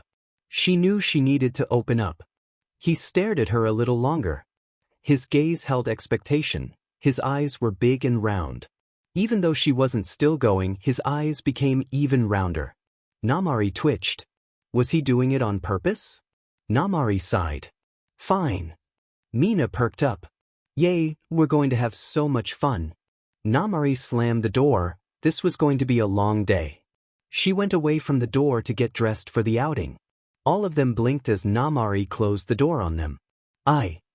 Oof, that's cold, Kaminari remarked. But at least she said she was coming, Siro chided. Yeah, I thought we'd have a hard time convincing her to come, Mina added. Yeah, it was way easier than convincing Bakugo though, Kirishima said. The group went to the lounge to rendezvous with the rest of their classmates. Are you guys ready? Punctuality is always appreciated, Ida said while making choppy hand motions. Whoa there, Thea, take it easy. This isn't a gathering, it's just an outing. No need to be formal, Jiro replied. Almost everyone was in the lounge, waiting on their classmates. Summer clothes, sunglasses, and bright colors filled the space as the students prepared for the day. Soon, the rest of the students came down, and the class made their way to the amusement park. Kyoto, Amusement Park, 1:15 p.m. The group of future heroes arrived at the amusement park, and their jaws dropped as they set eyes on the place. It was more fun than they had imagined. Wow, this place is amazing, Shoji said. You took the thought right out of my head, Kaminari replied. Are amusement parks supposed to be this fun? I mean, it's like everyone in Kyoto is here, Jiro added as she saw the attractions. I would have to agree, even though this is an amusement park, it isn't usually this bustling and exciting, Momo said. She caught the attention of a guy around their age and asked, excuse me, but why is this place packed? The guy blushed as Momo spoke to him. There's a festival going on, so that's why it's more festive than usual. Thank you for the information, Momo said. You're welcome.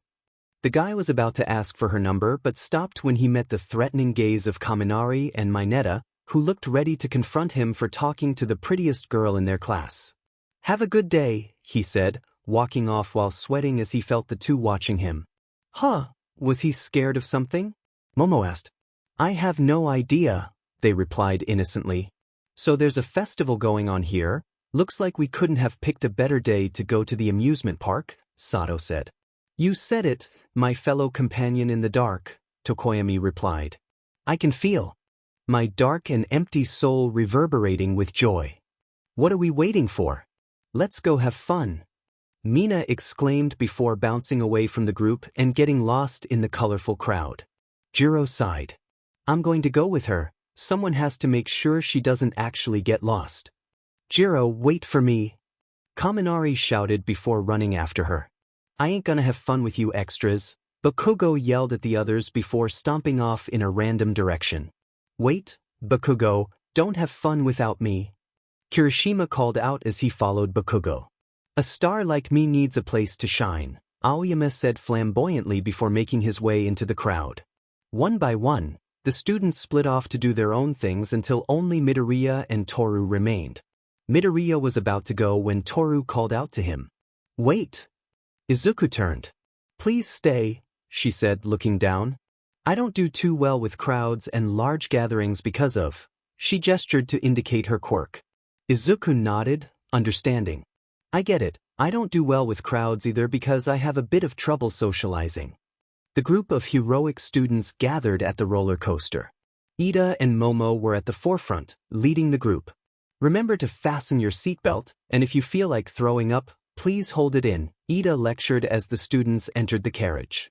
So, we're really going to ride that thing? Kaminari asked, pointing at the towering structure. The ride went 40,000 feet into the air. Yep, you scared or something? Mina teased. Kaminari gulped. No, it's not like I'm afraid of heights or anything. Good to hear, because we're taking off now. What? Wait, I'm not ready. Kaminari screamed as the carriage blasted off. Bakugo had a deranged grin on his face as the ride took off. Tokoyami had his eyes closed, arms crossed, and Ida was as stiff as ever. Mina was too busy shouting, "We!" while Kaminari tried to connect to his happy place to avoid throwing up. Aoyama still looked flamboyant, even throwing a wink to the fourth wall, while Todoroki was lost in thought about ways to rebel against his father. All was good until the ride stopped at the peak of the rail, 40,000 feet in the air. Sorry, we are experiencing a bit of a technical issue at the moment. As our technicians fix the issue, try not to pass out, Thank you for your understanding, the female automated voice said through the comms. Kaminari's face went pale. Say what now? I said we are experiencing a bit of technical issues. As our technicians fix the problem, try not to pass out. Thank you for your understanding, the voice repeated. Kaminari fainted. So, wonderful weather we're having, Uraraka tried to lift the atmosphere. Then things went south. Screams of children echoed 40,000 feet in the air. The level-headed ones were close to losing their cool, while the uncoordinated ones were already panicking. Oh my goodness, we're actually stuck on a 40,000-foot ride. Shiro stated the obvious. Oh no, this is bad, this is bad, this is bad. Kirishima exclaimed. Is this how we are going to die? I haven't even finished secretly reading Jiru's diary, Mina confessed. Jiru's earphone jacks immediately turned toward Mina. Men, we are going to be stuck here forever. I can see it now, we'll have to make this place our new home. We'll grow old together, Mineta said with a wild expression. Which one of you would like to volunteer to start a family with me? The girls were close to chucking him off the roller coaster. I knew it. The moment I saw this thing, I knew it was a disaster, Kaminari hyperventilated. Alright, guys, let's keep it cool. Panicking won't do us any good, Sato said. What the heck are we supposed to do? Kaminari asked. I don't know, man. I'm freaking out just as much as you are, Sato replied. An hour passed, and the children looked exhausted. Aoyama managed to retain some of his flamboyance despite the situation, while Dark Shadow tried to dig its way out of the roller coaster, though it was futile. Meanwhile, Kaminari was calming his nerves by writing in his journal. Journal Entry 1. Dear Journal, it's been an hour since we got stuck on this ride, and I'm losing it. Adjusting to life at 40,000 feet has been rough. For some reason, Tokoyami's quirk keeps trying to dig its way out of the roller coaster. I guess it's also acrophobic like me. Journal Entry 2. Dear Journal, it's been an hour and a half since we made this place our new home. I think Dark Shadow has developed some sort of anxiety from this experience because it's just huddled in a corner. Aoyama has completely lost his flamboyance. Mineta is getting increasingly insistent about the need to repopulate. Koda keeps trying to catch every bird that flies by, but they don't seem to listen to him, and as for me, I'm not doing any better. I can feel the life draining out of me. If I don't make it out alive, I want to prepare my will. This is useless. We're never going to get out of this, Kaminari said, looking up from his journal. Namari, frustrated, transformed into her semi-bat form and flew down. They all blinked in surprise. Are you kidding me? So we're allowed to use our quirks? Kirishima exclaimed. Eat my dust. Bakugo shouted as he descended with explosions. One by one, those whose quirks could get them down safely began to leave. Uraraka floated down, Tokoyami enveloped himself in dark shadow and flew, and Todoroki created an ice slide to slide down. Ida ran on the slide at maximum speed, melting the ice as he went. Momo was strapping on a parachute she made with her quirk. So you're not going to take us with you? Kaminari asked. Sorry, I only have enough energy for one parachute, Momo replied before jumping off. Shiro used his tape to latch onto the railing. You gonna leave us hanging? Kaminari asked. Sorry bro, but you're on your own, Shiro said as he descended slowly.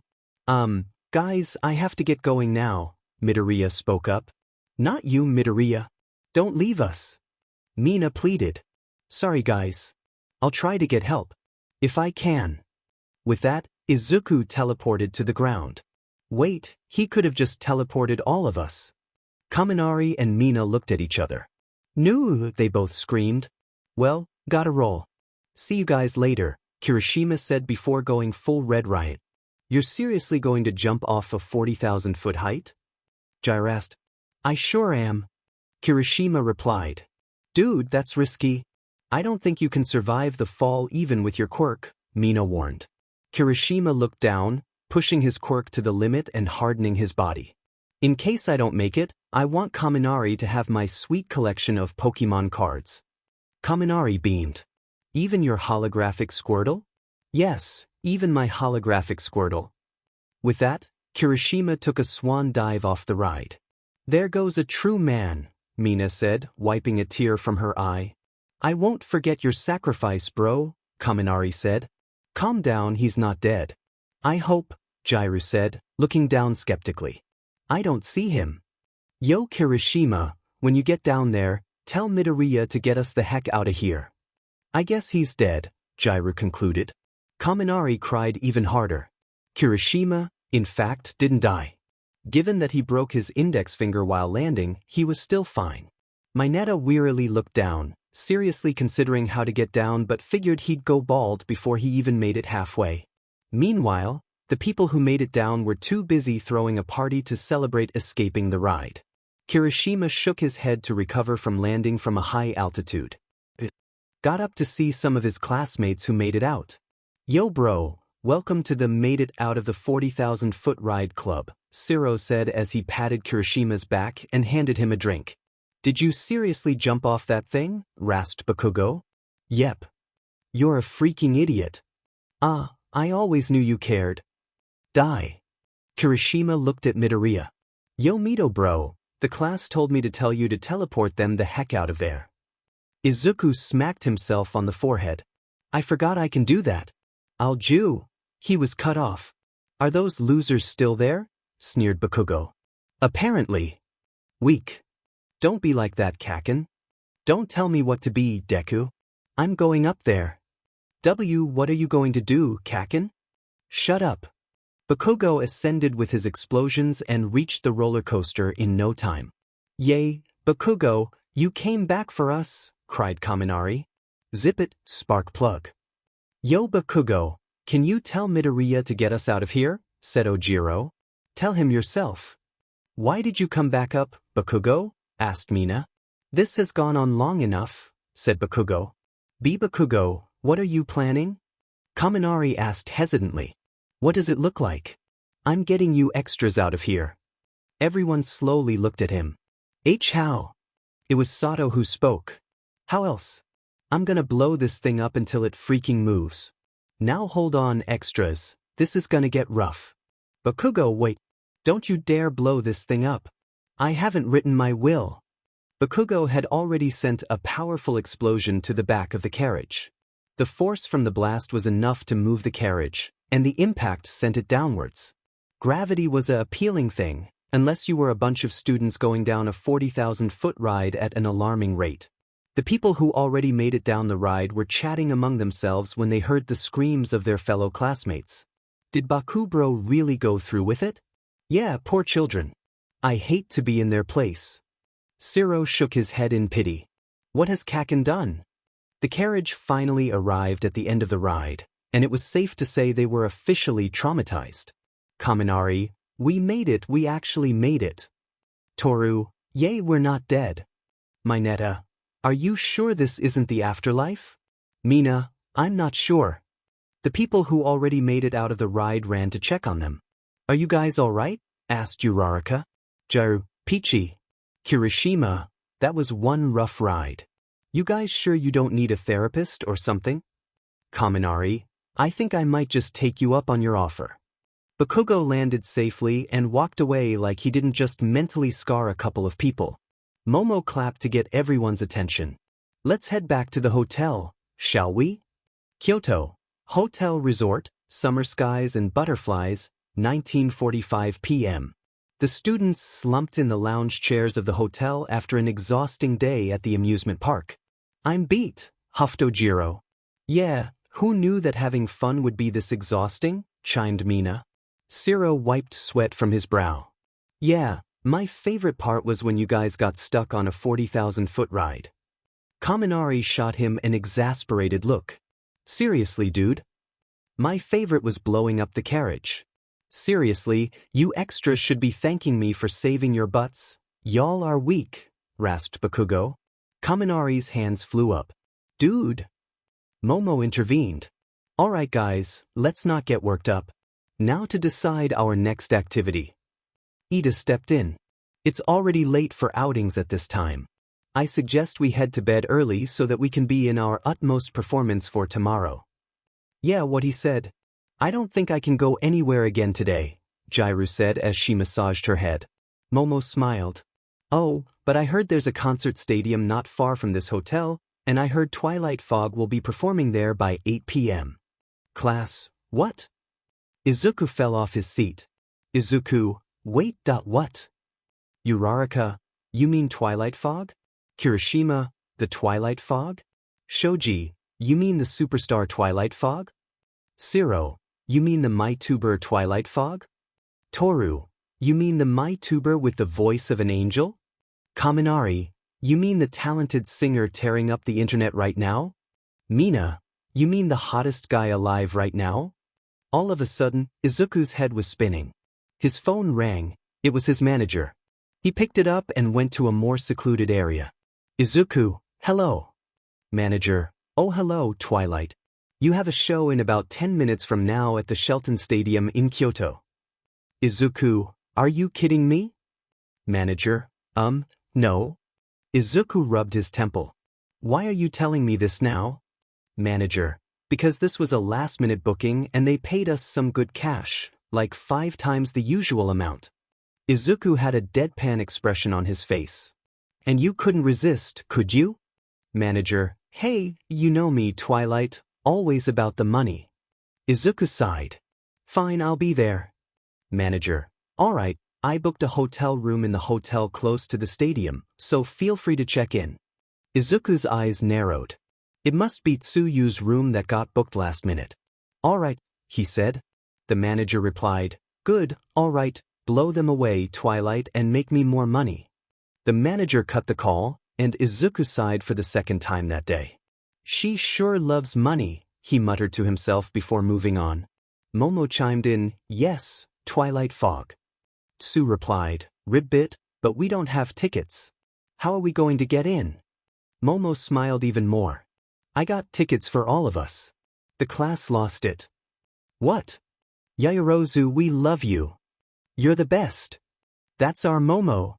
Kaminari jumped up. Yaoyorozu, can I give you a hug? Momo responded, absolutely not. Clearing her throat, she continued, all right, so we're going. Any objections? Jairu shot up from her seat. Let's go right now. Mina grinned. I thought you couldn't go anywhere today because you're tired. Jairu glared at Mina. Nothing gets between me and Twilight Fog, understand? Mina's grin grew. Whatever you say. Izuku was heading to the reception office when his classmate called him. Kirishima said, yo, Mito. Bro, we're going to Twilight Fog's concert. You coming? Izuku stopped in his tracks and scratched the back of his neck. No. Everybody's heads snapped to him. Izuku shrank back. Siro asked, what? Todoroki added, you don't want to see Twilight Fog perform? Kaminari exclaimed, monster. Jairu chimed in, who doesn't want to see Twilight Fog perform? Izuku spoke up, frantically waving his hand. Guys, it's not like that. I'm just really worn out from the day we had at the amusement park, so I want to go to bed. Momo's expression saddened. But I want you to come. I already got the tickets. Izuku bit his lip. I'm sorry. Todoroki said, I guess you can stay back if you're that tired. Izuku smiled before heading to the reception. Ida spoke up, so shall we get going? It's 19, we ought to leave if we want to make it. A girl who had been clinging to Todoroki said, Todoroki-san, why are you leaving so soon? Todoroki replied, dang it. Let's get moving now. The class started making their way to the stadium, with Todoroki bolting ahead. Izuku passed the reception office and went into the bathroom, then changed into his Twilight Fog outfit. After slipping on his mask, he teleported to the entrance of the hotel, making it look like he was just arriving. The receptionist was starstruck upon seeing Twilight Fog. Good evening, Twilight Fog. How can I help you? Do you want water or perhaps tea? Twilight Fog chuckled. Good evening to you. I booked a room in this hotel. Oh yes, you're the special guest we were informed of. Here are your keys. Your room number is 306. 306, that's Tsuyu's room. Just as I thought, Izuku thought. Thank you very much. As he collected the key, the receptionist added, don't forget to call if you need anything. I'm always at your service. Izuku nodded and walked to his room. Unlocking the door, he stepped inside. It was a bit different from his room, but the layout was the same. He began doing voice warm-ups to prepare and, after a while, headed out to the stadium, locking his room behind him. Walking out of the hotel, the receptionist smiled at him.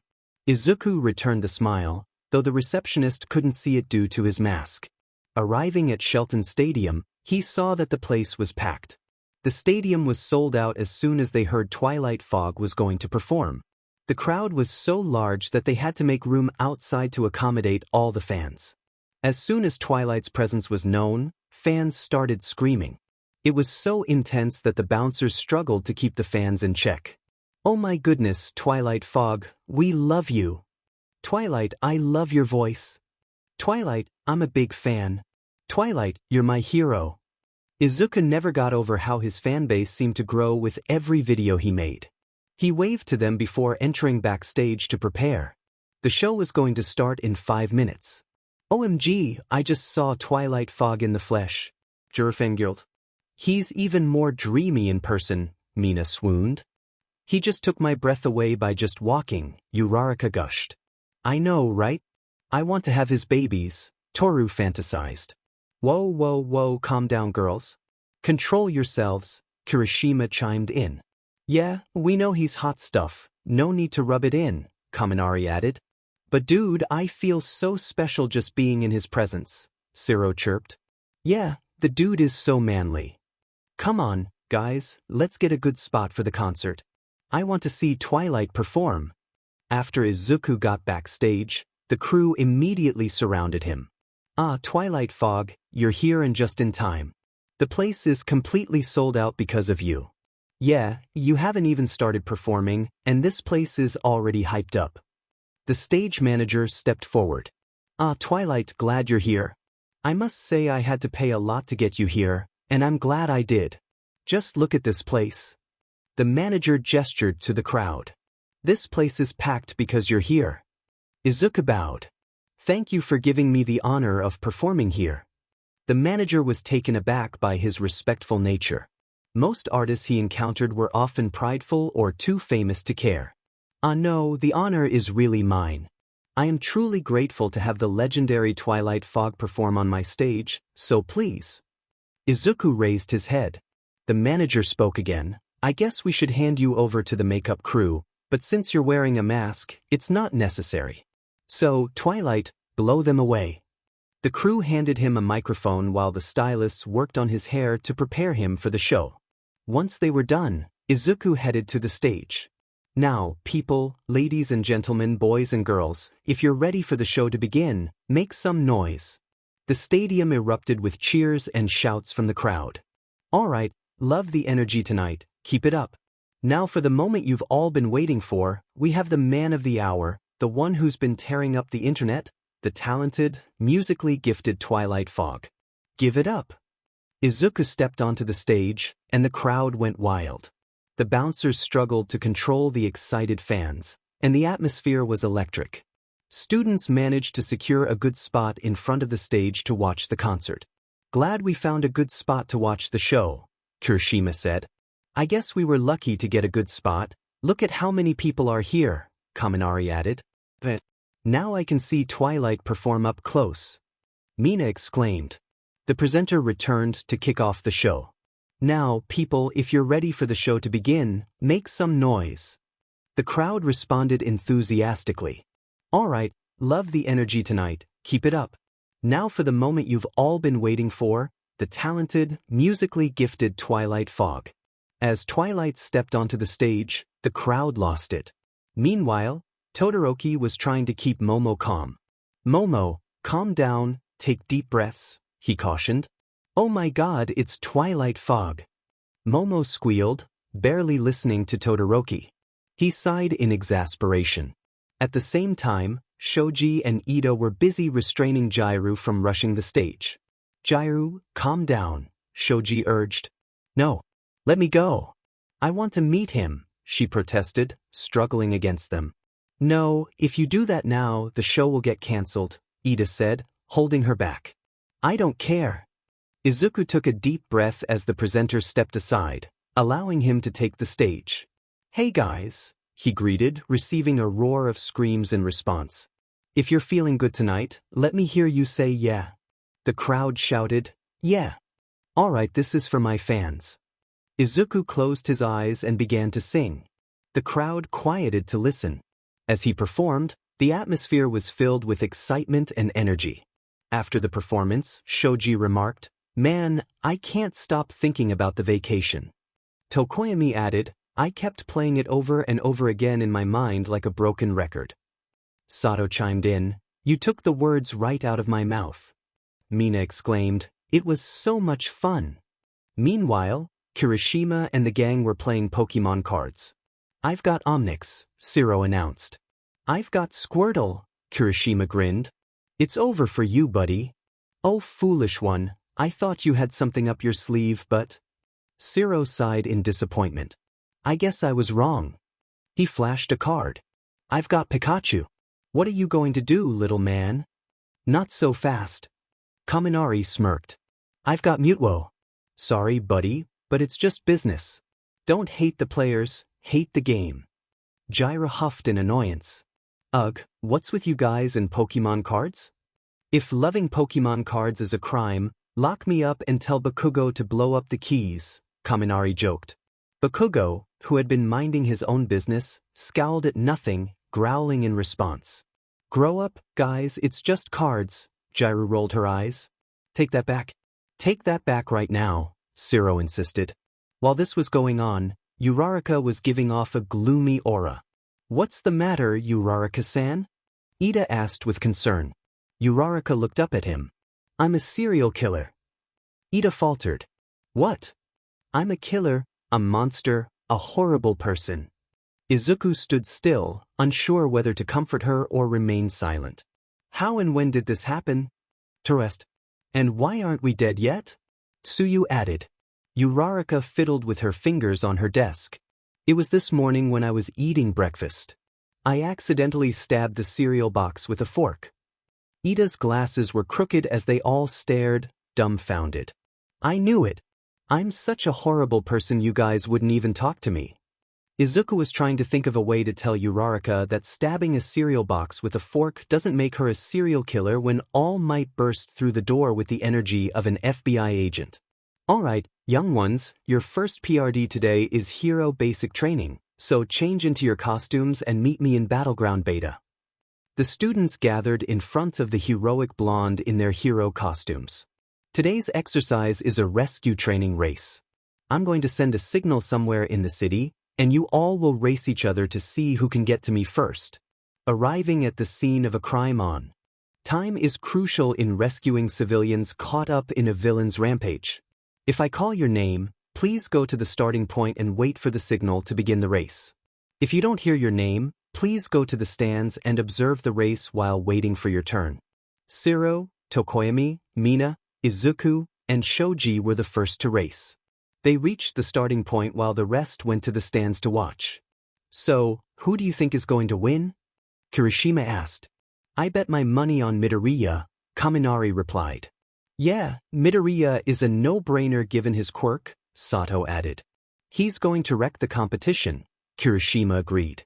"So, we're all placing our bets on Midoriya," Kaminari said. "Ida, betting is shameful," Ida interjected. "Go, Deku!" Uraraka cheered. "Shut up, extras. The useless nerd is gonna fail," Bakugo scoffed. The runners saw the signal and immediately took off. Siro swung from pipe to pipe using his tape, Tokoyami merged with Dark Shadow and took to the skies, Mina slid on her acid, and Shoji climbed the walls. Izuku, however, was struggling to activate his artificial quirk. "Why isn't my artificial quirk activating? My stress levels aren't high. So why isn't the AQI responding? You know what, I'm making a run for it." Izuku began running. "What is Midoriya doing?" Kirishima asked. "Yeah, why isn't he using his quirk?" Kaminari wondered. "Maybe he wants to use it at the last minute, like in the sports festival," Uraraka suggested. "Teeth show off," Bakugo muttered. Siro crossed the finish line first, followed by Tokoyami, Mina, Shoji, and finally a tired and out-of-breath Izuku. All Might awarded Siro a medal for first place. Good job, young Zero. Congratulations on first place in this exercise. He turned to Tokoyami, Mina, and Shoji. Well done, you three. Finally, he addressed Izuku. I don't know what was wrong back there, young Midoriya, but good luck next time. Izuku nodded, hunched over with his hands on his knees. In the stands, Bakugo wore a triumphant grin at Izuku's failure. I won the bet. UBS Sturdis owe me. Now pay up. Those who bet on Izuku's side as they handed over their cash. By the end of the exercise, Bakugo had made a few bucks. After the race, the students went to the locker rooms to change out of their costumes. In the boys' locker room, Kirishima placed a hand on Izuku's shoulder. Hey buddy, why didn't you use your quirk for the exercise? Izuku looked down at his hands. I couldn't activate my quirk for some reason. Kirishima frowned. Do you know why? Izuku clenched his hands, still looking down. I don't know. That's going to be a problem, Sato said. Yeah, I lost a couple of bucks because of it, Kaminari added, glancing at Bakugo, who was fanning himself with his winnings while Ida scolded him for exploiting his classmates. After that, silence fell over the changing room. Sometimes, I get the feeling I'm a character in some animation, Zero mused, breaking the silence with a philosophical expression on his face. Izuku's POV. I stood in front of Mina's house, waiting for her to open the door. It was after school, and somehow Ishido had convinced me to come over. The door swung open to reveal Mina, also in casual clothes. Hey, glad you could come, she said in a sing-song voice. You forced me to come, I replied. Happy to see you too. Come on in. I stepped inside as Mina closed the door behind me. The place was nice and cozy, with a homely feel to it. She led me to a staircase and stopped at the second door on the floor, which had stickers on it. She opened the door and gestured for me to come inside. I hesitated, unable to move. I didn't know what was beyond that door, and I hadn't fully recovered from my last experience entering a girl's room, which had been Jiru's. You know, thinking about it, I now understood how All Might would have felt if he had seen my room. I just didn't know if I could handle seeing a certain body pillow in there. Ishido stood there, watching in amazement as I struggled with the idea of entering a girl's room. You know, if I knew you were this afraid, I would have brought you to one a long time ago. I closed my eyes, took a deep breath, and entered. When I opened my eyes, I saw that it was normal. Well, maybe a bit too much pink and black, but normal. There were no traces of anything unusual apart from a small figurine on her bedside drawer. You aren't dead yet? With the way you were acting, I thought you would have fainted. Black irises stared at me in glee, and a smirk danced at the corners of her lips. I was determined to get her back for this. Let's begin the lesson. Mina's POV, right? I was having so much fun teasing him that I forgot why we were here. Did you bring your study materials? I asked. He nodded and teleported his textbooks into his hands. I had to admit his quirk was quite handy. I wondered why he hadn't used it during the training exercise today. I sat on my bed and opened my study materials. Where should I sit? He asked, looking around. A grin formed on my lips as I patted the bed space next to me. No, Ishido, we are not doing this. Ah, don't you want to sit next to me? He totally ignored me, pulling out a chair from my desk, sitting on it, and placing his books on the desk. So, is there any subject you're having problems with? He asked. I pouted. Well, I'm having trouble with math. Honestly, that subject messes with my head. I think I might be allergic to it. Ishido, no one is allergic to math. I think? Anyway, which topic aren't you getting? I chuckled nervously. Everything. He threw his hands up. Ishido, you are hopeless. I know. Please teach me the sacred arts of solving equations. Math isn't an art, but I'll teach you. It's what I'm here for. Now let's start from the first topic. And so we began the lesson. 25 minutes later, I slumped on my bed after solving 3 equations. I couldn't feel my brain anymore. Honestly, with the way I had been solving equations today, I had to be as smart as Albert Einstein. Let's take a break. He frowned. But it's not even up to 30 minutes. I said, we are taking a break. Got me, I said in a demanding tone. I grabbed my phone and started scrolling through my tube when a light flashed on it and disappeared. Ishido, you need to focus, or else you're not going to go to summer camp, he said while holding my phone. My phone. Give me my phone. I whined, making grabby motions at it. No. I huffed and crossed my arms. Fine. I donned a cheeky grin and pulled out another phone from my pocket. I blinked, only to see that my hand was empty. What the? Please focus, Ishido, he said, waving my other phone. Dang it. I sighed, picked up my books, plopped into the chair next to him, and dropped my books on the desk. Now, let's continue. He glanced at his textbook while lightly chewing on the tip of his pen. He was really cute, no wonder Toru liked him. Todoroki flashed in my mind, but I shook it off. Now was not the time. Midoriya looked at me and then squinted. Your skin is lilac. Are you all right? Shoot. I'm fine, my skin sometimes does that. How about we focus on this equation? I pointed at a random problem. Oh, the concept of this is simple. All you have to do is find x and multiply it by its factor. He trailed off as I tuned him out. That was close. Better focus. 3 hours later, third-person POV. And with that out of the way, we produce our answer by multiplying this to the power of 3, and there you have it. It's over. It's finally over. Mina sighed as she dropped her pen and slumped in the chair. Yeah, it is. That was the longest 3 hours of my life. Izuku rolled his eyes. Don't be dramatic. I'm not. I swear I lost some brain cells trying to understand why we have to solve 2 equations to produce one answer. It's called simultaneous equations. If you don't know this, you have a long way to go. Yeah, sure. Just glad that's over with. Anyways, I have to get going now. I'll see you in school. Mina glanced outside her window. Are you sure? I mean, it's pretty late. Izuku waved her worries off. It's okay, I can get home. Don't worry. He packed his study materials and waved to Mina before teleporting away. Mina face-bombed. She forgot he could teleport. The next day in class, the children of 1A were casually chatting among themselves. Ida, so, how was your study session yesterday? Kirishima grinned. It was wicked. Surprisingly, Bakugo was decent at teaching a dummy like me. I told you I'm going to tutor you till you drop, rasped Bakugo. Toru, my study session was all right. Mina glanced at Toru. Kaminari, the study session at Yaoyorozu's house was.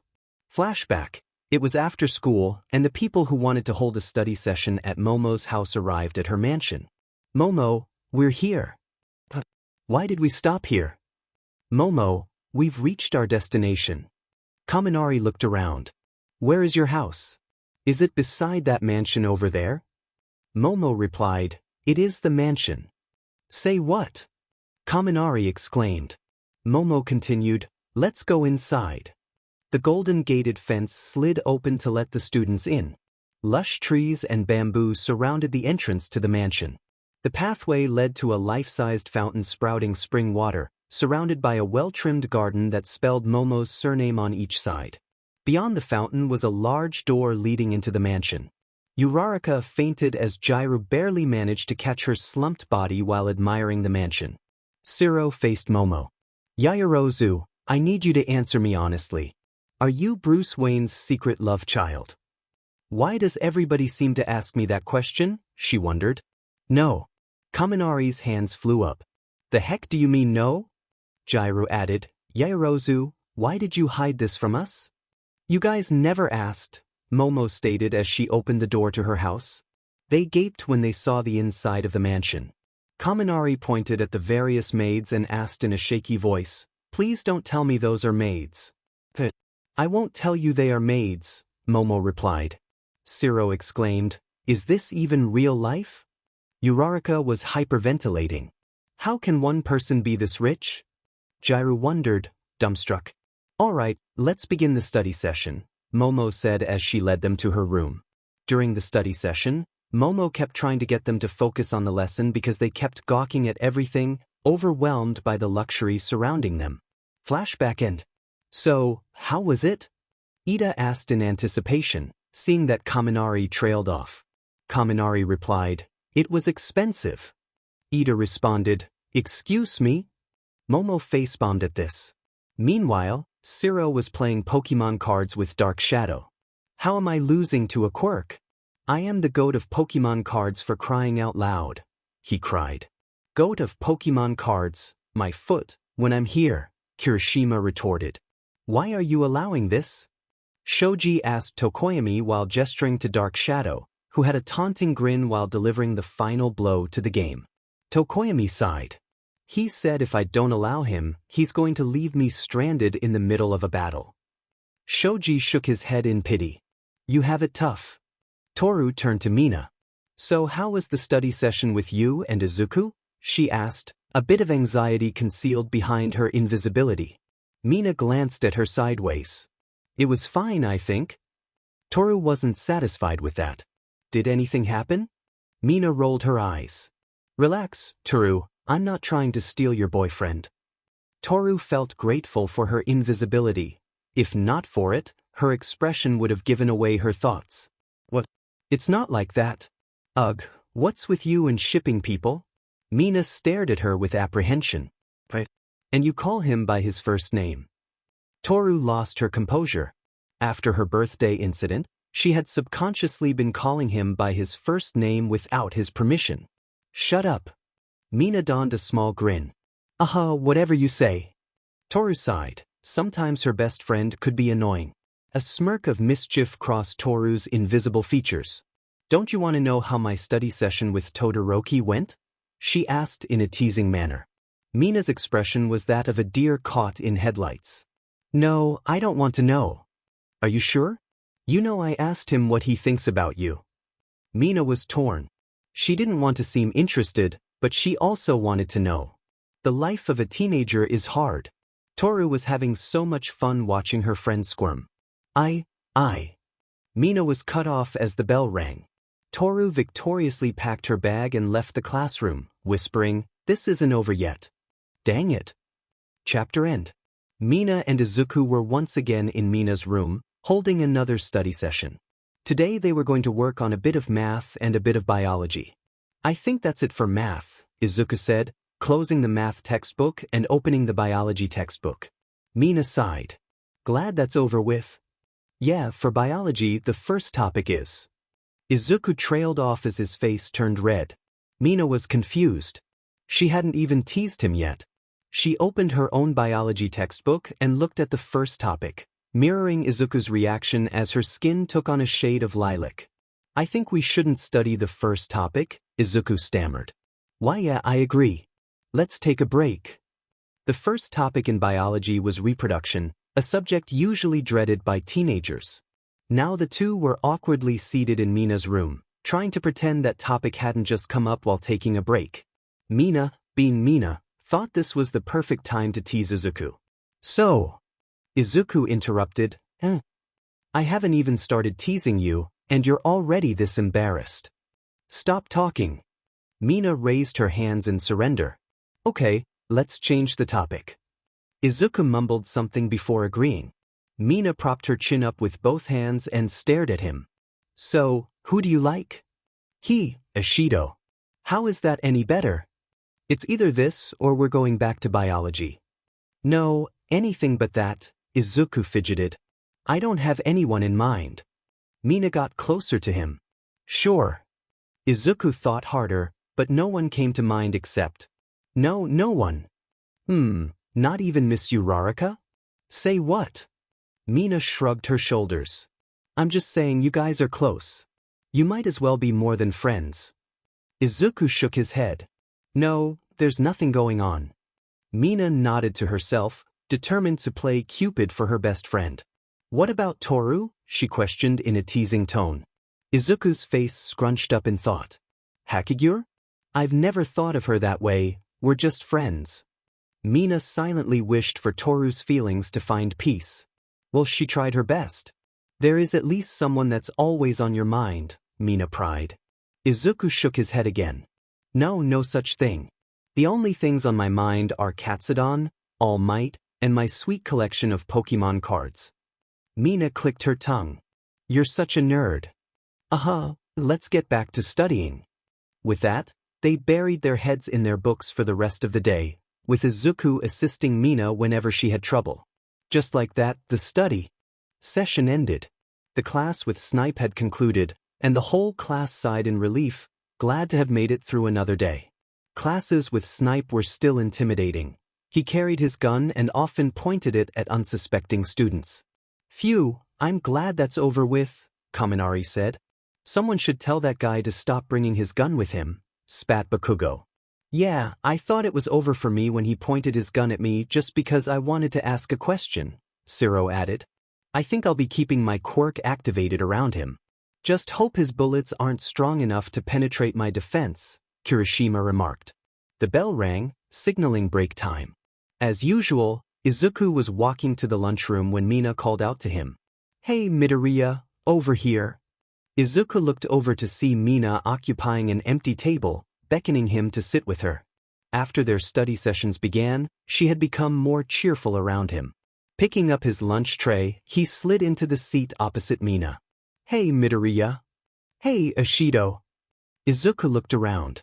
So, I was thinking we should skip the whole study session today, Mina said. Izuku frowned in confusion. Really? Aren't you worried about your grades? Yeah, I'm worried, but I'm not saying I want to quit studying entirely. I just want to focus on something else today, Mina explained. Looks like I won't be doing anything after school today. I can focus on something else, Izuku stated. No, I still need you though, Mina pointed out. Why? Mina explained, today, I decided not to focus on academics because I want to focus on quirk training. After all, Aizawa-sensei said there won't just be written tests but also practical ones, which means our quirks will be involved. Izuku nodded in understanding. So, I want to spar with you to get some training in, she finished. So, like a training session? He recounted. Yes, like a training session, she confirmed. We're going to spar both with and without quirks. Izuku nodded. But where are we going to train? Oh, don't worry about that. I asked Aizawa if we can use the gym, and he gave his approval. All right then, see you later, I guess, Izuku said as he stood up after finishing his food. After school, Izuku stood in front of Gym Gamma, waiting for Mina. He took out his phone, scrolling through his MyTube channel to check in on his fans. His fan base had grown significantly since his last video, and every day more people seemed to join. Izuku sighed. It had been a while since he made a MyTube video. He had been busy with his studies and hero training, leaving little time for anything else. Hey! A cheerful voice broke him out of his thoughts. Mina, with her fluffy pink hair and bright smile, appeared in her P uniform. Sorry I'm late, I fell asleep in class. Izuku frowned. Ishido, try to pay attention in class. I did. I really did, but it was so boring, Mina drawled. Izuku wanted to interject, but Mina walked past him and into the gym. The two set their bags down and began light stretches. Izuku observed Mina. Her flexibility was impressive, on par with Toga's. He knew that with enough practice, she could use her flexibility for parkour. Izuku, on the other hand, was not as flexible. He was built more like a beefcake. So, I'm thinking we should do a bit of quirk training first before we head over to combat training, but without quirks, she suggested. Izuku nodded. Good for me. He got into a fighting stance as Mina readied her acid. 5 minutes later, Mina was down, breathing heavily, while Izuku stood barely breaking a sweat. Dang, Midoriya, you're untouchable. You barely even raised a finger. Izuku shrugged. A lot of training, I suppose. Mina stood up, ready for round 2. All right, let's do this again. This time I'm going to give it all I've got, so be ready, she proclaimed. 8 minutes later, acid marks could be seen around the gym floor. Once again, Izuku stood victorious against Mina, who slumped against the wall, breathing heavily. Izuku smiled at her. This time you did well. Well, my foot. I didn't even get a scratch on you, she exclaimed. Well, you were able to keep me on my toes this time, so it's progress. Mina sighed as she dropped onto the floor. I have a long way to go. Izuku tossed a water bottle at her. She caught it and took a drink. Izuku sat on the floor with his legs crossed. Yeah, look how far you've come. Mina was lost in thought before she snapped back to reality. Yeah, I guess so. But Midoriya, you're crazy strong. I wonder why you didn't defeat Bakugo in the sports festival. Izuku rubbed the back of his head. Yeah, Kakin is really strong. Mina glanced at him sideways, feeling skeptical about Bakugo being stronger than Izuku. She sighed and dropped her water bottle. Alright, let's go over to the hand-to-hand combat training, this time with no quirks. Izuku nodded and helped Mina up. The two got into their stances. Mina moved forward, aiming a kick at his side. He swayed his body to let her leg pass and used her momentum against her, grabbing her foot and flinging her toward the wall. Mina bounced off the wall, planting her foot against it to flip herself. She aimed a kick at Izuku's head while in midair, but he dodged as she landed. Wow, Mina, you're good at this, he commented. She smiled, keeping her focus on him. Before she knew it, he was right in front of her.